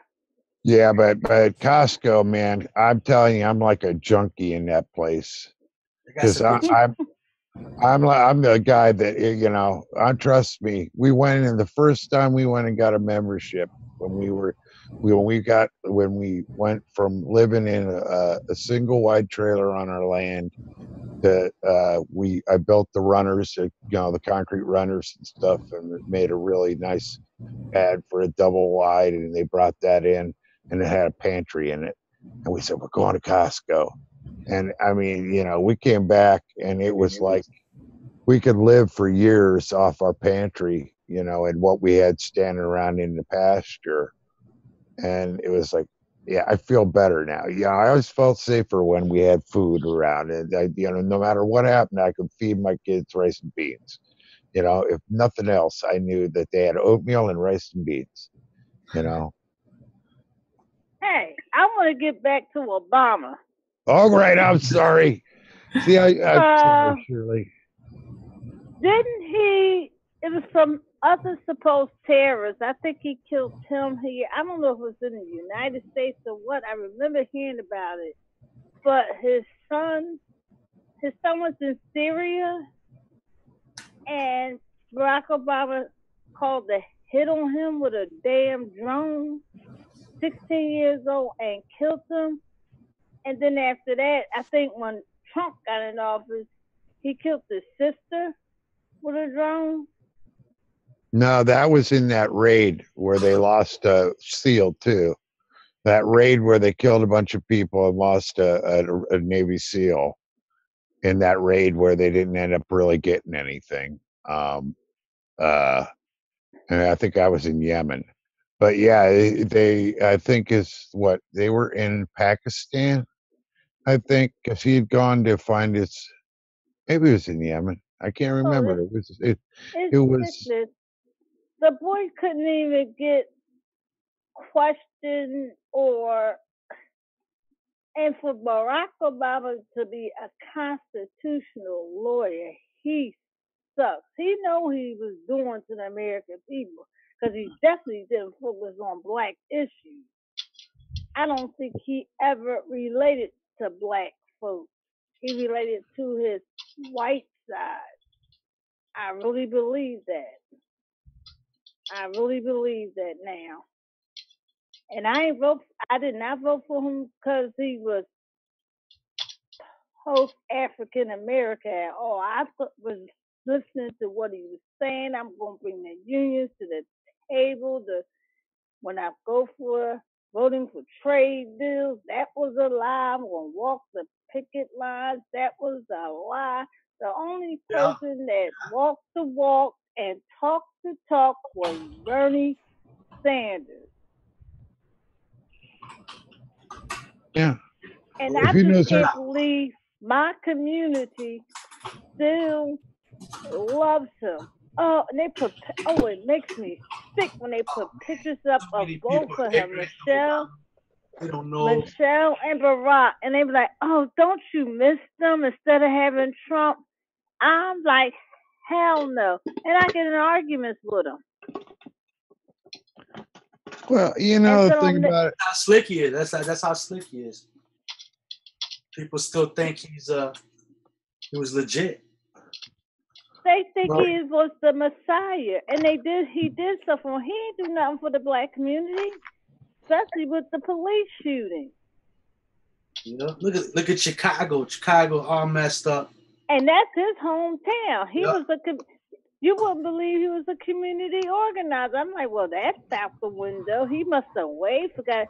That's where people forget where they came from. Well, don't even believe that, it's after we talk about Hillary Clinton getting her Secretary of State job. Don't you even believe that Rahm Emanuel didn't get that mayoral spot in Chicago through that? He wanted to go somewhere politically because he likes the money. Yeah, well, when he ran for re-election, he had to run for his money because that guy was going to win because Bernie endorsed that guy. And what happened, he held on to that Laquan McDonald videotape of him being killed by the police officers. That's what helped him get elected. He held off on it. And after he got elected, it was released. Did you notice that? Yeah. Yeah, and it's a Chicago election, Shirley. Chicago elections are Chicago is corrupt. Well, I mean, corrupt. Shirley, I lived in Philly too. And Philly is corrupt. Yeah, too. Newark is corrupt. They're all corrupt. It's You just got the white Brookton. We got the white carpenter down there taking over Shaka Fatah's office. The white Evans was crooked up in Harrisburg. He was handling the money for the district, millions of dollars to spread out to help your district. Like his district was West Oak Lane. Oh my God, he hooked up West Oak Lane. They had the jazz festival every year. They had the buses taking you up there and stuff, meeting people from different places. And then it came out that he wasn't divvying that money up to the other people in Harrisburg. So they couldn't do nothing for their community. He didn't get in trouble. They just took the position from him. And now nobody ran against him. Now he got Shaka Fatah's seat. So I bet he corrupt right now still in Washington. Yeah. Well, Shirley. I mean, that's yeah. If you can work the deals, you can make the money in Philly. And the only way you work a deal, if you don't have money to start with, is to get some political juice. And once you got political juice, you got a way to make money, and that's what those guys do.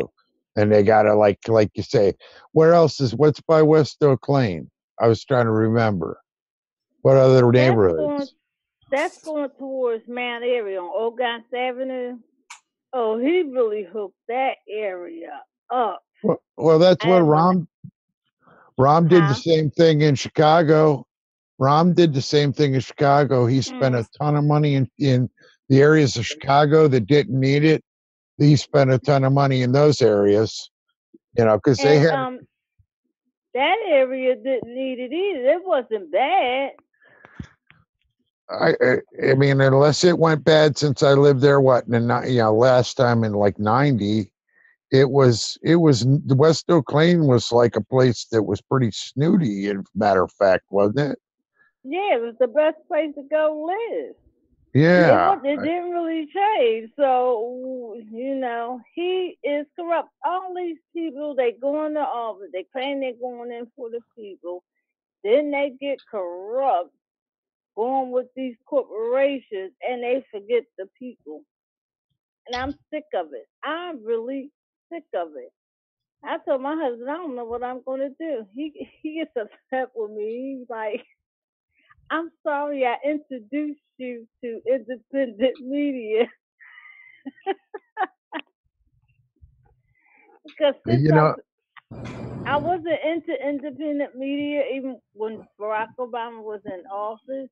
Well, I got in later on after he was in office, and I caught on. But I go to Tom Hartman, Randy Rose, Nicole Sandler, who else? TYT. They sound like mainstream media. What does Russian mean? No. Hey, you say you don't know what you're gonna do. Like my wife, who I love. She's like after the Bernie thing, she was like, I don't even know if I'm gonna caucus next time. I mean, and that's my wife, and she like got me sort of politically involved in more hands-on way than I had been before ever in my life. I mean, she's the one that got me sort of working on campaign, making telephone calls for people and doing the stuff, going in and doing the stuff they needed. And, for her to say she didn't know whether she was going to go caucus anymore, it was like, wow. I mean, that's it to take it out of my wife. You know, she don't live it. You know, she doesn't live politics, but she's also not without political thought, you know. And Right. I think, you know, we all thought Bernie was, you know, let's put it this way. Bernie took like 3/4 of the delegates in my state. So, you know, I think he did all right. But it was, you know, the rest of the country was, well, and our super delegates then all voted against him. Yeah, this You know, shit, man. every one of them voted against, you know, one or two maybe. All the supposed, well, that showed you all the supposed progressives that backed Hillary, and then it wouldn't come out for Bernie. So we've seen all the fakes. Well, I mean, Obama came in and he got a Nobel Peace Prize his first like week in office. Which he didn't deserve it, and they wish they never gave it to him. And then Caroline Kennedy just gave him a courage prize. A courage prize? This motherfucker is a murderer. Yep. He's a murderer. You know, I thought he was going to run things more business-like and maybe, you know, but my biggest problem was, you know, you went to an anti-war protest or you went to a protest and like half the people that used to come to protest weren't there anymore. And it's like, no, wait a second, we're still fighting a war. You know, dude hasn't stopped it yet, you know. Everybody thought, okay. Mainstream media not showing about the war. That's the thing. And Obama, my thing is, during the election, we got to worry about election fraud, that cross-checking and stuff. Because Obama, during the primary, he had Homeland Security take over our polling stations. And states are gonna be fighting. And what they did, and Obama, he's a slickster, he's a slide. I don't like Trump, but he's doing something. He did something unprecedented before he left office. He went spying on Trump before the campaign started at them towers. He did. They amassed everyone. No doubt. And that's why you have all these leaks. This is the reason if Hillary lost, they used this to say they colluded with damn Russia. Well, I think though that the laws that excuse me Obama put in place or signed off on in Congress, as far as, you know, what was legal surveillance wise. Thing about it is, if the Russian ambassador is on one end of the phone or a Russian that they consider connected to Putin, which seems to be, according to the people on the seasoned CIA guys and stuff on CNN, it's every guy that's a Russian or every woman that's a Russian is a Putinite. So they bug all their phones. They bug all their phones. So a phone call to anybody in America, it doesn't matter. That phone call is still recorded because it's the ambassador or he's somebody connected. So that's how that worked. I mean, that wasn't even that was all legal, and the unmasking of it was that part of it was. But if they would know where the phone calls came from, and there's a whole lot of just stuff that would be pretty obvious you could put together if you knew what was happening. I think Susan Rice pleaded the fifth. Well, and my husband, he don't want to believe, oh no, Obama didn't do that. I'm like, what the hell are you talking about? Yes, he did. Yes, he did. I wish he had that much balls in office to help the American people on what he campaigned on. Well, I mean, maybe if they'd have thrown a couple bankers in jail, just, you know, picked a couple. They didn't need to, you know, Bush did it. He didn't throw like a ton of people in jail. And but he actually Bush Bush locked up his best friend. Oh, what's his name? Yeah, one of the Enron boys. Is that who you're thinking of, or? Yeah. He Yeah. locked up his best friend, and also Bush sent us a stimulus, workers a stimulus. I remember getting that $500 check. Yeah, well, that was a scam. That was a scam. I mean, I know it was a scam, but what it did, you cashed that check and went and spent in the economy. Yeah, I mean, but the thing about it was, there are other ways to put money into the economy that are better than sending it to us. You know what I mean? I mean, they can buy things in bulk in ways we can't. You know, they got Costco Plus. But anyhow, yeah, I remember doing it. And I remember it was, it was to cover up for big tax cut and shit he was giving rich people, is basically what it came down to. And, so we've got a tax system that's totally upside down from when we had a country that was like booming, I mean, and we could still sustain that kind of boom if we just did everything that seems pretty obvious to us.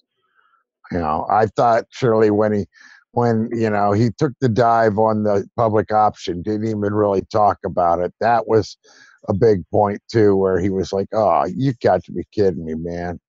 You didn't even pissed me off when he went try to make a deal with the Republicans to do the Social Security and the Medicare, and they didn't do it. Thank God, because they said he wasn't cutting enough.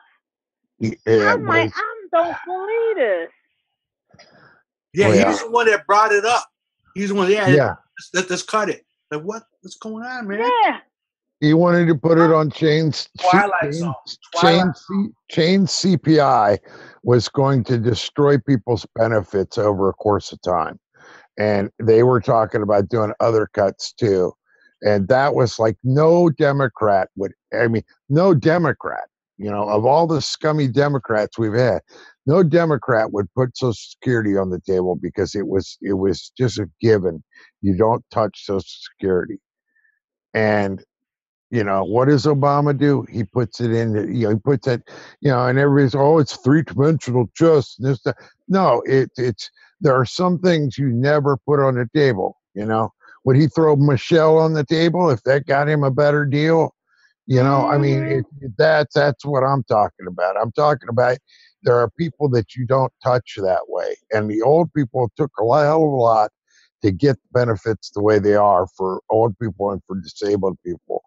And to fuck with them, especially for people that are dependent on them, is with a little bit they give, after it was, they rated it from Bush on, when they started doing accelerated taxing on it, and there was just a lot of points at which they started putting the money into T-bills. And they decided, well, that some T-bills must be different from others, or so. I don't understand how that works, where the Treasury bills for Social Security are just pieces of paper. I remember them all arguing that they're just pieces of paper. But if Goldman Sachs owns those pieces of paper, we got to pay those people off. Yeah, they get paid first. And my thing is, my aunt always told me when Obama was in office, she said, I really think he's an undercover Republican. I said, you really think so? So I really was doing my research and I ain't getting the independent media again. But I am so glad I got into independent media because it woke my eyes up. Especially when I watched Abby Martin thing on the Clintons. Oh my God, it really opened my eyes up. Man, and then when he, in the beginning, when he picked Max Baucus to run the healthcare, and he's kicking people out. Oh yeah. It's like, man, But my thing is, when he first got elected, we had the House and the Senate. They were scared to give us Medicare for all. What did he say? Single payer public option is off the table. So what kind of health care are people going to get? What kind of bill is Obamacare going to be? Yeah, and they didn't renegotiate drug. They didn't negotiate drugs as for bulk. You know, they didn't do like 1,000 things they should have done because he got to deal with the business people. He knew what he was doing, and you know, he knew. Hey, I give him his props. He went into a room full of Republicans, and basically stood there and took questions from them for like 2 hours, and made them all look like fools. You know, and in some ways, it was because Paul Ryan's plan for Medicare or for medicine. Oh, that's bullshit. You know, it's basically his idea of access is if you can get into an ambulance and the ambulance drives like 90 and they just throw you out as you're passing by the hospital. If you live through that and you've got enough money in your pocket and on your credit card, they'll let you through the door, you know, kind of thing. That's pretty much what we're looking at with Republicans. That's access, you know. And the other thing is they have this office they go to. They have to go 20 hours a week to call people to raise money. Because I saw that on 60 Minutes. They was doing it of Republicans because this Republican that was running for something, they disowned him. But he showed what they had to do. And I said, look, that's there the Democrats are doing it. But the Democrats wouldn't allow them in their building where the Democrats had to do it. Go in the room 20 hours a week. You spend what work are you doing down there in Washington? If you spend 20 hours a week trying to raise money on the phone. They're doing breakfast in the morning, lunch in the middle of the day, and then like cocktail hour, dinner, and a dinner thing, you know, all in one day, raising money. You know, they're doing like these fundraisers where they go in and take money from all the, you know. I'm fully with you, and you know, I knew Obama like it was a year or two in. By the time I sort of set my head around, I'll vote green or whatever next time, but I'm not voting for him. I just, you know, he was leaving banks go. He was giving banks money. He was screwing over homeowners, you know, and by the time Occupy came around, I was so pissed at the world Iraq. that was, and you know. He screwed some more before he left. Jimmy Dore did a show on that one. You let Hillary loose with the foreign policy, the coup in the Ukraine, like Syria. Horrendous. It's incredible. It's incredible how horrible and horrendous Obama and Hillary are. It's just he ran on the idea that he was against the war. You know, I remember that. He ran on that. That was important to me. 7 fucking wars. And my husband like, no, he didn't. No, he didn't. He said, tell me what wars. I wrote them down. I say, there you go. And he has a $100 million drone facility building in Africa right now somewhere. Somalia. Yeah, and don't like, well, forget. why are we back in Somalia? And I'm like, oh, can you tell me why we back there? We got ran out of there before. And tell me why we're like why are we spending tons of money to arm Saudi Arabia? You know, or why are we selling stuff? You know, and why are we doing it when the Israelis were in the middle of bombing the shit out of innocent people? Why did we open up our ammunition dumps to them? Because they were running low. I mean, that's what we did. We actually had like facilities of set stuff that they have, the U.S. military has in Israel, and they just opened it up and let them have stuff because they were out of ammunition until they could get another bundle of stuff, whatever it was, you know, bombs, missiles, but freaking Israel and ammunition. Saudi Arabia are working together. Israel takes Yeah. the ISIS soldiers that's injured to their hospitals to get them well to Yeah. go back and fight. Surely, they, you know, the Israelis and the Saudis are working together, and it's like this big, everybody knows it secret, you know, and it's like it's Israelis' nuclear missiles. We know that they've got nuclear arms, but nobody's allowed to say it, you know, and so they're firmly against Iran. You know, they're both firmly against Iran. And in my book, of all these critters in the Middle East that are fighting like sons of bitches, Iran seems to be the one that's doing the least amount of stuff. You know, I mean, I'm not saying that Iran's good, but they're running a semi-secular country. You know, there's still minorities of people that are allowed to live and women can't be women. You know, and everything, and it, you know, and then you look at Saudi Arabia, and you go, we're defending this. You know, like when we went in and we restored democracy in Kuwait. You know, we put the royal family back into Kuwait. You know, what my the thing hell? is, what happened to the United Nations when the United Nations allowed Saudi Arabia to be in that group of some rights for women? I'm like, what the fuck? They let the Saudi delegation be the chair of the Human Rights Commission. Yeah. For women. For every, that's just the general. Hey, no, the general whole human rights thing. The women one is another section within that bigger section, surely. So yeah, I mean, he's also the head of that, or you know, they're also the head of that. So yeah, aren't they just the real charmers when it comes to women, surely? Yes. You know? Women can't drive. They can't walk without another man with them. And why don't we bring gays democracy get to Saudi killed. Arabia, right? So that I mean, it's just ridiculous. And look at what they're doing in Yemen. They got, I think it's like up to 300-something thousand people have cholera. Cholera, yeah. I think Russia is sending them aid now. I hope they get through, because Saudi Arabia was blocking roads so they wouldn't get aid.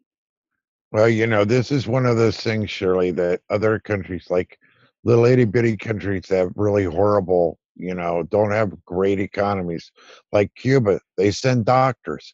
You know, they're good at making doctors. They send doctors to places. You know, and the idea that we're allowing Saudi Arabia to do it is sickening. You know what? With Obama, with that, I praised him for what he did with Cuba. But did you watch on the news when he came off that plane and all that fucking corporate money came off with them? Pharmaceutical companies, all the bankers. I hope they don't try to corrupt that country. They are doing fine. They are doing fine. They're gonna try to corrupt it.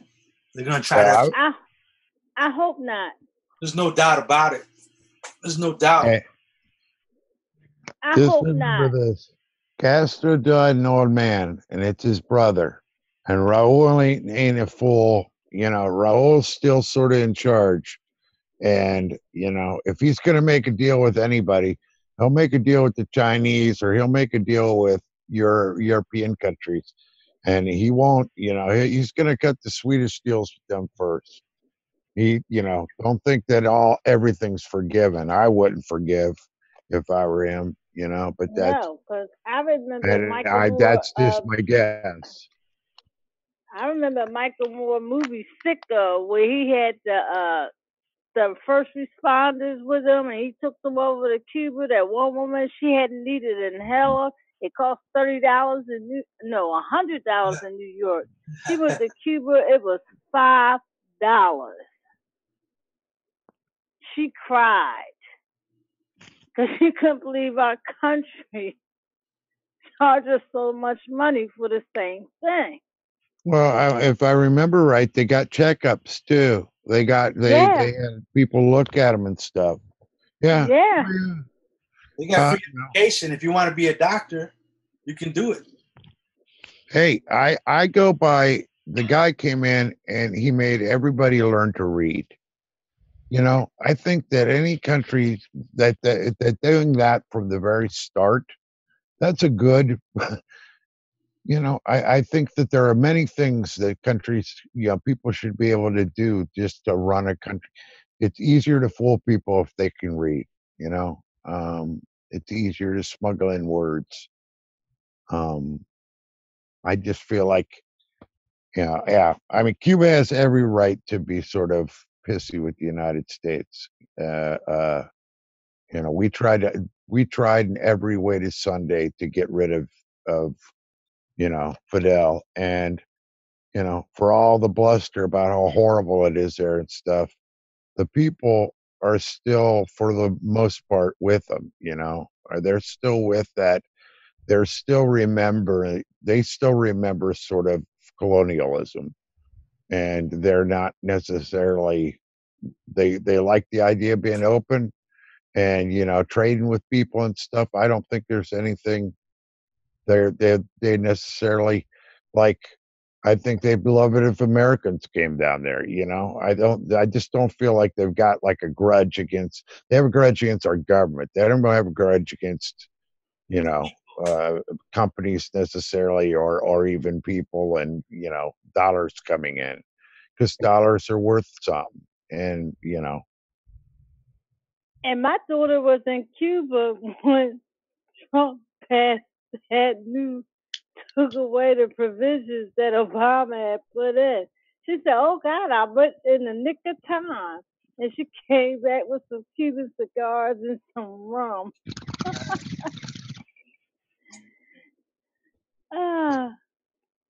Well, the cigars are still illegal, I think.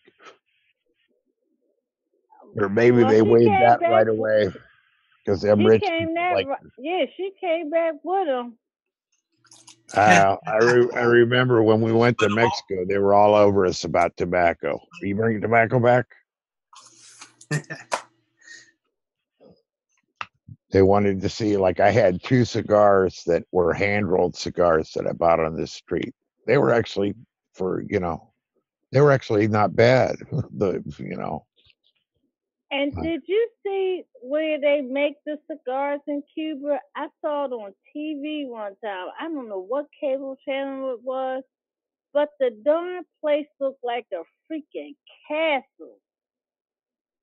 It looked like a castle. I'm like, man, that's a factory? And they were in there working, making them cigars. Smells great too. It smells so good being around all that nice tobacco. Man.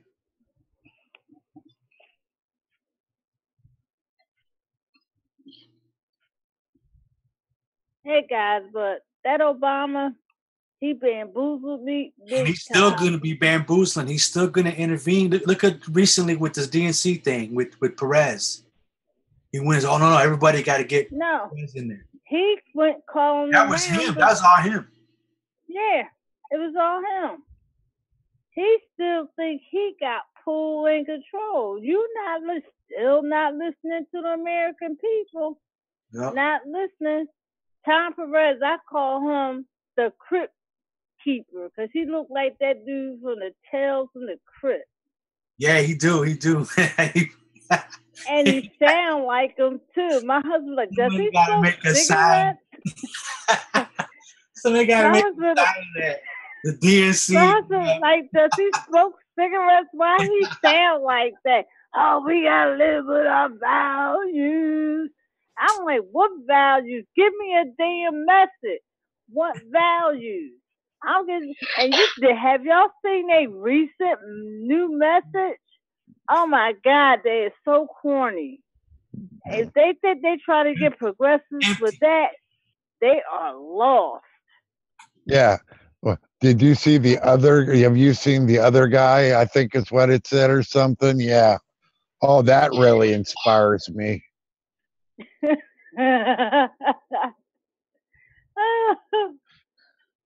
You could do worse. I don't know how. It's pretty bad. Yeah. I want it. Yeah. Like, Obama's gonna be doing something too. I mean, he's gonna keep doing it. Like, what's he gonna do next? Like these midterms, try to prop up Cory Booker or. I was thinking about you guys, and I was thinking about Tom Perez. He looks like that marionette, you know, big head and the arms sort of going all over the place. And I don't know, Shirley. I got to speak up for people with rough voices here. Some of us got them, honestly. We gotta make. No, you got one. I don't have no problem with you. It's just something about I know, Tom Perez. I know. Tom Perez. He I put me in be- mind of the Crypt Keeper on the show Tales from the Crypt from HBO. That's what he looks like him too. I should be able to take my voice and sound like him, Shirley, but I can't pull it off. Democratic National Crypt. Yeah. Well, hey, it's 2 months. What, 2 months or something? The last 2 months have been the lowest I've ever had in fundraising. The Republicans beat them. The Republicans beat them in fundraising. And somebody said, is Trump fundraising for his re-election? I'm like, hell yeah, he's been doing it after he got elected. Well, I mean, all the individual candidates are still. Yeah. Night snort. And if they bring up that Kamala Harris, they better freaking forget it. She wouldn't even prosecute Munchin when she was Attorney General. Yeah. When she was in California. Yeah, just I'm still researching her record. It's not that good. So as soon as they try to wheel her out, we gotta pounce. We gotta mention all this stuff. And she might even be down with Munchin. She might even be that relationship's kind of weird. That whole thing. I'm still researching that, but she had a chance to deal with that. I just wish Hillary Clinton and her minions just leave the DNC. Oh, it's not going to happen. They're good. They got a grip. And I know it's not.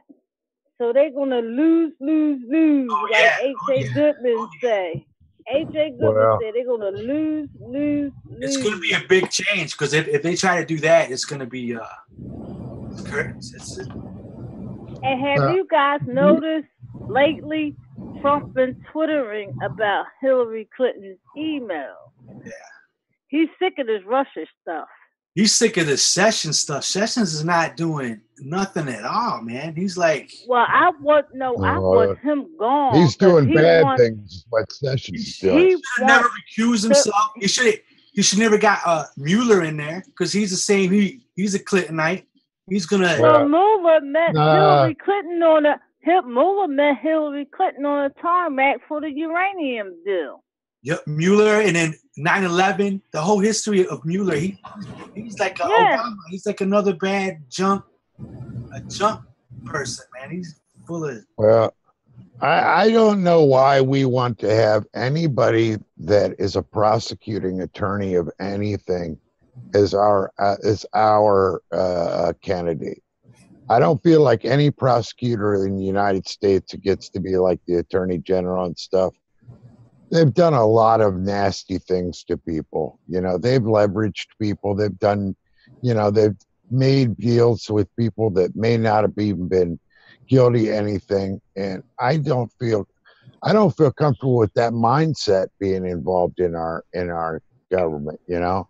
Well, I really don't. I don't want a person that was prosecuting people. I want a guy that was defending people for nothing his whole life, but, you know, also works, you know, doing activism work or something. You know, I want somebody that's seriously on our side. And I don't feel like we're ever going to get prosecutors that are on our side. Well, Obama wasn't on our side. He got rid of habeas corpus. Yeah, the constitutional scholar. Yeah. He he made a comment one time that the Constitution is really, you can't really go by the Constitution anymore. And I'm like, what the fuck is he talking about? He's a constitutional lawyer. He sent subliminal messages. I hope they boo him. He's going to try to come back out, try to push the same old bullshit. I'm telling you, they're not going to boo him. I know I will. I'm going to go whatever. I would boo him, but the other people, they love him. Because when I'm on Facebook, they post pictures of him and Michelle. Oh, I miss them. I'd rather have him and Trump. You miss him. They have a picture of Trump, and they're like, you miss Obama, don't you?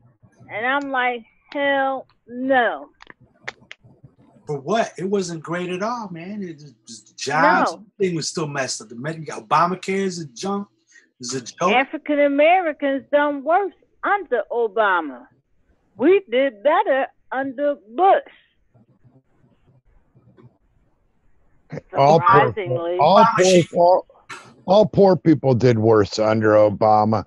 And it was especially galling that it happened to poor African Americans, because it seemed to me like one of them deals where, you know, if nothing else, if he did nothing else, he would have figured out, you know, just figured out a way to sort of run programs in the inner city, did something that meant something to poor people, you know, and poor people of color.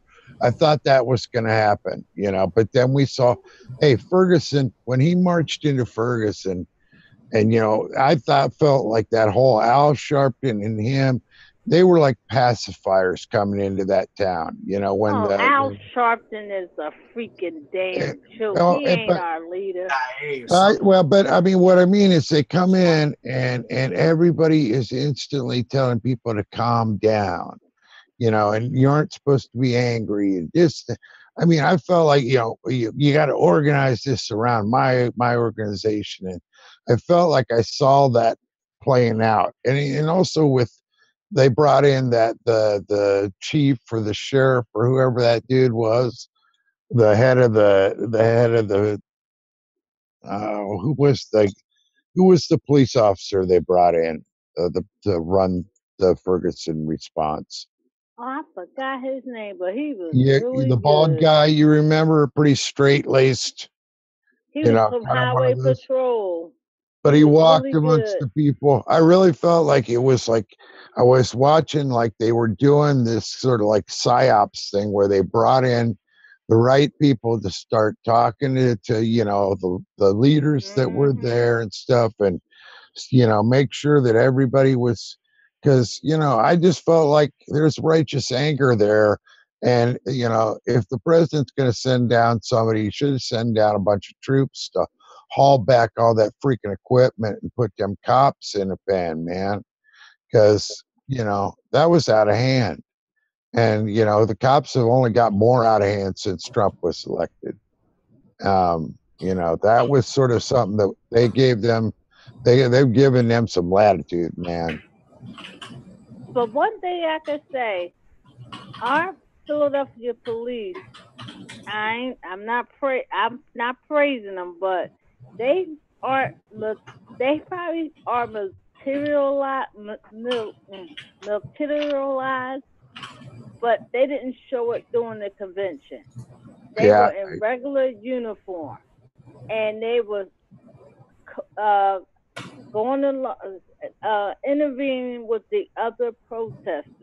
They were talking to them and stuff until some agitators came and tried to start some stuff. They got rid of them. But surely they still did it in just their regular clothes. You know, nobody was. It was. You're right. I had it in my head. I knew I was going to Philly, and you know, I know Philly cops well enough to know. You know, their typical response to things isn't going to be good. You know, I thought for sure it was going to be ugly, but you know, we come into Philly, the cops are on bikes, they're doing everything, you know, sort of the right way. They were organized around just keeping peace, and the people that were there weren't looking for a fight with the cops. It was too damn hot to have a fight with cops. and you didn't see them with all this stuff on their body, like they were in the military. Yep. And my thing is, I want to say this: Al Sharpton, John Lewis, and Emmanuel Lewis, they really do not. They forgot about representing the black community. They forgot. They may have been the ones that turned on Martin Luther King back in the 60s, because the establishment turned on Martin Luther King when he started going on about the Vietnam War. They didn't want him to talk about that. They just wanted him to talk about civil rights, and that's it. Hey, I I remember. believe that's why he was assassinated. You know, I remember like in the 80s, I remember in Jesse Jackson, he came to picket lines and stuff. That dude was hooked into, it wasn't, he was across the board like a social activist that wanted to, I thought that, and I think they squelched him somehow. I felt like, he seemed like the kind of guy that was going to do the right thing, and then things got ugly. I don't know. I don't understand what happened, but I always had what's that? Bernie Sanders supported Jesse Jackson when he ran for president. And it's surprised that Jesse Jackson, him and Elizabeth Warren didn't support him on his run. What a shame. That's shocking. It is shocking. That just exposed them. It exposed who they really are. When Jesse Jackson ran for president, Bernie Sanders endorsed him and took him up to Vermont to introduce him to all the white folks up there. I mean, maybe some black folks up there too, but still. And to see that he did not endorse Bernie Sanders, I think that was a slap in the face. That's why I say he's really not a leader for the black community. Well, you don't care about the black community. Thing about it too, though, was Jesse Jackson would go there, and he would talk about poor people, and poor people are poor, and they understand problems poor people got, and understand how problems in different places can be different. They're just looking for somebody to talk about their issues, and Jesse Jackson was doing that at the time. I thought he was. Hey, I thought he was. But you gotta watch it, just like Martin Luther King. They said, what was that guy's name that supposedly said? I can't remember his name, but I think he died in prison. Coretta Scott King and her children was trying to fight for him to get him out of prison, because they said they don't believe it was him that killed Martin Luther King. I think it was a police officer that did it. Well, I saw mean, a documentary on that, but it wasn't him. He was a patsy, just like Lee Harvey Oswald for JFK. And I think the CIA got rid of JFK because he wanted to get rid of the CIA. Well, I think there are a lot of people too that are right on the edge, and I think the government knows these people that are right on the edge, and they know how to shove them over the edge if they need to. You know what I mean? I think there are a lot of people like that, and I think that happens too. It's a damn shame. It's a damn shame. You vote for these people because you know that they try to do right for you, and then you got the government wanting to take them out. Well, I mean, hey, I still don't know. Maybe you can explain it, Shirley. What happened with Cornel West in the black community? Sort of his shunning. What was that happened? Because I don't understand that. Tavis Smiley. You heard of Tavis Smiley? Yeah. Okay. Him and Tavis Smiley, when Obama first ran, and the way black folks was just raving and raving over Obama, because Tavis Smiley had a show on Tom Joyner on the radio. And I was getting mad at both of them because they was like, y'all gotta stop, y'all gotta look. He's not the Messiah. He's not the Messiah. You gotta look. Go look at his record. But Cornel West voted for Obama. I don't know if Tavis Smiley did. But everything they said about Obama came to fruition. And they were shunned from the black community. All right. I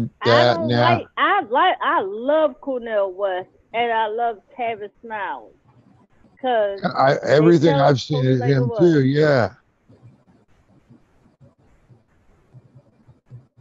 Because like when Cornel West going to Bill Maher, I used to love Bill Maher, but now he's a damn shill. Every week on his show, he go after people talking about, well, you ain't vote for Hillary. Cornel West got into his ass like last month or the month before. Cornel West said to Bill Maher, like, don't reel out Hillary Clinton on me. Don't reel her. Well, yeah, and that's pretty good. That was a setup too, because Bill Maher had videos and stuff that he wanted to play and go rub it in his face. You know, you happy now, blah blah blah about Trump, you know, and it was bullshit. It was all big setup. And the thing is, I don't think that you know, it's my personal opinion that Bill Maher doesn't carry he doesn't carry the intellectual weight to be able to, you know, rub a finger in Cornel West's face. Oh, there's no way. know? No way. Right. And when he pointed in Cornel West's face on that show, I said he is being very disrespectful with a Harvard law professor. Very disrespectful. And a true and you know, he's a street professor. You know, he goes to protest. That man talks and people listen because he says the truth that he's a teacher. He's a teacher. He's good at and he gets arrested. And he's perfectly willing. Yeah, he's, you know. Yeah. And he, you know, even in Philly, he was wearing that vest and the suit, and it was like 1,000,000,000 degrees out, and the man still didn't look sweaty. I was pretty impressed.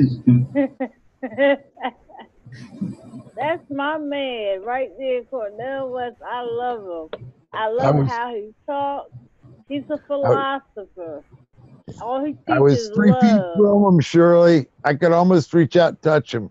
If I wanted to be like the kind of person that reaches out and touches somebody, I would have done it then.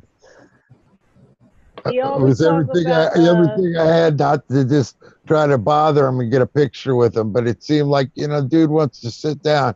It's 110 degrees. Let the guy sit down. You know? It's all he teaches love, and he talk about Coltrane. Coltrane talks about love, and like Harry Belafonte, I love Harry Belafonte, and I'm glad he endorsed Bernie Sanders because he was always an activist, and a lot of people, old school people from Hollywood were activists, even though they were singing, acting, or performing. They were activists, and they were in community helping. And Harry Belafonte got into something with Jay-Z and Beyonce, and they told them that what he told them with the power they had with the young people in the black community, you could do something. Jay-Z got offended, and he actually dissed Harry Belafonte. And I'm like, he dissing his elder?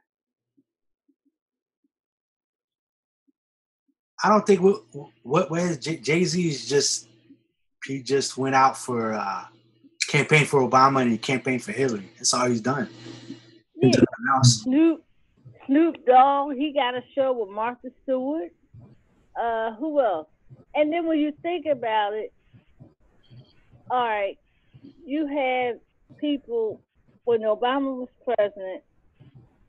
American people was doing effigies of Obama. That was disgusting. That was wrong. Talking about assassinating him and things like that. But right now, you got celebrities doing this, like Kathy Griffith holding up Yeah. Trump's head. That's disgusting. Celebrities, and they got a lot of followers. And I think I forgot some of the celebrities that said something about Trump, and then they come back and retract. You know, It's the same disgusting. thing. You surely, I felt too like the same way when Chris Hayes had Susan Sarandon on.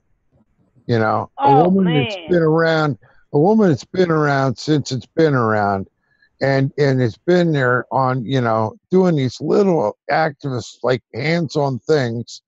Chris knows that. He knows that. All over the world, you know, and Susan, wait a minute, listen, Susan Sarandon wouldn't go on his show unless Josh Fox was with her.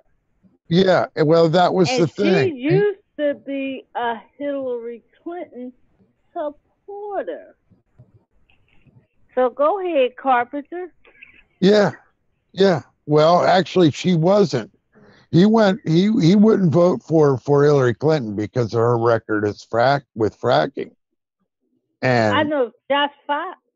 Yeah. Susan Sarandon was a Hillary supporter before, way before. And she checked up on her record and she changed. Oh yeah. But I mean, when I say, Susan Sarandon was like doing activist work, like actual, like going to protest, actual, you know, getting money to people that needed like food and stuff, getting it to them. And Chris Hayes, who has no real, you know, I don't know, being like a journalist doesn't make you able to question things you don't know the answers to already, I guess. You know, you can't cast this. He said something to her. I can't remember what it was, but like could be Syria or something. You know, he was talking about Syria. What about Syria? And she said, "What? You know, you don't care about Syria?" She said, "Yes, I care about Syria. I was there, you know, in such and such with food or what. I don't know if it was Syria or not, but she like put him in his place, you know." And it was like, that was the snotty way he was treating her, was ugly. You know, it was the same thing as that Bill Maher thing. It was somebody they pissed off. They didn't vote for Hillary. She's being slammed in Hollywood. Yeah, and it's, you know, we all know it's BS.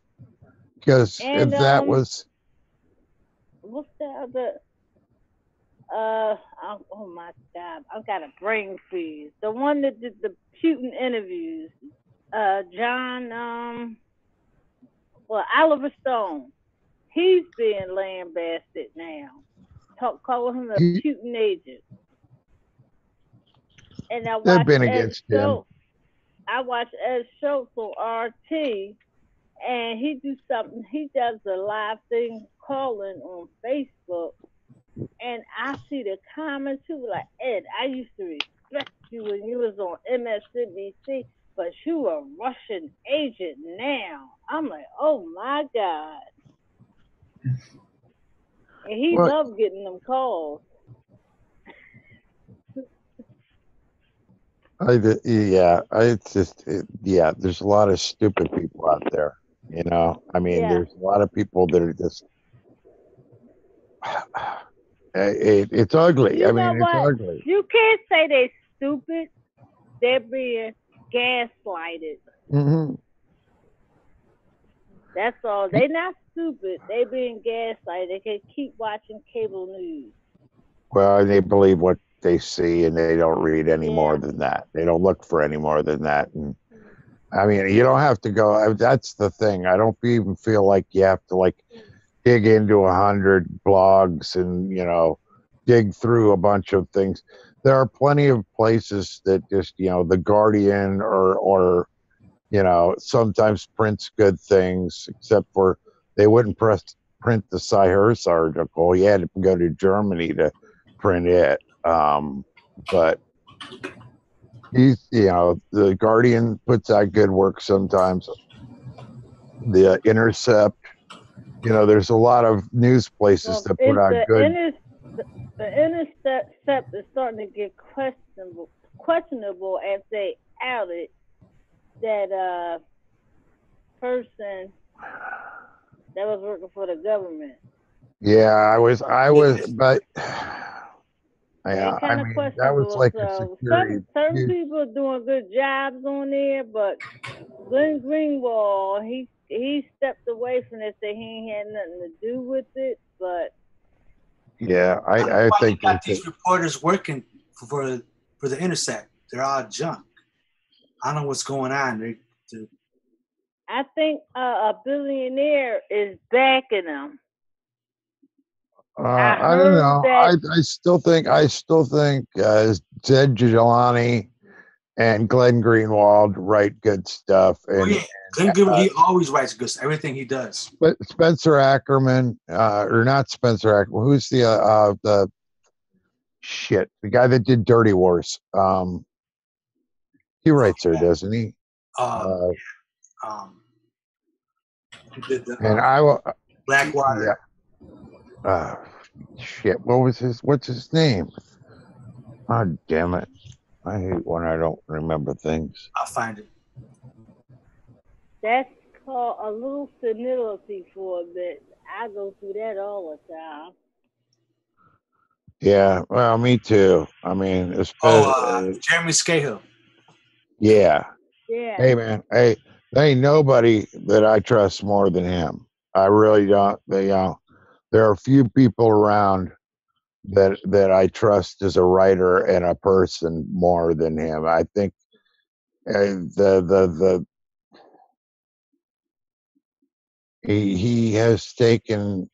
gone to places that I can't imagine going to and seen things that I can't imagine seeing, and talked to people that were in a lot of pain, and he did things that nobody else would do.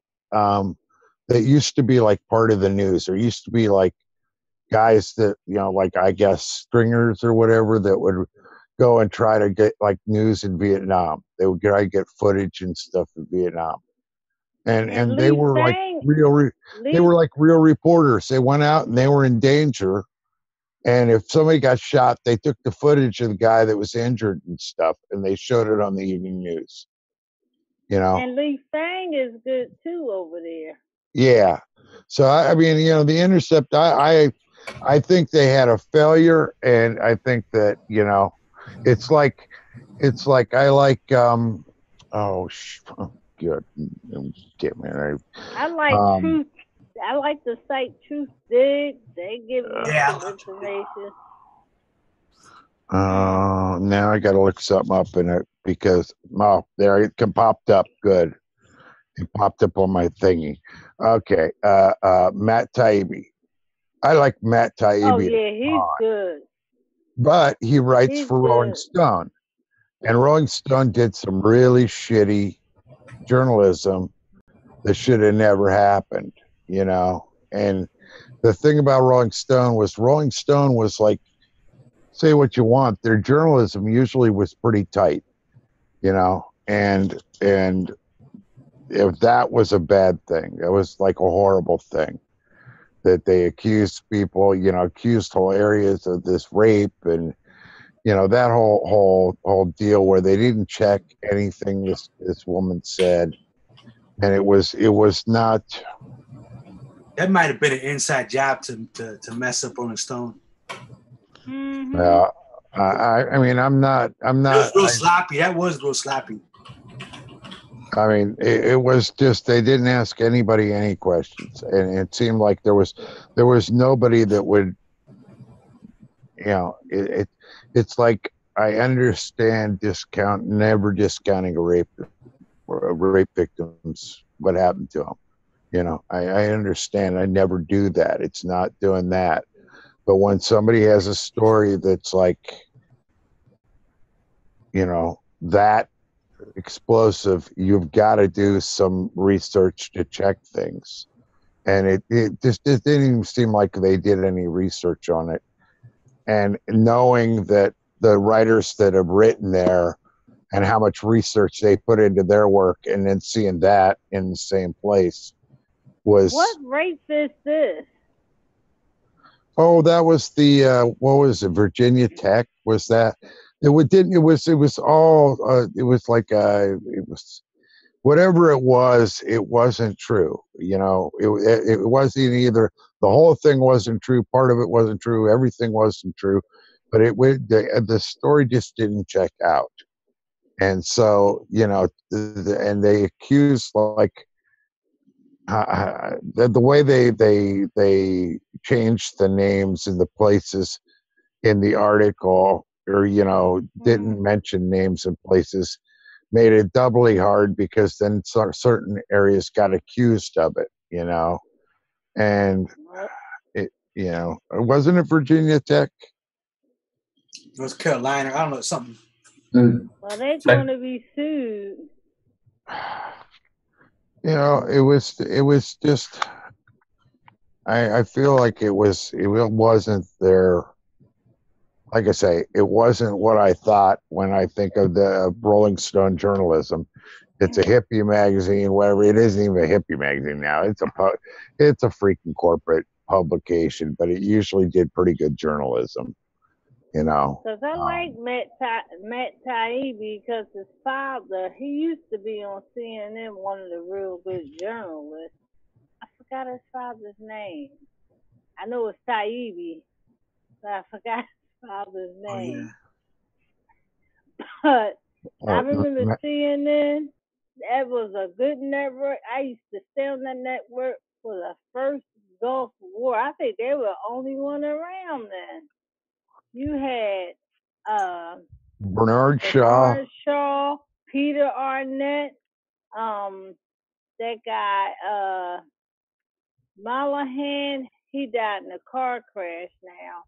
And you had Charles Jacob. I mean, Charles Jacob made you feel like it was a part of it out there. All of them was out there in Iraq. Well, yeah, they were where the bombs were falling. Yes.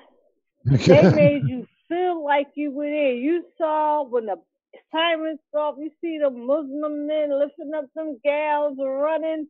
I was like, oh my God, I hope everybody be okay. They made you, that was news. CNN is a joke now. Ted Turner's even pissed. His station is like that, and he sold it. Well, they were like slowly learning, Shirley. Now they sell war. Now war is video games and, pictures of troops and all nice out doing things. Yeah. And just like that, use that Syrian kid on that in the ambulance, talking about, and the CNN reporter, she started crying. I'm like, oh God, boo-hoo tears. Oh, we gotta go over there and do something. What do you mean we gotta go over there and do something? We doing this. Yeah, and you were talking about drones, and the thing that sticks in my mind is 9 out of 10 people that die didn't have nothing to do with nothing. 9 out of 10. Because I saw the interview on RT of the family of that kid. He's doing fine. But they said the media came out here to dispute propaganda.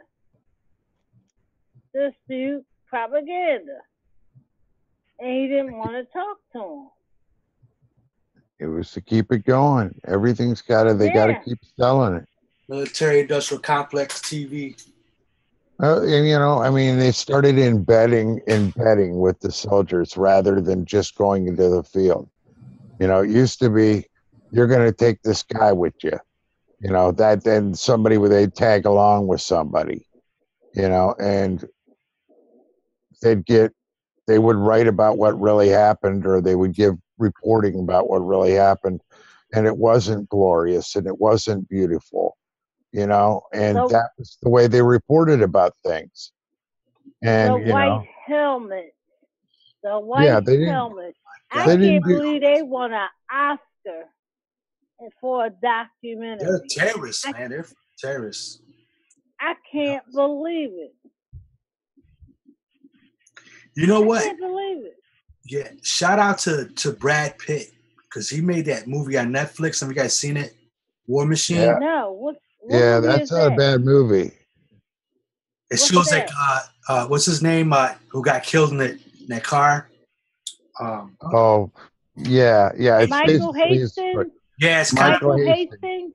yeah, it's Yeah, kind of it's about kind that. of his story. And it show Was how like Michael the wars. Hastings? Yeah, But the Yeah. movie's called War Machine. It's on Netflix. It's a very good Let movie. me write that down. I'll go there and watch that. I mean, it's not the Michael greatest. Hastings. I'm surprised It's because not the- it kind of it tells a lot of truth, a whole lot of truth. What's the name of the movie again? War Machine. War Machine. Okay.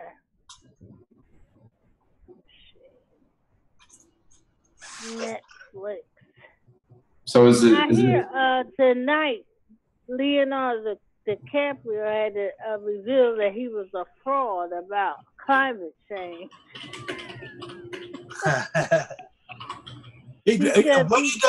What did he? He was using private jets and stuff. Oh yeah, all kind of. Who did he support for this past election? He was kind of quiet. I didn't hear. Was he a Hillary type?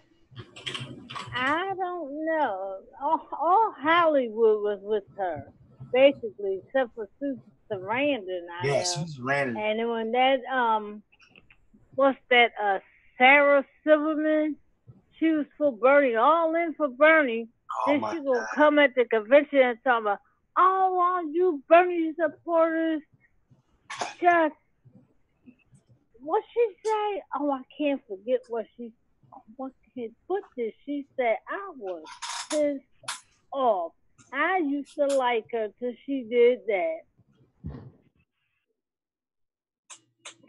Hey, another good movie it was an anti-war movie that was sort of pre-Obama when everybody still thought war was a bad idea when Bush was doing it. War Inc. Oh yeah, I've seen that. I haven't seen it in a while. I've got that one on videotape or on a disc. Oh, okay. I'm going to say, you still got VHS? Oh yeah, I still got VHS. I got VCR. I do too. I got two VCRs. I got a backup just in case this one breaks. I hit a garage sale. Got 100 movies in a VCR deck. Me too. I think I got about 200. Hey, Goodwill. Garage sales, man. You get. And we got a recorder that records your videos from the VCR to DVD. We bought it one day. I mean, it had to be about 4 or 5 years ago. We never tried to learn how to work it yet to do it, to put it on disc. Because I got a lot of movies I don't want to lose. I got a whole bunch that I got on from like Goodwill and Salvation Army. They were like 99 cents or $1, $2. A lot of those movies on VHS are not even out on DVD yet. It's the only place we can get those movies on VHS. Well, and like Goodwill, you could get DVDs too, man. You could get good movies on DVDs. Oh, yeah. I found all kinds of movies like that. My wife won sort of one of those dumb contests where she was like using some sort of business software or something, and that they instantly entered her into this contest, and she won Apple dollars or whatever. So we got a projector. because I was like dragging the TV outside, doing horror flicks on the old big old, huge tube. I'd drag it out there and put it down, and plug it in outside, and all the little kids would come to the driveway and watch monster movies, And so I thought, no, this is just great, And so now we got a projector, and I got a big, a blind, just an old roll down blind type blind. I got a white one and put it on a stronger pole so that it's all works with the. And then I bought two projector screens, and I just got rid of those screens because they were too small, and bought and used like the stands. In fact, that's what I've got my little tripod thing lashed to this, to one of them. But I use those stands to hold the blind up, and that works like great, man. I can go outside and tie it up and put that up, and So I got all these old Disney movies and crap, But I've also got like every old monster movie, around. We got Abbott and Costello meet Frankenstein. So you're the hot spot in the neighborhood? Well, it used to be because, when I wasn't broken, before I was broken carpenter and I was just carpenter, it was like easy to do stuff like that. I've even got it set up so that I've got like a TV stand that I took all the guts out, and I just have it set up so that I can roll that out with. I put like lawnmower wheels on it, so I can just wheel it out there, and it's got a little shelf on it that goes in, and then you can put the projector on. It's a groove, and I got their little kids dig it. Like I do it for Halloween every year for sure, but I just haven't had like the energy and stuff to go out there and do it every Friday, because you got to like do it a few times to get kids, get adults to, because it was like adults would come and they bring their little flask of booze and sit there and watch it with the kids, because we'd always do like a classic one first, or a funny thing. We'd do like, some kind of funny monster movie kind of thing. And then we'd do like, or do like one night I could look, because I got one up. One night I did, we did some Japanese monster movie with the dude in the rubber suit. And then we did the one, you say his name 3 times. I can't think of his name now. And then he appears. Oh, shit. Can't see it because it's faded out. Is that the Elm Street one? No. The funny one with oh, hell's bells. What's the name of that movie? You say his name 3 times. He's like in a teeny little world up in the there's like the nice dead couple that live in this house, their dream house. Beetlejuice? Yes, thank you, Beetlejuice. So I'd play that. I play like Beetlejuice late at night, because that was still not super scary, but it was scary enough, Yeah. Pretty creepy. My daughter loves that movie. I do Dracula. Guys, you were talking about movies music earlier, and what you guys listen to.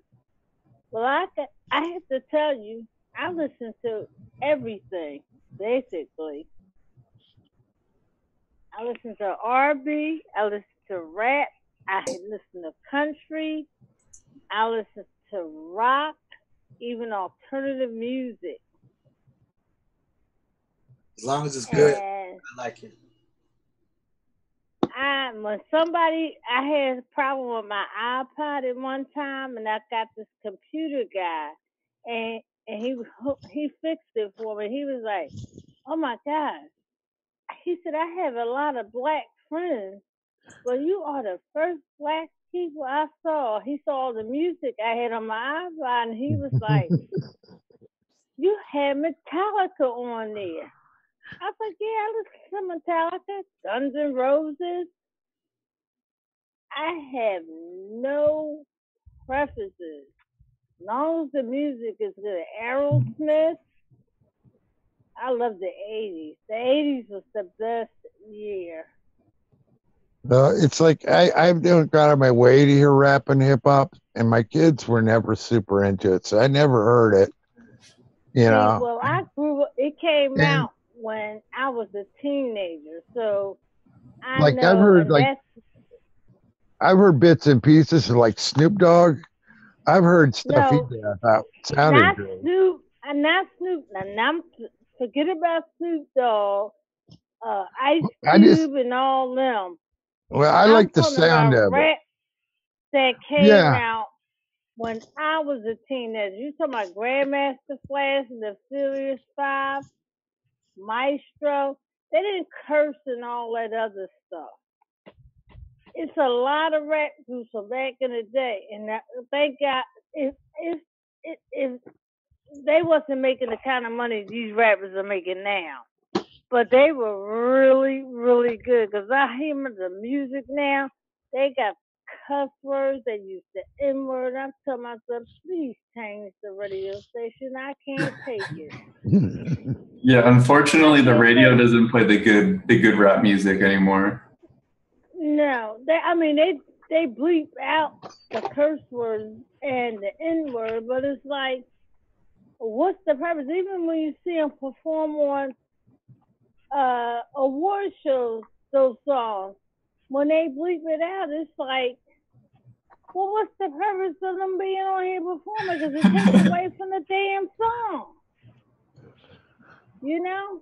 Yeah. You got Sugar Hill Gang can go out there and perform their whole song with no problem.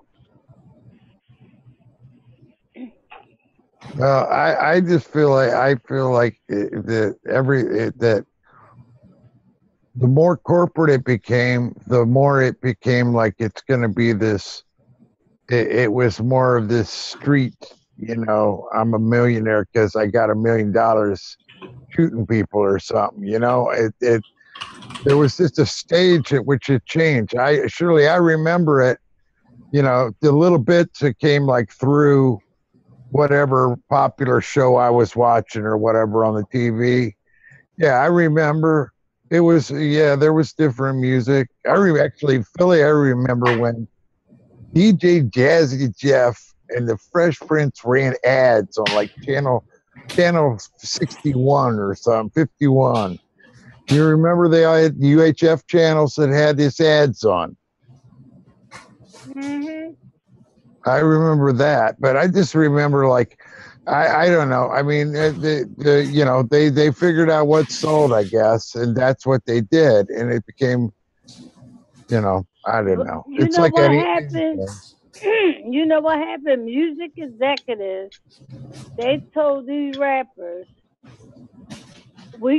after NWA came out with F the Police. After that, that's when rap music started changing. NWA came out with a message about what was going on in LA with the police department. But then the music executives carried it on because there are clean rappers out there, but they don't want them. They want the ones to give them a contract. You got to talk about things, honestly, degrading your community and things like that. Broken. And it's a shame. So I remember NWA's album coming out and them getting busted in Miami. And Shirley, I listened to some of that, and I thought that was badass. So did you watch Dr. Dre's documentary on HBO? It was just on. You can go on. I don't know if they have Comcast, but it's on demand. It was a 4-part series. Yeah, Dr. Dre and how he walked away from Suge Knight was a stupid ass. The first African American to own a rap company. and he just couldn't get that thug life out of him. Dr. Dre walked away from him and left his what you call it? I'm not saying basically his royalties to him. And yeah, it's a documentary. It just released. I gotta finish watching it myself, but it was really good. Yeah, like I said, I didn't follow it that close, but you know, I heard bits and pieces I liked. I heard a bit, like I say, NWA's album I thought was pretty badass, but that was just because the words they were talking about were that was right on. I just thought it was. I thought it was. I was like, okay, these guys are on the First Amendment. I want to hear what the hell the First Amendment has to do with it. Blah blah blah. I'm going to listen to some of it. I was like, what the hell did they say was so bad? That was like, but I was sort of like in that period especially. I was like, you could say whatever you want to say, but. I don't know. We also and just like they didn't like Public Enemy. I love Public Enemy. I don't remember. I just remember. I don't remember Public Enemy or any of that. But like I say, because I never followed it that close. But that was one period where I did listen. I got to say, Shirley. So they had their big hit song, or at least one of their most popular ones, was "Fight the Power," and so that's. Yep. Okay, I heard that one. Hey, check this out. Oh, I thought you were leaving. The group Public Enemy, right? Chuck D, the lead dudes. He had a show on the FBI were watching them. Yeah, he had a show on Air America with Rachel Maddow. Right. Yeah, that's the Public Enemy. Yeah. Yeah, he was good. Rachel, I loved him on there. Yeah. That was. And they had to get rid of Progressive Griff because of something. They're back with him. Yeah. Public Enemy is good. I love Chuck D. They had a message, and anytime African Americans have a message about something, they feel that they trying to get the black folks strong and united. The FBI steps in and start investigating. CIA, FBI got so scared of Public Enemy. You notice after they came out, all of a sudden rap music was about being thugging, shooting. Yeah.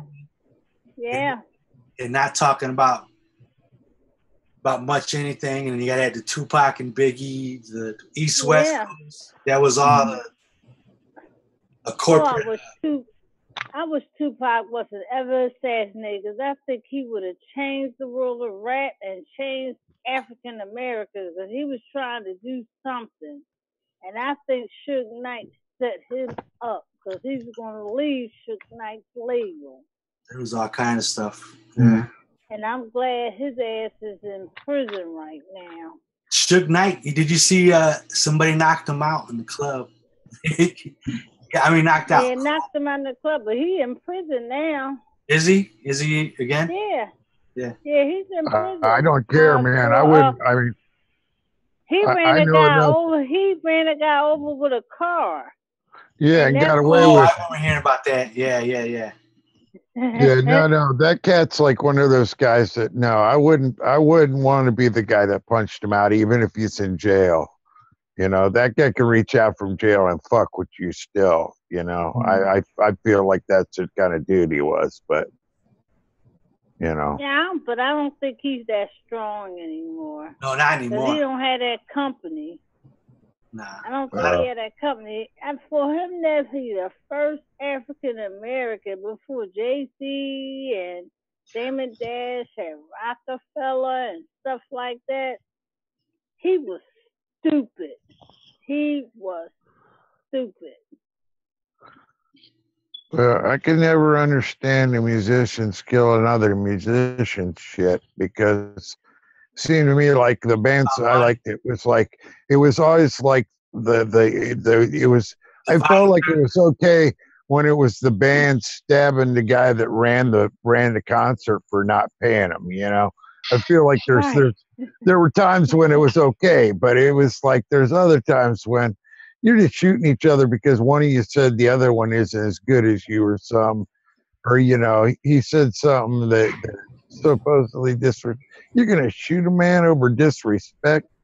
I mean, I guess if you're in prison, maybe you can live by them rules, but outside of there, it doesn't seem like a good idea.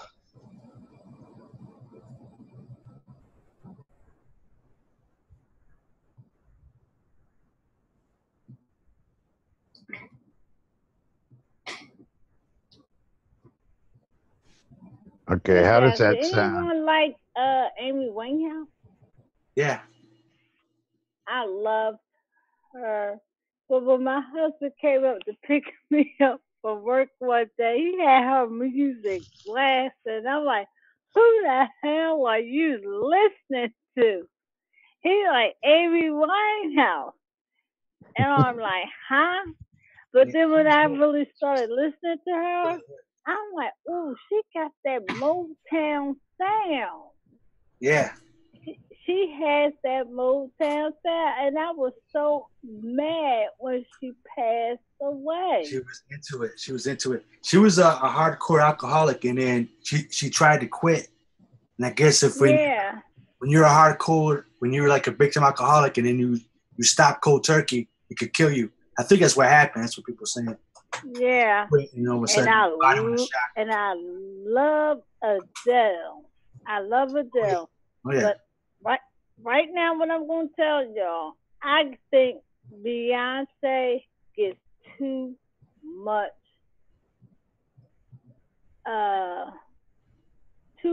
power. She's rocking. I'm just upset that she was down for Hillary. I thought they would learn from Obama about all that.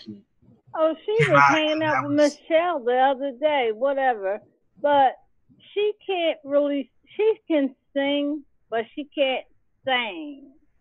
She can't sing like Jennifer Hudson when they played in a movie together. I don't even think she speaks to Jennifer Hudson because Jennifer Hudson won an Academy Award for that movie Dreamgirls. She wanted to sing that song, Jennifer Hudson. I gotta watch that. She didn't have the voice. She got different style. They got different ways of going about it. Yeah, I like the Jay-Z. I like the volume better than her. Yeah. All right, Shirley.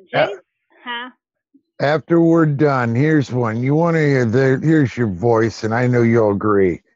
Look up Midnight Special, La Belle Lady Marmalade. Oh, my girl Patty. Oh, you know it. Yeah, her several times. She said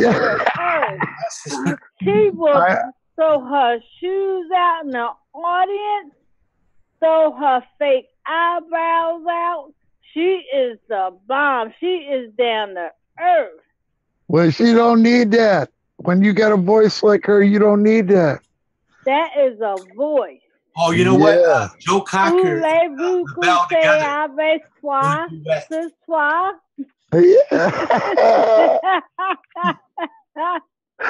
Oh, what is it? Mocha chocolate.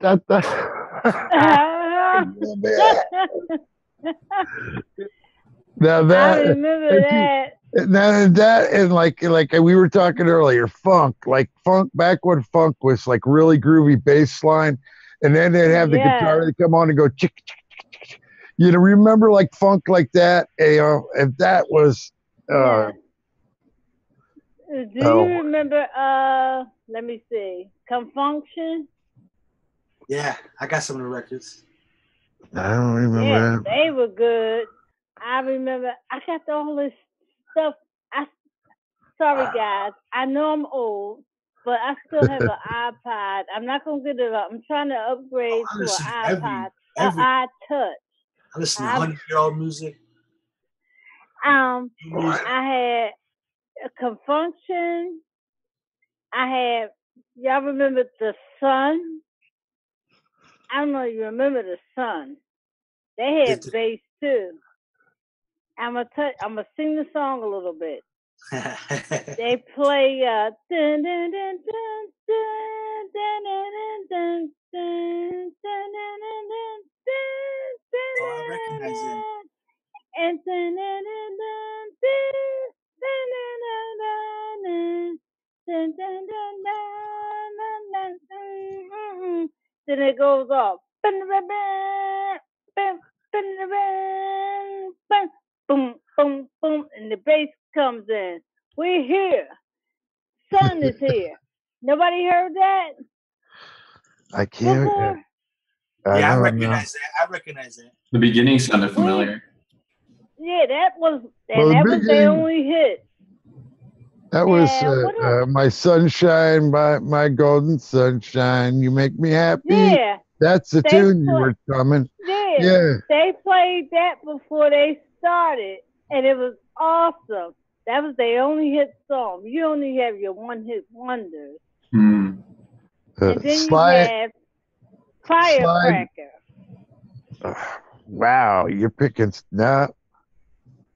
Huh? You know that? Nope. Firecracker, come dance for me.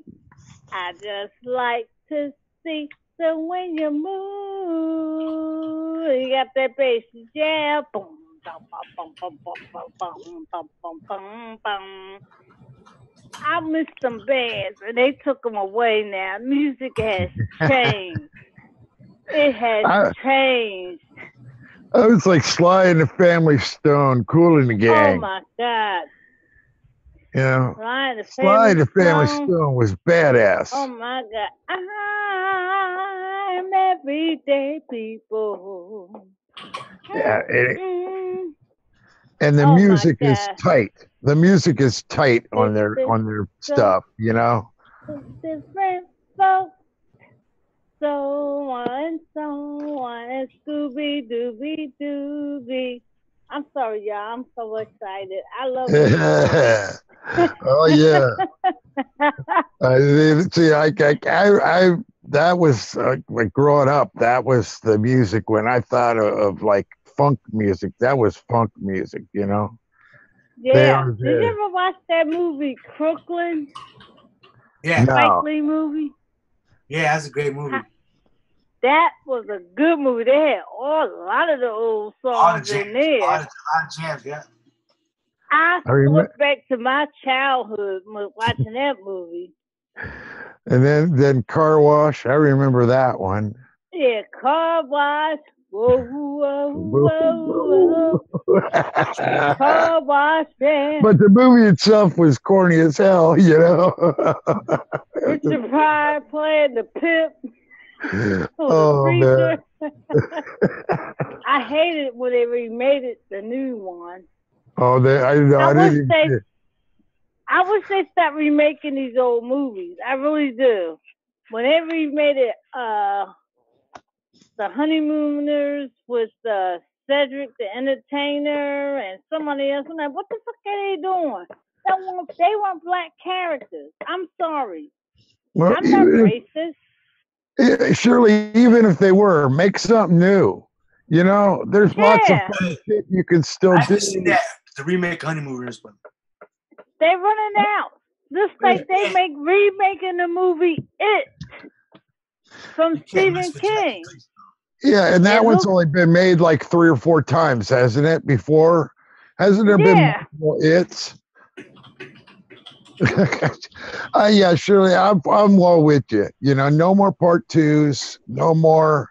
You know, unless it's like Red. Red was worth making a second movie. They're talking about remaking Cooley High. Leave that alone. Oh my God, I think they could mess that up real bad. Cooley High, leave that alone. That's a classic. Leave it alone. Actually, a lot of those movies, you know, they made, especially ones that were really good movies. Yeah. I never quite understood what they were doing with that because that one I can't. Oh shit! I don't know how I can do that. Well, thanks, They're Lost. running out of ideas. You see a lot of game shows on TV now, and like Andy Cohen got a show now on Fox. They're running out of shows. Well, I saw that. What's his name? Samantha Bee's husband. He's doing the Gong Show.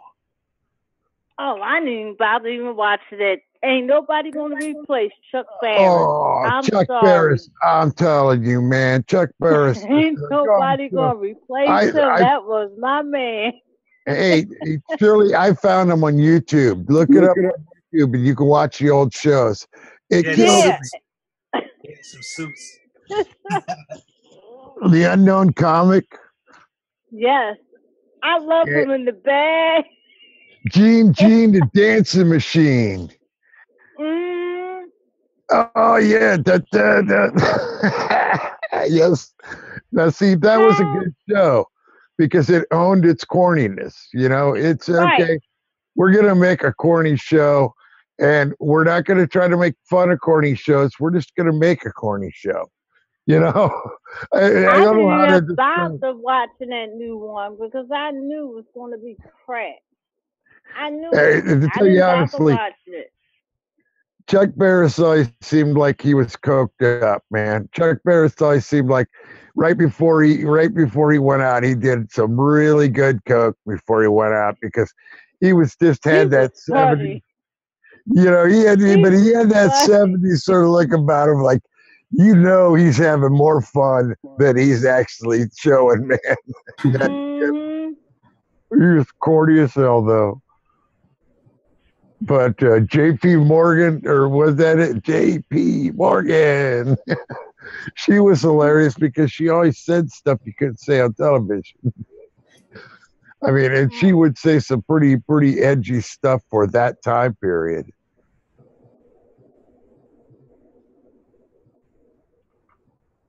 Those are worth a watch, though. Yeah. And that's like they remade my old movie, scary movie. I'm a horror fan. Black Christmas. That was made in 1974 with Margot Kidder. I forgot who else played in that movie. They remade that. That new version was horrible. It was horrible. I said, leave that movie alone. Matter of fact, it was on cable tonight, the original. I love that movie. You seen Army of Darkness? Huh?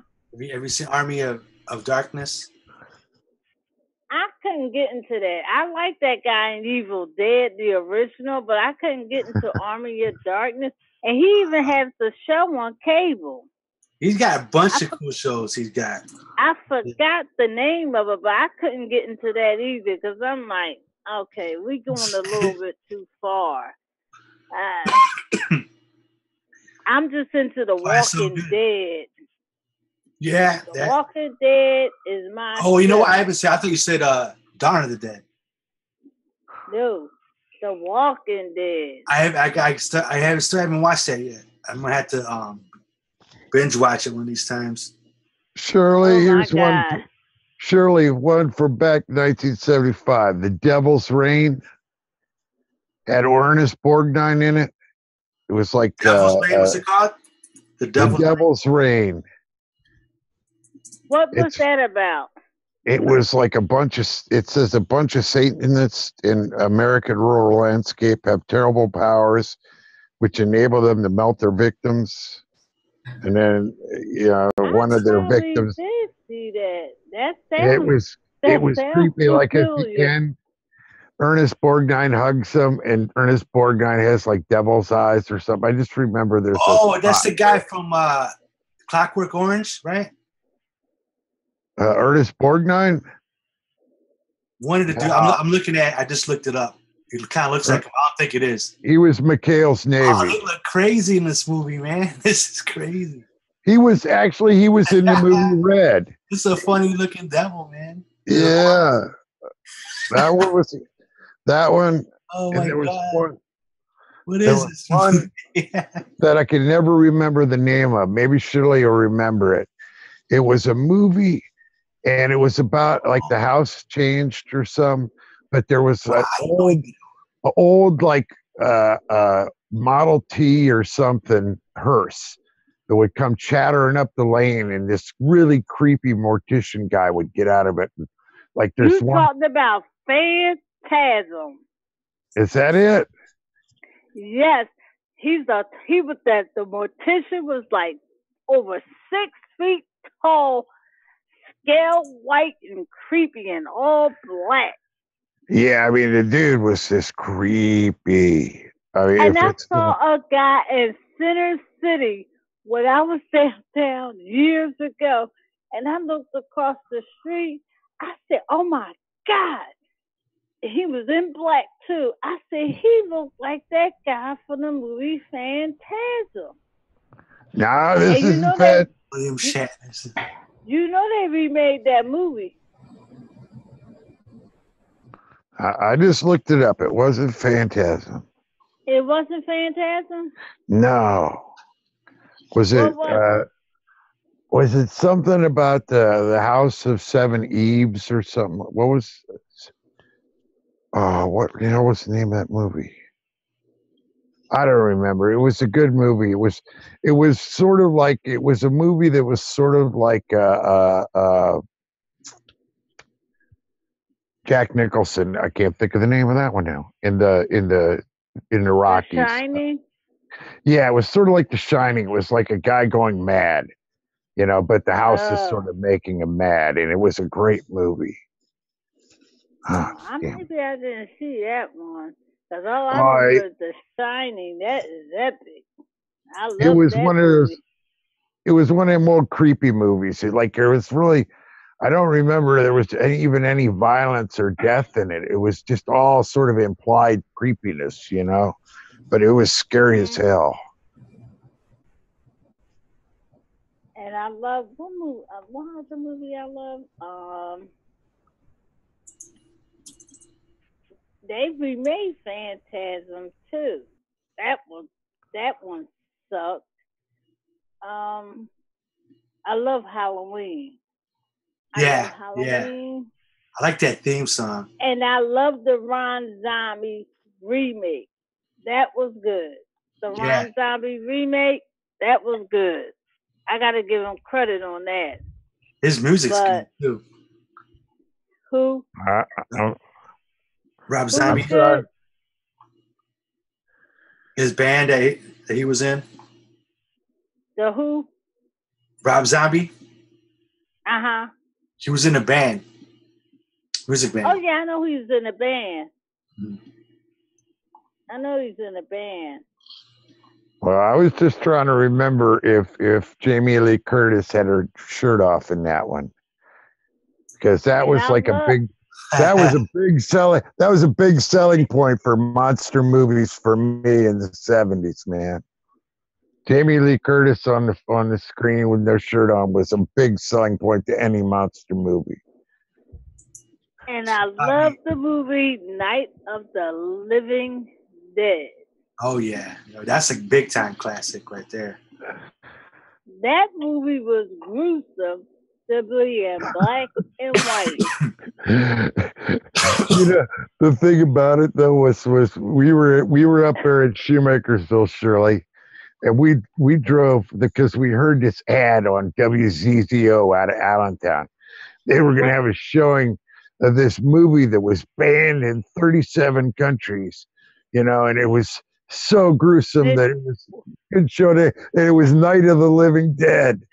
So we go there, and it's like, this ain't gruesome. We just left the town with R-rated movies that are more gruesome than it is. But it was a great movie. But it was like we were waiting for it. The guys came out going, "Oh, that was like the Brady Bunch getting lost, man." Oh man, I love that movie. He was like, "He's gonna get you, Martha." I remember that. Yeah. And what cracks me up about that movie, I'm like, the black guy survived everybody at the end, and he wound up getting killed. I'm like, you stupid ass. Well, every monster movie has to have a twist at the end, and monster movies, unlike other ones, don't have to end nicely. Did anybody see that movie, Strangers? The Strangers? That was a good horror movie. It was based on supposedly based on a true story about a couple. They went. Anybody see it? I felt like it did, but I don't remember. I saw a whole bunch. Steve Tyler's daughter played in it. Well, it's kind of recent, huh? Oh yeah, no, I did see that one. 2008. Yeah, she played in it, and it was crazy. And they went to a place. They went for. He was going to propose to her or something, and then all of a sudden these people come knocking on the door, and they had masks on, and it was cute because he went out to go get something, and they came in there and they were torturing her, and then he happened to come back and they killed him. It was crazy. It was really, really good. Because my son was like, watch The Strangers. You remember Motel Hell?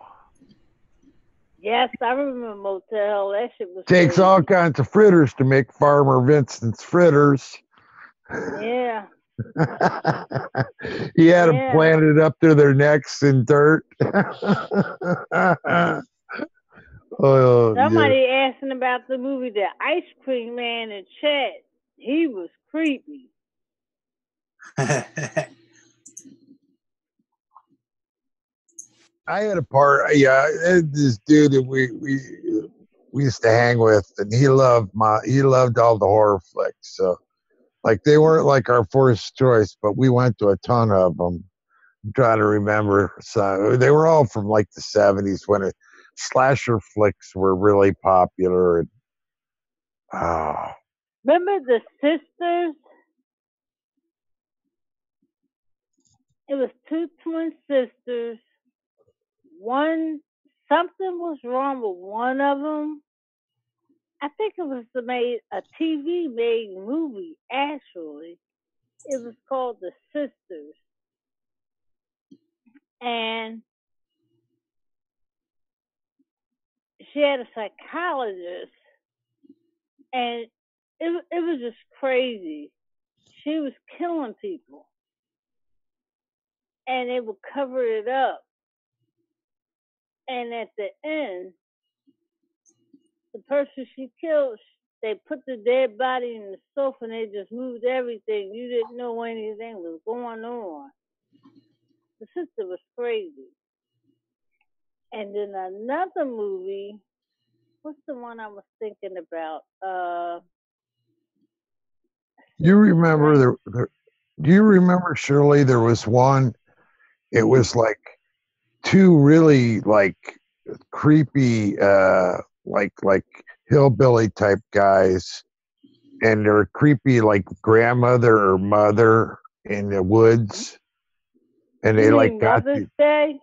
Oh, that's it. Yes. Oh God, that was awful. That movie was awful. That was crazy. I got that on DVD. I love that movie. They were crazy. Oh, man. There wasn't enough pot in the world to make that movie good. I'm thinking of that movie also. They smother her with the plastic blow-up breasts. Yes. Yes, it's just all I can remember is we smoked a doob or two before we went in there, and it was like my friend just thought this was such a great movie, and I'm sitting there going, "Oh my God!" I mean, this is like, oh God, Shirley, that was horrible. That movie. That was like they took all the best parts of the slasher movies and like turned them up to 11, and that was all they showed. Man, it was just gruesome. But they made another movie about that. And when I see it on cable and I look, and I'm like, it's some family friendly thing. I'm like, what the fuck? That ain't what I saw back in the day. So I don't go and watch it. That was I remember that one. I'm like, oh, Dennis, man, this one. I worry about you, man. I worry about you sometimes. He was just a little bit too into that movie, and I was, he's a nice guy, but he liked this flat. He loved them pictures, man. And I can, geez, like all the big ones I remember, all the ones that came out, like Halloween and everything like that. I remember, Evil Dead.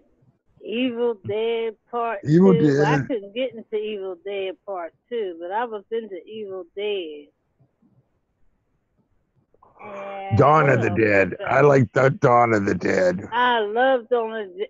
I love the remake of Dawn of the Dead too, because the original guy from Dawn of the Dead was in the second one. Is that right? I didn't see the second one. Oh, you should see it, because the original guy from the first one, still in the second one, he got bitten. They had him in a barrel and carrying around the mall. You gotta watch it. Makai Pfeiffer in that one. Makai Pfeiffer in that one. I love that one. That was a cool movie. It was like a really cool idea. Like it was just like, if you thought about it, you owned everything. All you needed to do was fight your way through people, all the zombies, and be like, and then they built it up safe and they could just use them all. That was cool. Yeah, that's like that show I'm watching now, The Mist. People locked up in the mall because the mist is something out there. It's really good. I remember the original with Adrienne Barbeau. And she worked at a radio station. There was like an old light tower. That was The Fog. That's right. The Fog. The Fog. Yes, I remember now. That was good. That was like, okay. That was pretty cool. Yeah. But yeah, it wasn't quite as flashy. Anybody watch martial arts back in the day? I loved martial arts. And it on every weekend when I was a kid. I love martial arts.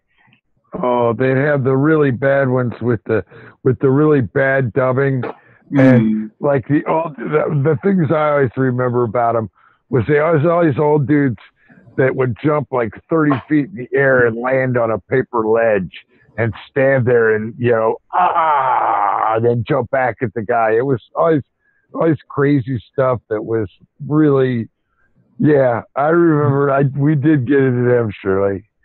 They come around every once in a while. I love the movie Seven Grandmasters. Boy, that guy was fighting. He was fighting with the earth, the sun. He was fighting with sun, and I forgot whatever else. But he was awesome. Bruce Lee is my mentor. I love Bruce Lee. I love him. He was awesome. Fist of Fury, Chinese Connection. I can't even think of other movies he were in. Enter the Dragon. Enter the Dragon. He was awesome. Awesome. And it's a shame he died the way he did. And everybody tried to compare what's his name? Chan. What's his name? Jackie Chan. Jackie Chan. They try to compare him to him. He's good, but he's nothing like Bruce Lee. Bruce Lee was a badass. I mean, he was just flat out a badass.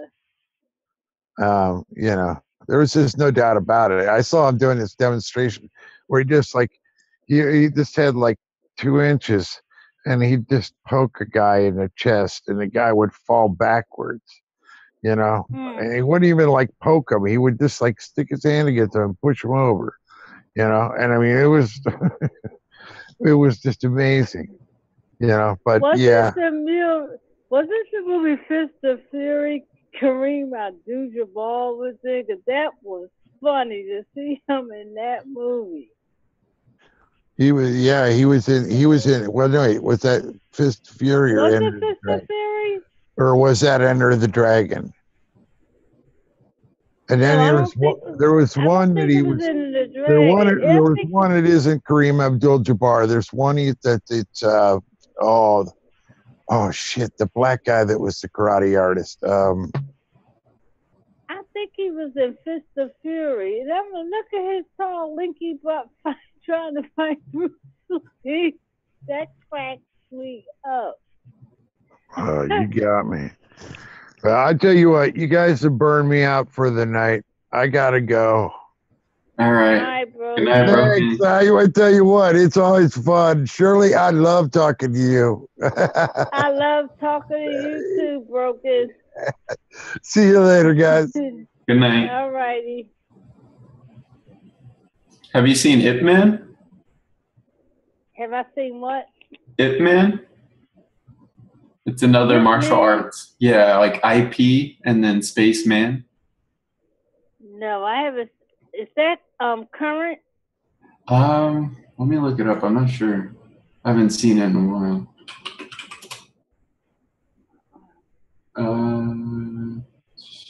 Yeah, or I spelled it wrong. Wait, no, I did. It is IP, but it was 2008, so it's kind of recent. You know what? I really got off of watching movies, and it's a shame. Last movie I watched was The Accountant, and I loved that movie. And I'm not a big Ben Affleck fan, but he played a hell out of that role. And he played another one in Gone. I'm not familiar with either one of those.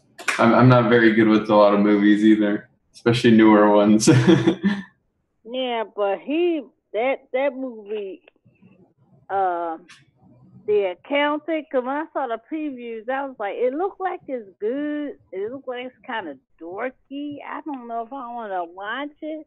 But then when my husband said, let's sit there and watch it. It was like 2 hours. That shit was good. It was good. It helped me in suspense. He was sort of a assassin, and it was very private, and it was just crazy. I don't want to give it up if somebody want to watch it. Yeah, no spoilers. It was really, really good, and I'm not a big Ben Affleck fan at all. That movie really good, Accountant? It don't look like it is. It is? That's what I thought. Okay, I'm gonna check But when I watched it, I was like, and my son didn't think it was, and then he watched it. He was like, whoa, that movie was good. No spoilers. And no, that's why I'm not giving him no spoilers, because my son, he's 25.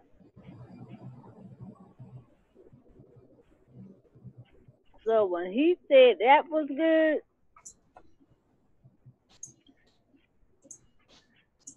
yeah, I think that's on Blu-ray. It should be. I don't go to the movies. I have a Fire Stick that's what you call it? I would call that's encrypted. I go to Philly to go to the movies because you guys got an IMAX, and they still use film. It's not digital. They still use film. The IMAX at the downtown, by the museum. Yeah, but I don't go to the movies. I like that one. I watch movies at my house. I have the Fire Stick, a Fire Stick that's that has It's IMAX. Come on, man. that has been jacked. So You got surround sound and all that? Now I can watch anything on it. Okay. I watch UFC fight and anything on pay-per-view. Who's gonna win, Mayweather or McGregor? I hope McGregor kick his ass. I can't stand Floyd Mayweather. He is a show-off. He always laid in the bed with money and things like that, profiling. And I don't think it's gonna be a real fight. I think it's already predetermined. Well, they already have something special in the contract that McGregor can't do. I didn't go look to see what it was. If he kicks, then it's already he loses all the money. You might even owe it. You might even have to owe money if he kicks him. And what? What if he does kick? That'd be crazy. Floyd gonna run around the ring like he does on all his fights. He's gonna run. He is gonna run. And I like how McGregor talks, though. I like how he talks. I just watched Manny Pacquiao's fight. He was cheated.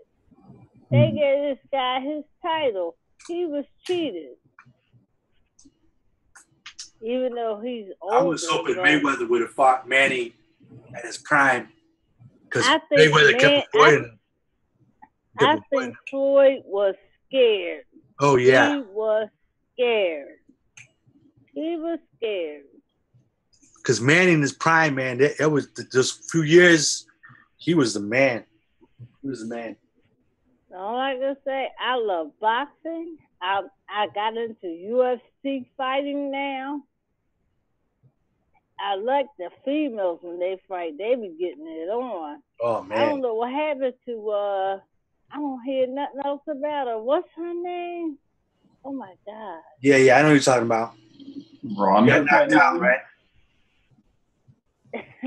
It's like she disappeared off the face. Oh, no, of the she's on earth. TV now. They're on. She's on the celebrity athletic thing. Oh, gosh. She's doing a reality TV show. Ronda Rousey, who you talked that, right?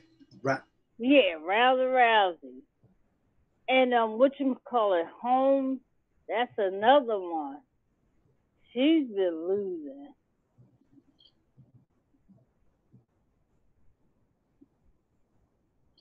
I like watching the what's it called? Ninja. What's that called? Ninja Warrior? Yeah, Ninja Warrior. That's pretty fun too. I never watched that. It's like a crazy obstacle course type of thing. Yeah.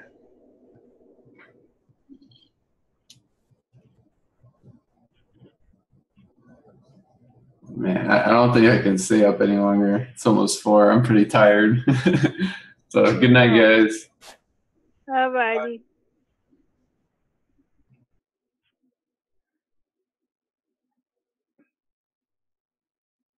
Sunday, I'm about to go to church. Who's about to go to church? Nah, just kidding. I ain't going there.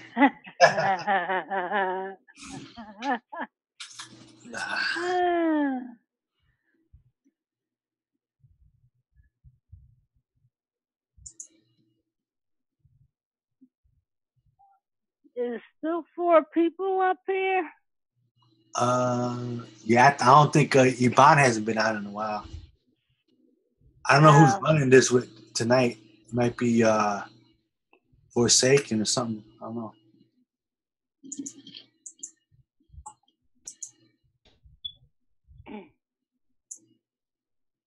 How many people are watching? Is people still watching? Yeah, they're in chat. Who's in there? I'm in a food coma, somebody said. In the shadows.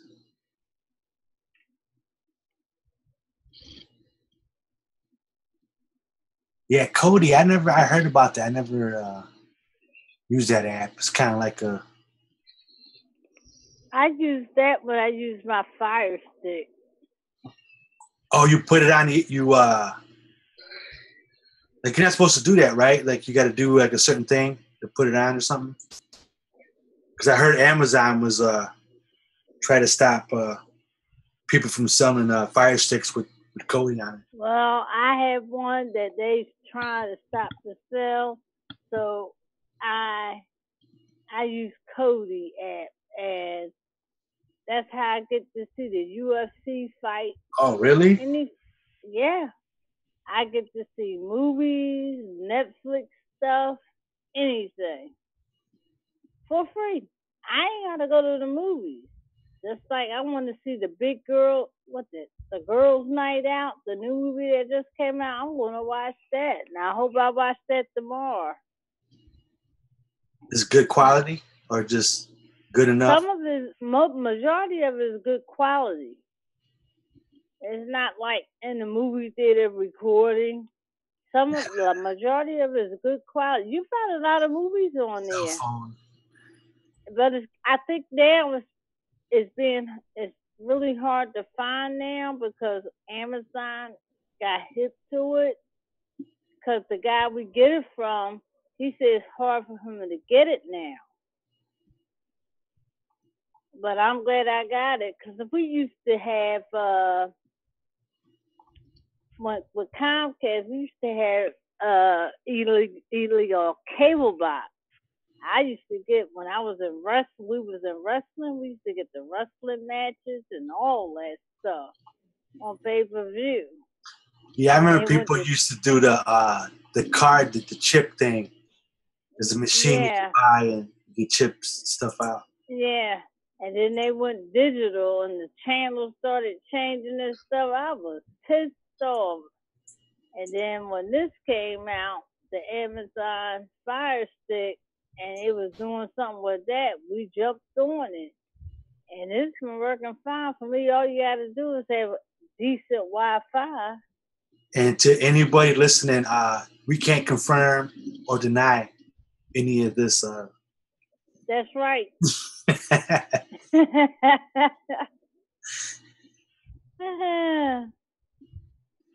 No, it's crazy now. You got to have all these subscriptions now to watch all these shows. You got to get Hulu, and Netflix. Well, I still got subscriptions. Honestly, we still have subscriptions for Hulu and Netflix, honestly. And that's crazy. And I got all the premium channels and stuff for Comcast. But I still use that Fire Stick, basically pay-per-view. When them big fights come on, I could watch it. Because I'm into that UFC fighting now, and I'm always into boxing. I heard they're going to put some new security for the Mayweather fight.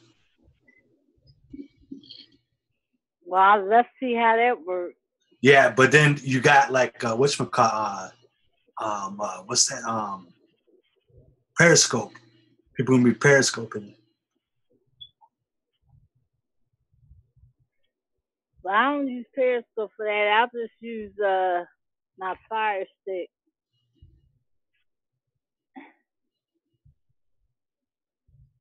Man, it's getting daylight out here. My husband gonna be like, "What the hell were you doing downstairs all that time? You on the phone with those people?" Every night. Hey, how long has Ebon been doing this? Huh? How long has Ebon been doing this? He hasn't been doing this very long. Okay. But he got the baby now. I know he's busy. He's busy, baby. I know. We used to do this sort of thing on the app called Tiny Chat. There'd be a bunch of us on there. And then everybody just moved over to YouTube.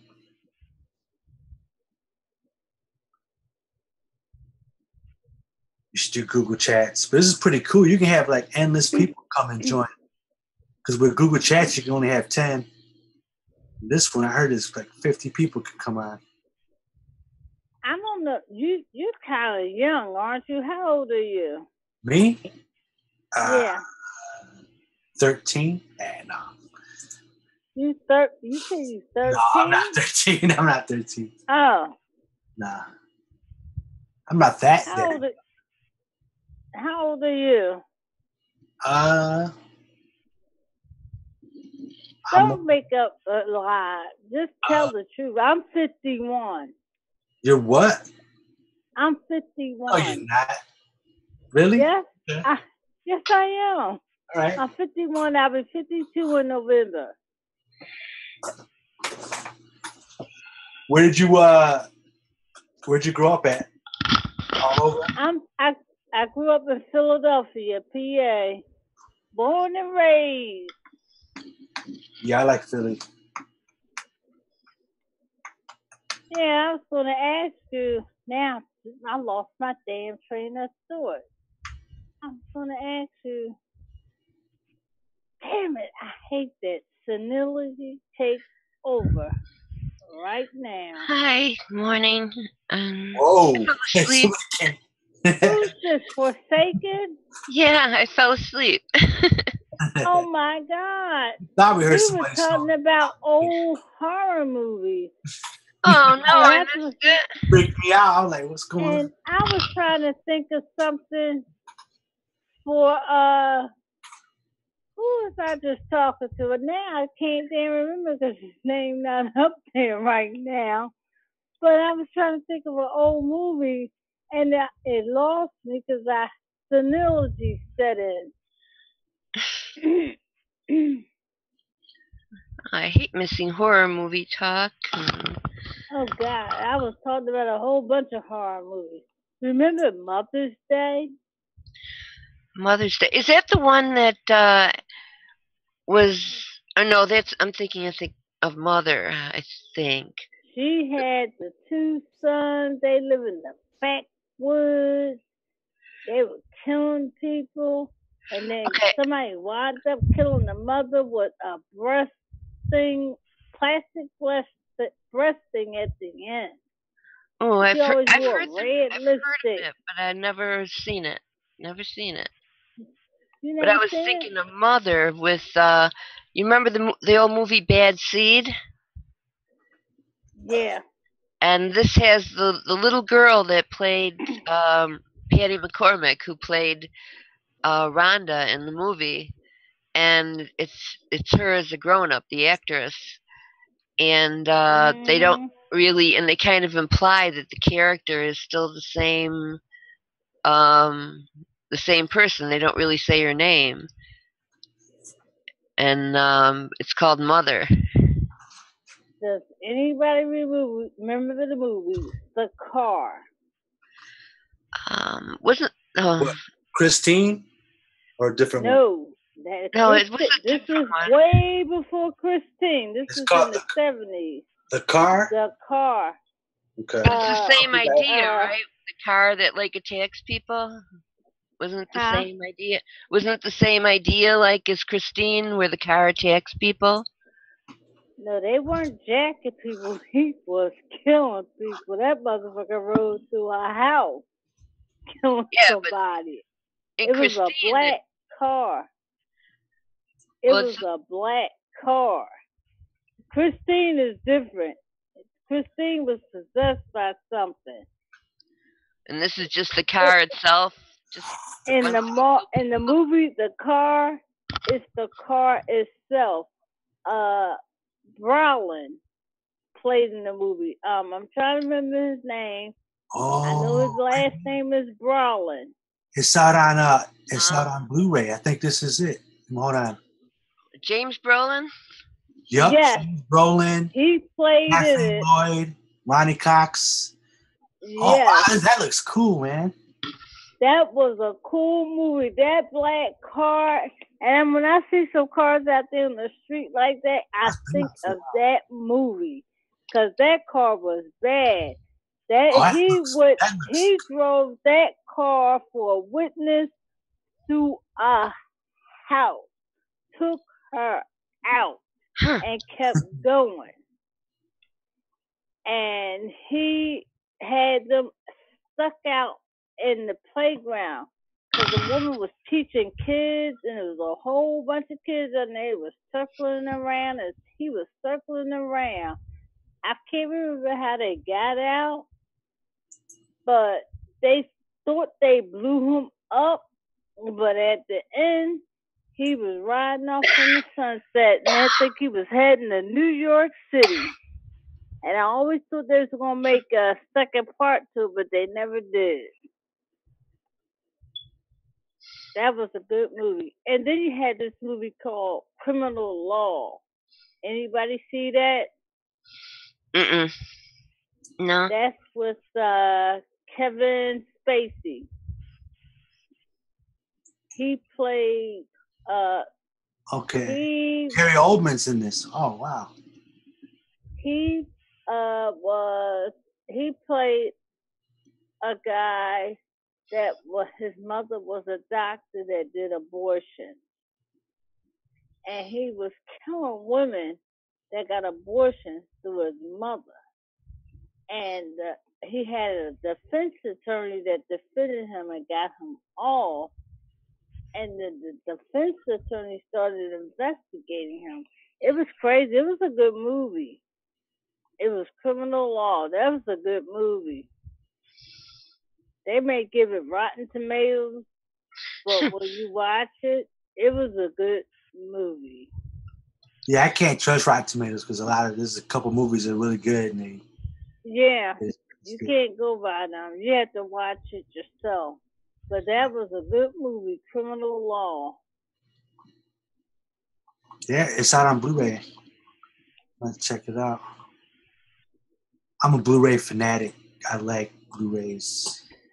Yeah, I changed to Blu-rays now, but I already have probably between 1,500 and 2,000 DVDs. I don't know, because I was logging them into my DVD collector little by little, and I'm only up to about 1,500.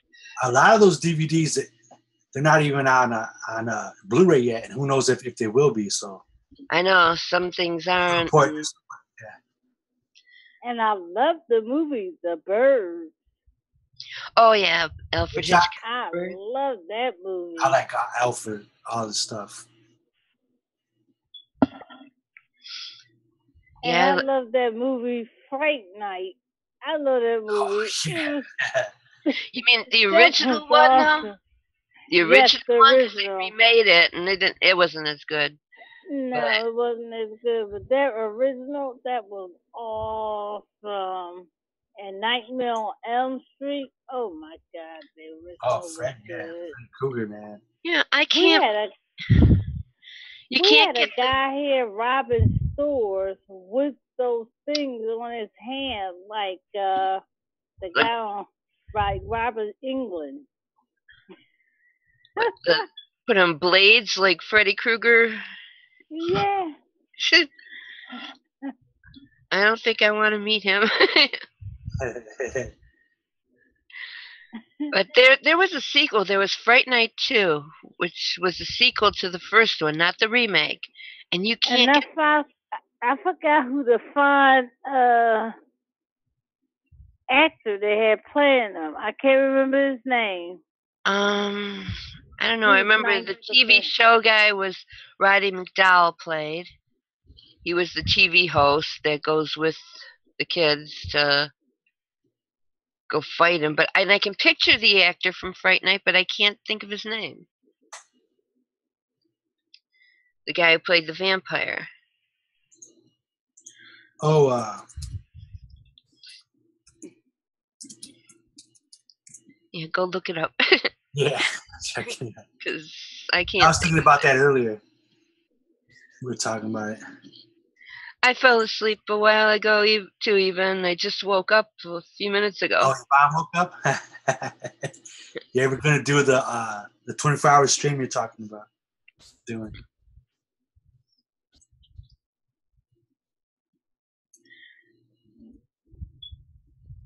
But I want to get hold of the second Fright Night, and it's out of print.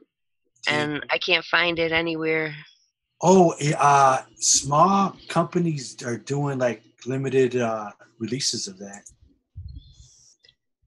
Are they? But is that like where you paid for somebody else to be burning something? And I'm not. No, I don't like that either. I don't like when they burn this. No, these are actually the stamp discs. Yeah. Which Fright Night? I'm trying to see. The second Fright Night, it was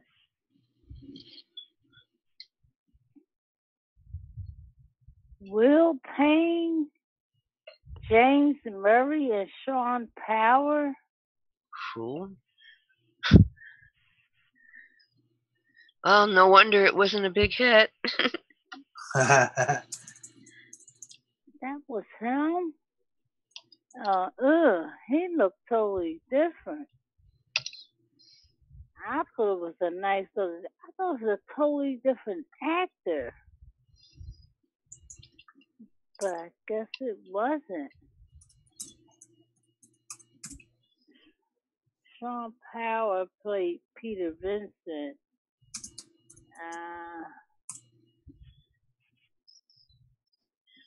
I know in the original. Charlie Brewster played. Well, the guy that played Charlie. No, that's Charlie Brewster. Let me see. Wait a minute. Let me go down. What was the guy that was the vampire? What was his name in that movie? That's what I've been trying to remember, and I can't remember. Was it Chaperone? Shapiro? I don't know. Chris Sarandon. Yeah, Chris Sarandon. I don't know if he's a relation to Susan. No, wait a minute. I don't see his name. Yeah, or wow, he was married to Susan Sarandon. That's where she got that last name. I didn't know that. Me either. Let's see. Fright Night 2. I don't see his name. I'm under the list of characters. Charlie Bruce. But I don't see his name. Let's see. Okay, so in Fright Night 2, Roddy McDowall was still Peter Vincent. He was? Yeah. Maybe I'm in the wrong part. I don't know. Yeah, William Ragsdale's Charlie Brewster. Never heard of the name. 2013 was when it was remade, right? It says 2011, the remake. There was Fright Night, and then Fright Night 2, and then there was the remake of Fright Night.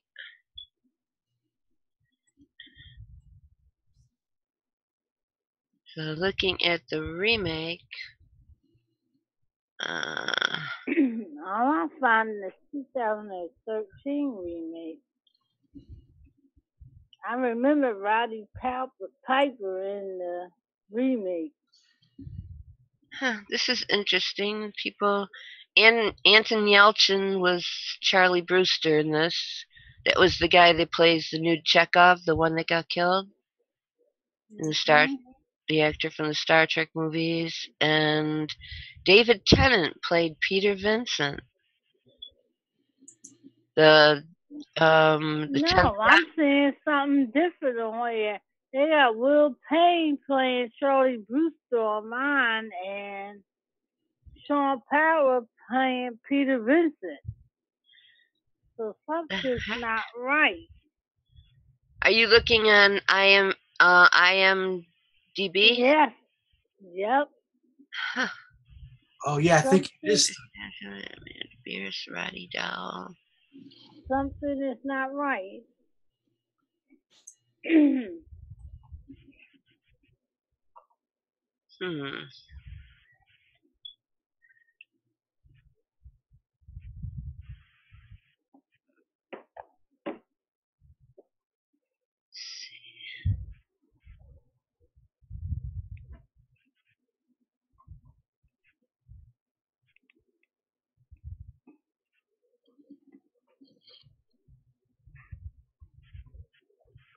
Yeah, people are saying that the Fright Night Part 2 DVD-R from Spain is pretty good. So even though it's burnt, they say it's pretty good. I'll have to look. Let's see. There's Dementia 13, known as Fright Night.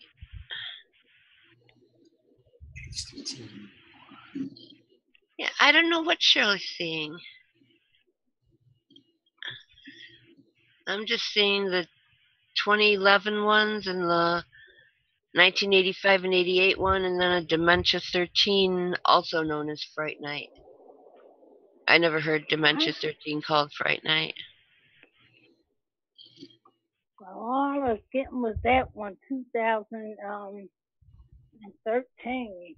Yeah, I don't even have a 2013 one listed on mine. Let's see. Huh. There's a Night Fright.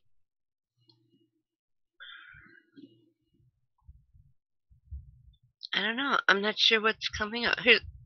Oh, wait a minute. Here's a Fright Night 2 in 2013. Yeah, they're mixing up the remake with Fright Night Part 2.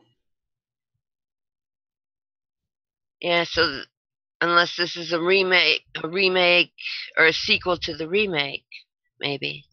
Oh, really? Could be. Yeah. It was 2013, probably is. Yeah, Fright Night 2 2013. So that must be. Yeah, now I'm seeing Sean Powers, Peter Vincent, Will Payne as Charlie Brewster. I don't know who any of these people are. While I was sleeping, I was dreaming that Shirley and Broken Carpenter were talking. I don't know if I was hearing it through my sleep. I don't remember what was being talked about. And in my sleep, I could hear them talking, and then somehow I got disconnected, and I was trying to reconnect, and by the time I did, everybody was gone, and that's when I woke up. And I heard you guys were still on. Yeah.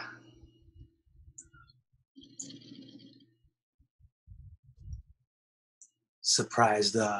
We keep going live. What were we talking about before you went to sleep? 7 hours. Nice. I don't remember because it was kind of zony, and I know I was tucking in chat a little bit. Oh, so you must have missed my rant about Obama. Yeah, actually, I think that's. I think you had just come on, and I was already tired sitting here, and I think it was you guys would talk. We're talking about Obama. Oh, well, you missed that epic rant. I was ramping in chat. I was just chatting in the chat room, and everybody was like, "Shirley, come on, come on."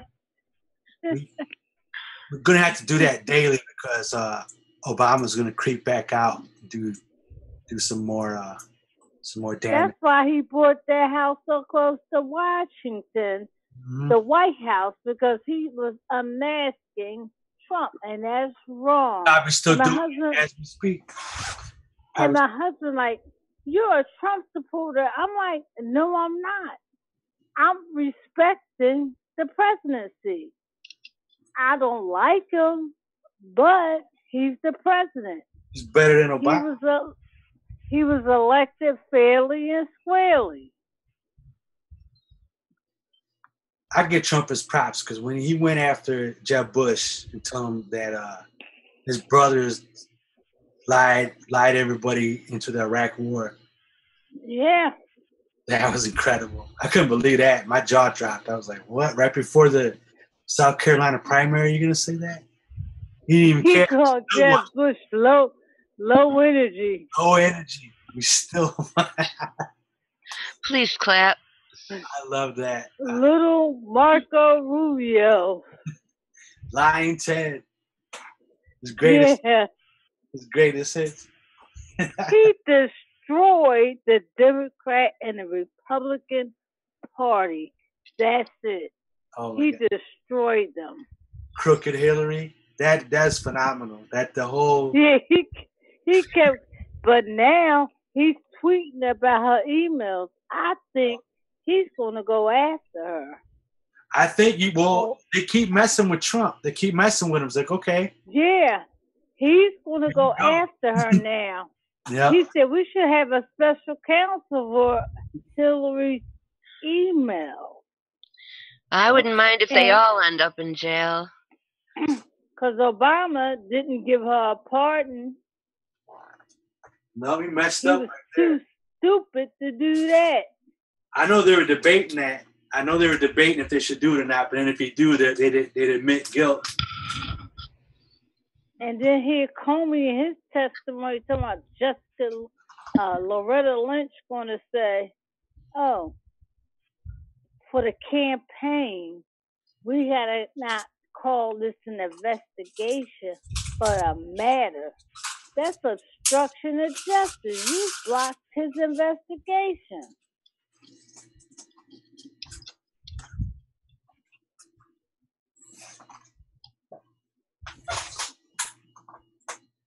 He should have been in jail, and Obama locked up many whistleblowers like Jeffrey Sterling. He needs to be released, just like Chelsea Manning.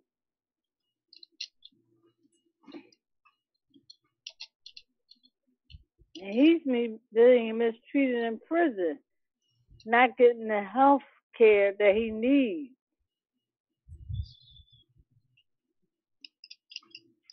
Yeah, somebody posted a thing, I guess, on Twitter that said, it was like some right-wing radio host or something. I forget who it was, or somebody from some religious group. What would you rather be spending this money on? And has a picture of Chelsea Manning, and it has a picture of the F-35, and like all the responses were Chelsea. Yeah, Chelsea's better than a plane that won't work in the rain. Not what he expected. And my thing is, think about it. That shooting of that Australian woman in Minnesota, and you have this Blue Lives Matter. I went to their Facebook page. They are not supporting that police officer. Well, of course not, because it was a white person shot by a black cop. Isn't he No, it wasn't because it was a black cop. He was Somalian American. On top of that, the whole thing is funny. You called the cops, something was happening, and then she ended up. The whole thing is wild.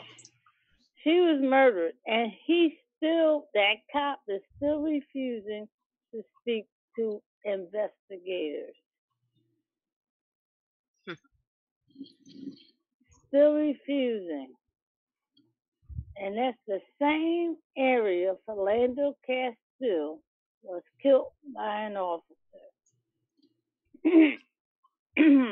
Yeah, they fired the mayor fired the chief of police. Did you see that press conference? The mayor tried to talk, and they want her gone, along with the police chief.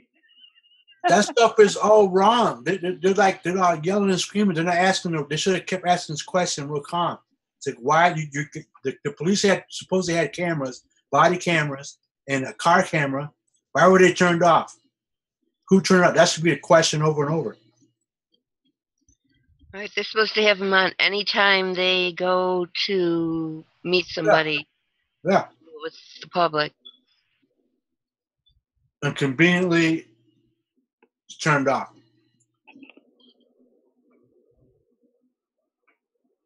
Who ordered that? And then they said when the officer shot over his partner was stunned, but the partner made a statement trying to cover up for his, as it's that code of blue, cover up for him, talking about, oh, we heard a loud sound. Get the hell out of here. You're going to shoot somebody because you heard a loud sound. And they ain't hear no damn loud sound. A woman coming out with pajamas and slippers on, please. So what we know about her? She was Australian. She was a yoga instructor, and she was into holistic medicine. Yes, that's all we know. She didn't do nothing to me. She shouldn't have been killed like that. I don't care. I don't care if she was white, black, yellow, Asian, whatever. That was horrendous. And I see Black Lives Matter out there fighting for her cause. I don't know that press conference. Whoa! I got a news alert.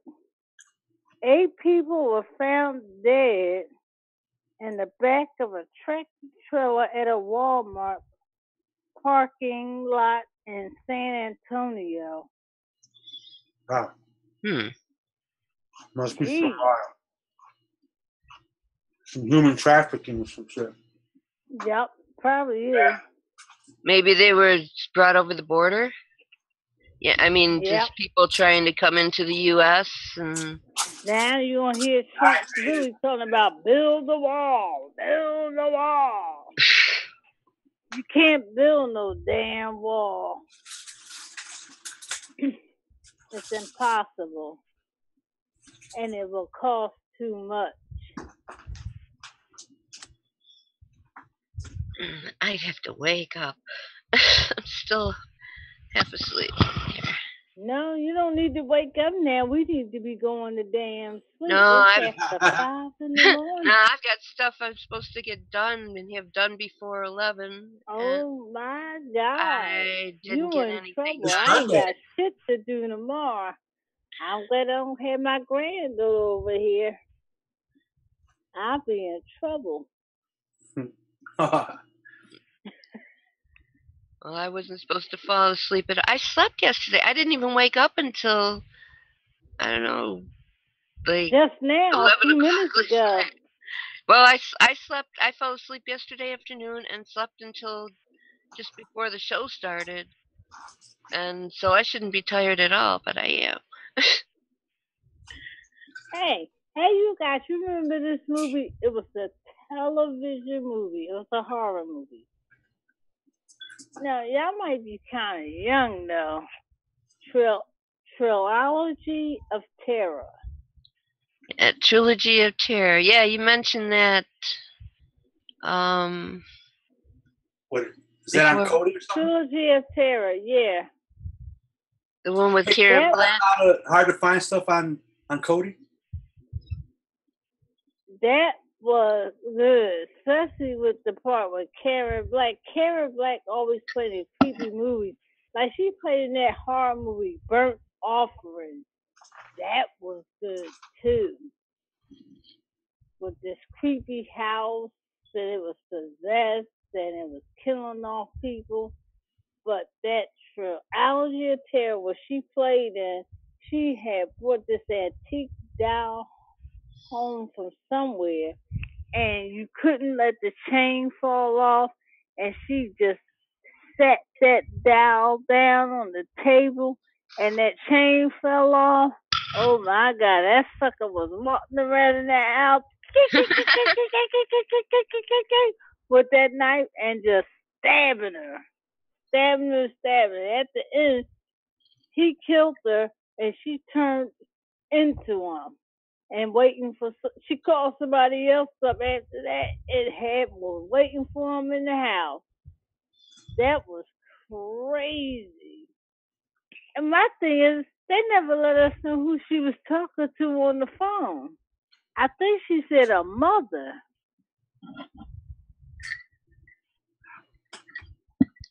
I don't know. I know you mentioned it before, and I only vaguely remember. I do remember seeing it at some point, but I only vaguely remember it. How do you find that now? Is it on DVD or something? It probably is. Trilogy, it's different series. It's different segments, different parts. But that one was the best one. And she played, and also Karen Black played in this movie, Burnt Offerings with Betty Davis. That's my girl, Betty Davis. Oh yeah, I just watched the movie today about it with her. She played in it, and that was really good. And it was another movie. Betty Davis. Betty Davis played in that was on television. It was a television made movie. Oh God, I'm trying to remember it. She ran some kind of harem, not harem, but some cult or something. The Nanny? No. No, it wasn't a nanny. It was a horror. You're thinking of the movie I've been trying. I was gonna mention the Secret of Harvest Home. Yes, the Dark Harvest. Yeah, the That's dark what Secret it was. I love that. I actually found it to download online, and it's really hard to get hold of, but I love that. That was a good movie. Yeah, I'm just looking. Trilogy of Terror is out of print. They have some people selling copies of it for like $70 and up or something. Yeah, for a second, what you call? You said the movie's called Dark Harvest. What? The Dark Secret of Harvest Home, but it's based on a book that's called Harvest Home by Thomas Tryon. But the Dark Secret of Harvest Home, and yeah, I love that movie. I have a thing about movies about like secret cults and all that, and that's like one of the best. Yeah, that's the one. That was a good freaking movie.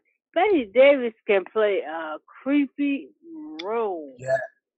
That was a good. That was made. Damn, I didn't know it was that long. 1978, and then I just found out Rap is 40 years old this year. It's older than that. Yeah, Betty Davis. Yep, I know that was a weird movie. Remember she blind that guy?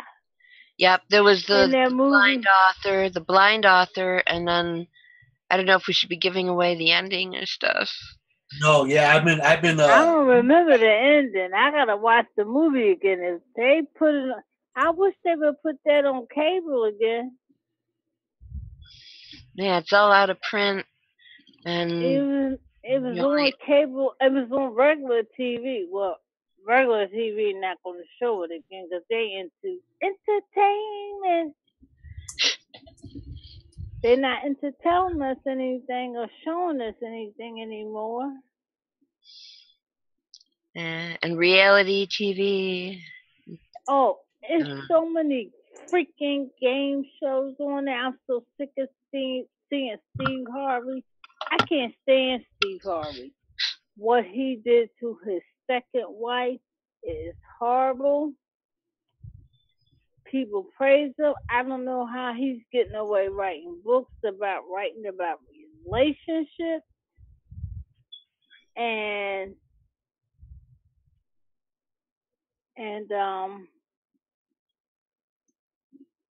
what else I wanted to say about him? And I never forget what he tried to do to Bernie Mac when he was living. Bernie Mac had the role for what's that movie? Ocean 11 or Ocean 7 or something. Yeah. And he went to the producer and said, I think I will be better in that role than Bernie Mac. That's when they had a severed relationship. I missed what you're talking about beforehand.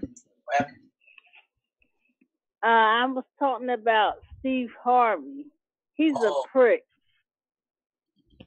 He's looking for fame. He's trying to start start his own studio, movie studio.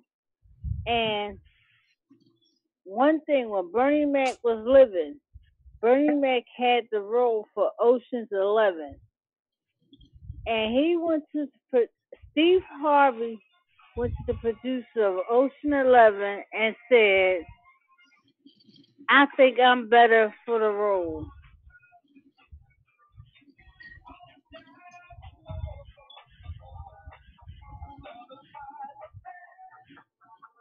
Is that Cheryl's alarm clock going off?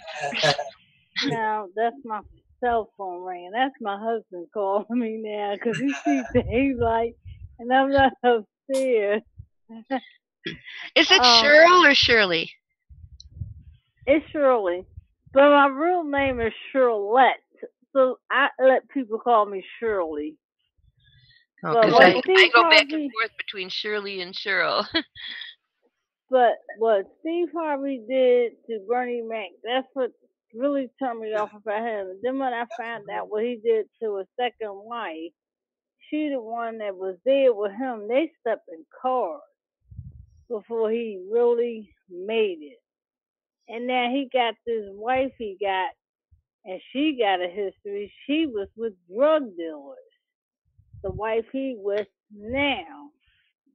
You gonna look it up. Damn, I love Bernie Mac, man. I miss him. He's his TV shows. Bernie Mac was real. Yeah. Think they killed him? Some people would say. No, I don't think they killed him, but I saw him in person. He was so real. I went to see him live in Atlantic City. Yeah. And he was playing at the slot machine after the show. And I told my husband, I said, "That's Bernie Mac." He said, "No, it ain't. He don't have no bodyguards around because he didn't walk around with bodyguards." And I'm like, "Yes, it is him." He was smoking the stogie, and we walked him to him. We was like, "Hey, great show." I was like, "Can I get your autograph?" He's like, "Sure." I got his autograph now today. Oh wow.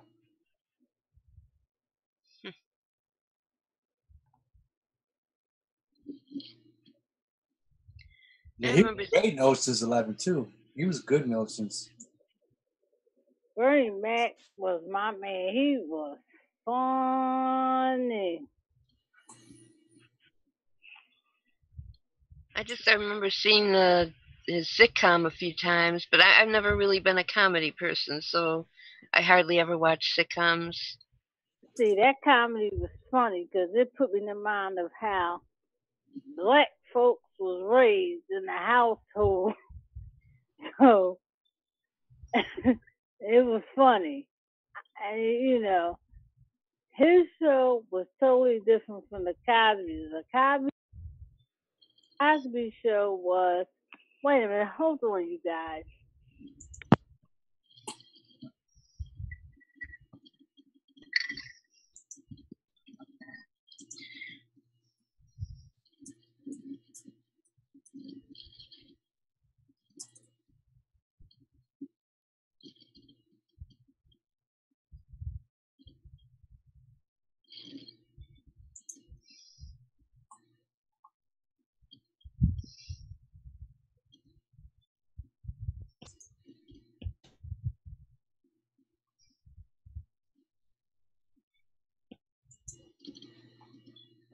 Hello?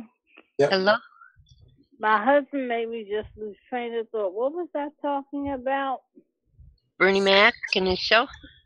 And how it compared to the Cosby show? Yeah. The Cosby show was supposedly show of middle class African Americans. The Bernie Mac show showed true African Americans how they live. Honestly, he took in his sister kids. That was really true. She was on drugs. He took in her kids and raised them. And how he raised them, that's how I was raised. And I thank God I was raised that way. And I'm a good citizen.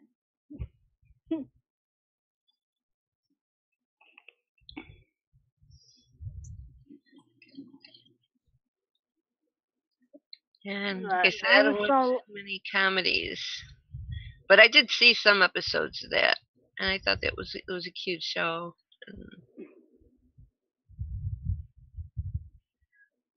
My husband just called me on the other line. He's like, "This don't make no sense. What you still doing up?" He missed me in the bed.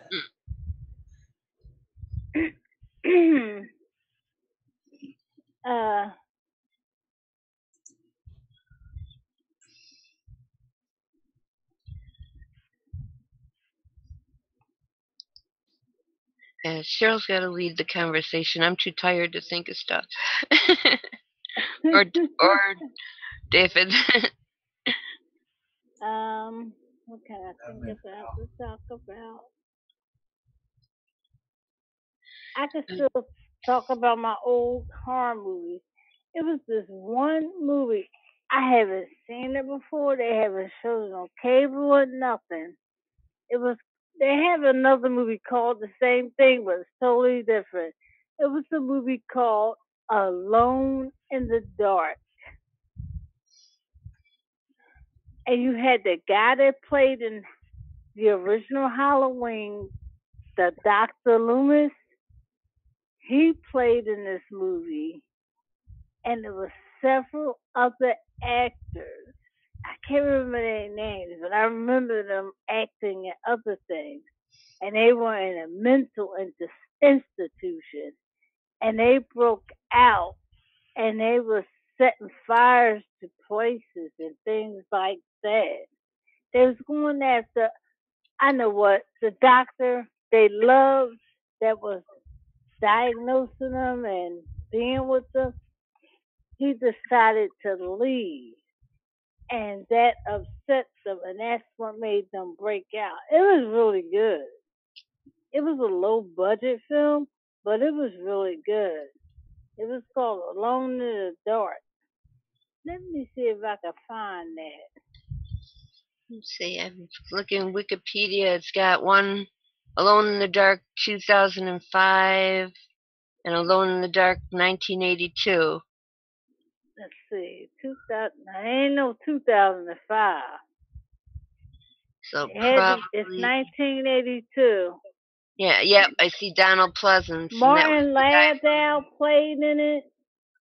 Yeah, it was familiar names. Jack Palance, Donald Pleasance. He died, God rest his soul, because he played in Halloween, and that was Halloween movie. And Jack Shoulder. They were all recognizable figures. It was low budget, but that was a good movie. Is that out of print too? I don't know. Here's Martin Landau was in it. He just died this week. I know, what's his other name who died just yesterday? George Romero? No, he played the father in Home Alone. Oh, Hurd. Really? Hurd. Yeah. No, God. John Hurd. It's kind of young. He wasn't. It said 72. I looked. I was thinking of John Hurt. Oh wow, he was 71. Or William Hurt. No, And John when I Hurt saw the was name, passed away yesterday. and I get them all confused because the names are similar. Mhm. I was like, oh no, it's the War Doctor, but nope, no, it's not. Yeah, because I said it was some pretty good actors acting in this movie in 1982. I was just in high school. Ooh. Showing my age. Oh, in the 80s? Oh, so you probably know what's in Philly? Heard of Cool C? Oh, Cool C? Yeah. That motherfucker, he fucked up his life. He's in prison, I think. Hell yeah, he on death row. Good thing the And he was governor here put death row on moratorium because he killed the first female police officer in this city. And I don't know why he did that. He had The Glamorous Life out. That was a hit song. Oh yeah. I remember my daughter, she was like a toddler. Ooh, the glamorous of his life. And he Think he did it did though? that. Yeah, he did. It was him and Steady B, the other rapper. Steady B is Steady B. That is incredible how that happened. They were like the best, like the Philly, like the beginning of like hip hop in Philly, and then the two main dudes, and then that happened. So that's crazy. Then Steady B break it down like was with them when they did it. So both of them, Steady B not on death row because he confessed. Cool C never confessed, so he on death row, and he's still on there, even though the governor put a moratorium on death penalties. And I can see why, because recently somebody that was sentenced to 20 years for, I think, a murder they didn't commit, he just got out. It happens too much. And that's another reason why people couldn't vote for Hillary Clinton, because she was for that damn death penalty. That's why Donna Brazile presented that damn question to her during that debate about the death penalty. Because I was like, oh, she answered that question so well. Now I know why. You know what? That's another slick snake too, is Donna Brazile. Yes. That's like, it's so slick, it's freaky, man. They come across real nice and cool, personable, and they'll stab you. I used to love her. Yeah, me too. I know, I liked Donna Brazile, and then she turned out to be just another one of them. You know, slipping debate question. Kind of. Keith Elderson, I'm thinking Keith Elderson is kind of like them too now. Yeah, well, he's always been. You kind of knew he was for the no-fly zone, like a while back. Mm-hmm. Or he's supposed to be he's a Muslim, right? And then he's bombing all these Muslim countries. That's crazy. Yeah, that's what I don't understand. Seems like he should be speaking out. You're a Muslim, but I don't understand. And I'm pissed off because every president that comes to office, they gotta stay from Minister Farrakhan. I mean, what he said and did way back in the day, let it the fuck go. I listen to him every time he makes a speech. I listen to everything he does. Yes, he's speaking the truth. Yeah. He is. And that's why they demonize him. That's why they demonize him. They make him out. They make kind of be like some. Oh, he hates the Jews. Why are we so invested and so, in guess Israel? What? Al Sharpton said all kind of stuff. Look where he at. He's all over the place. Yeah, I don't trust Al Sharpton. Don't represent the black community at all. No. And my thing is, why this country is so in love with Israel. And it got to do with money. You know what? I think Israel is a front. All that is a front for the military-industrial complex. For them to take. Israel is honestly the ISIS soldiers that are being wounded. They are taking them to their hospitals to heal them to go back fighting. That's disgusting. And we keep giving them money. I forgot how much Barack Obama gave them before he left office. Even before Obama, it's always been. Yeah. And it's not just Obama, it's the other administration. And I'm thinking, I can't stand that damn Netanyahu. I hope they get him on no corruption charges he's being investigated on. Because how can your people went through a horrific thing getting gassed and things like that. And you treating the Palestinian people like that.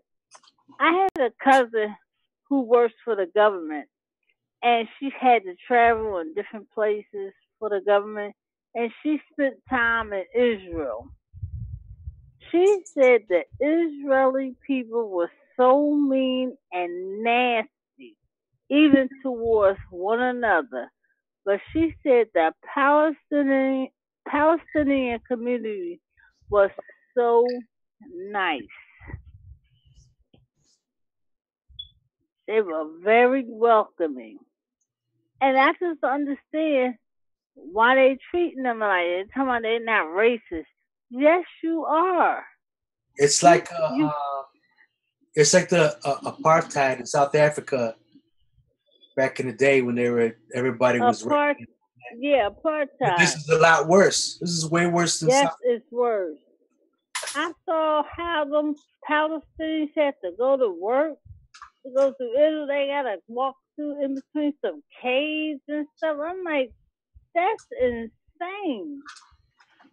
And like Bernie Sanders said, the Palestinians live in 40% in poverty.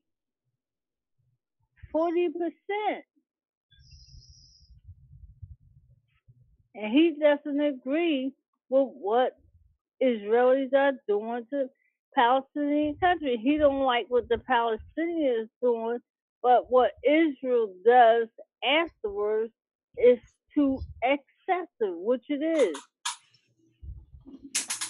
Thing is, the people that already live there, I mean, you really can't blame them for fighting back. Yeah, and they're not even fighting back with nothing. They're like throwing rocks. Right. Yeah, right. Rocks and get shot. Not even and a then fair fight. They're controlling their electricity, their water. Of course, we're all going to jail for this if they pass that new law. Oh yeah, what's going on with that? I got to dig deep with that. I'm just hearing about that. Like you can't criticize them, and if you do, that is messed up. Yeah, you can get up to 20 years for getting into the BDS movement, or wanting to boycott Israel, being against Israel. Well, I hope that bill don't pass, because that goddamn Schumer and Kristen Gillibrand is trying to pass that bill. I mean, you have the right to protest whatever you want to protest. Yeah, we'd be able to. Well, he should have been sitting there pushing for Medicare for all. The fuck. Yeah, instead of this bullshit. What is this? Okay. Yeah, that's right, man. This is some foul shit. This is evil. Here in New York State, though, you're never going to get rid of Schumer.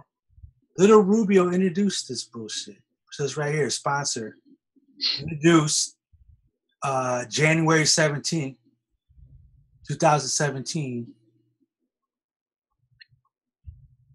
God damn, man. You know what? I seen Rubio in Florida, and I called him out as a fake long before he even got elected. So I'm going to have to do that again. Are you in Florida? What's that? Are you in Florida? No. Not right now. I'm in Michigan right now. Huh? And what pissed me off about that race, Alan Grayson was running for re-election. That's one of my favorite Democrats right there. The Democrats ran against them. The CCCC pumped their money and Patrick Murphy to run against Marco Rubio. That's a jump. And was putting hit pieces out on Grayson. And then Grayson lost. Yeah, they tried starting stories about how he was abusive to his wife and everything, and even his kids were coming forward and saying that's not true. It's our mom who was causing problems and not him. And he told the whole story on Tom Hartman's show. And mainstream media, the people are still in the bubble. And it's a shame. I've been done with MS mainstream media. I've been done with it was several years ago. Done, especially my husband said, go to independent media, start listening to this, start listening to that, and I started listening. He said, oh my God, I'm sorry you listen. You're a Trump supporter. No, I'm not. No, I'm Look at all not. these co-sponsors for this bill. Thing is, there really isn't any independent media news. It's all commentary. And you gotta watch analysis. independent media news like TYT. TYT is corporate. Yeah, they're not All really of a independent sudden, anymore. all of a sudden they got these couple of new black reporters on there now, and I'm like, I'm not feeling them. They had Sean King at first, but then they got these other guys.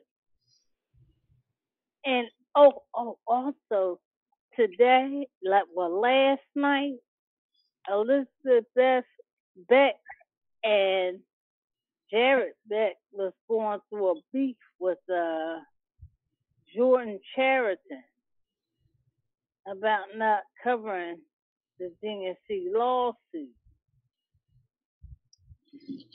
on Twitter. They was going back and forth.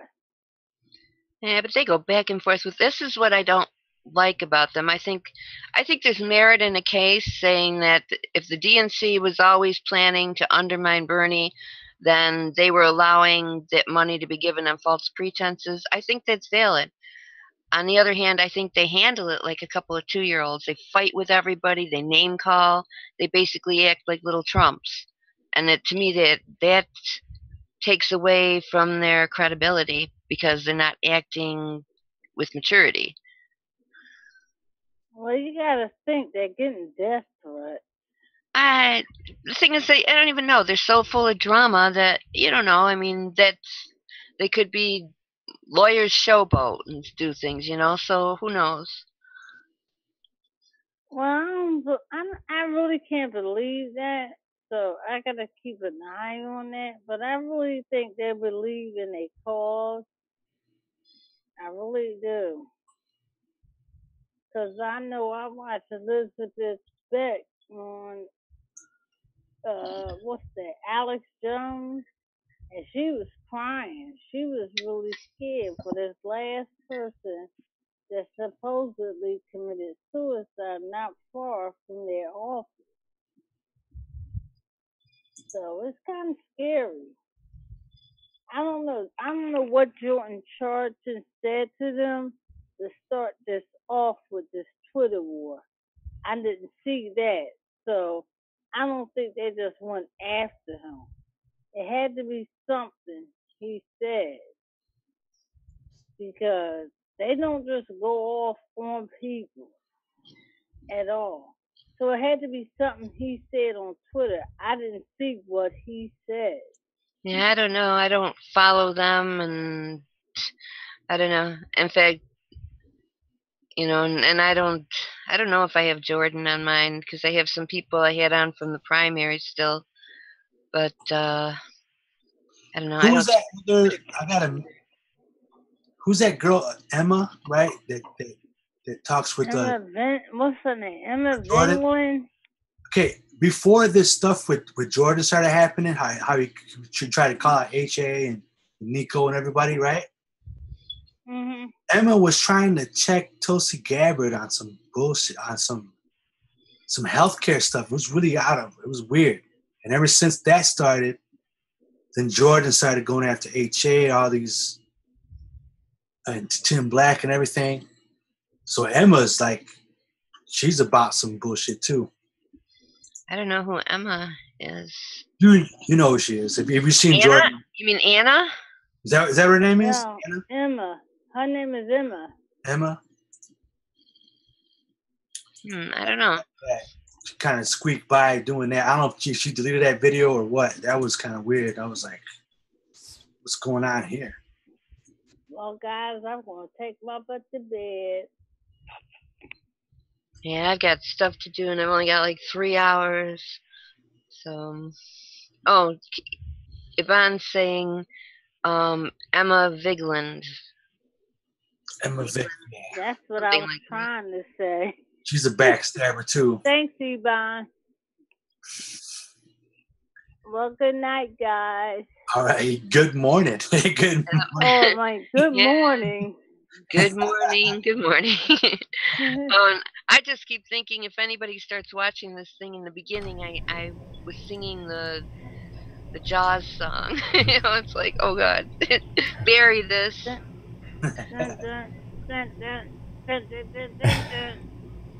right, guys. We'll see you guys on Monday.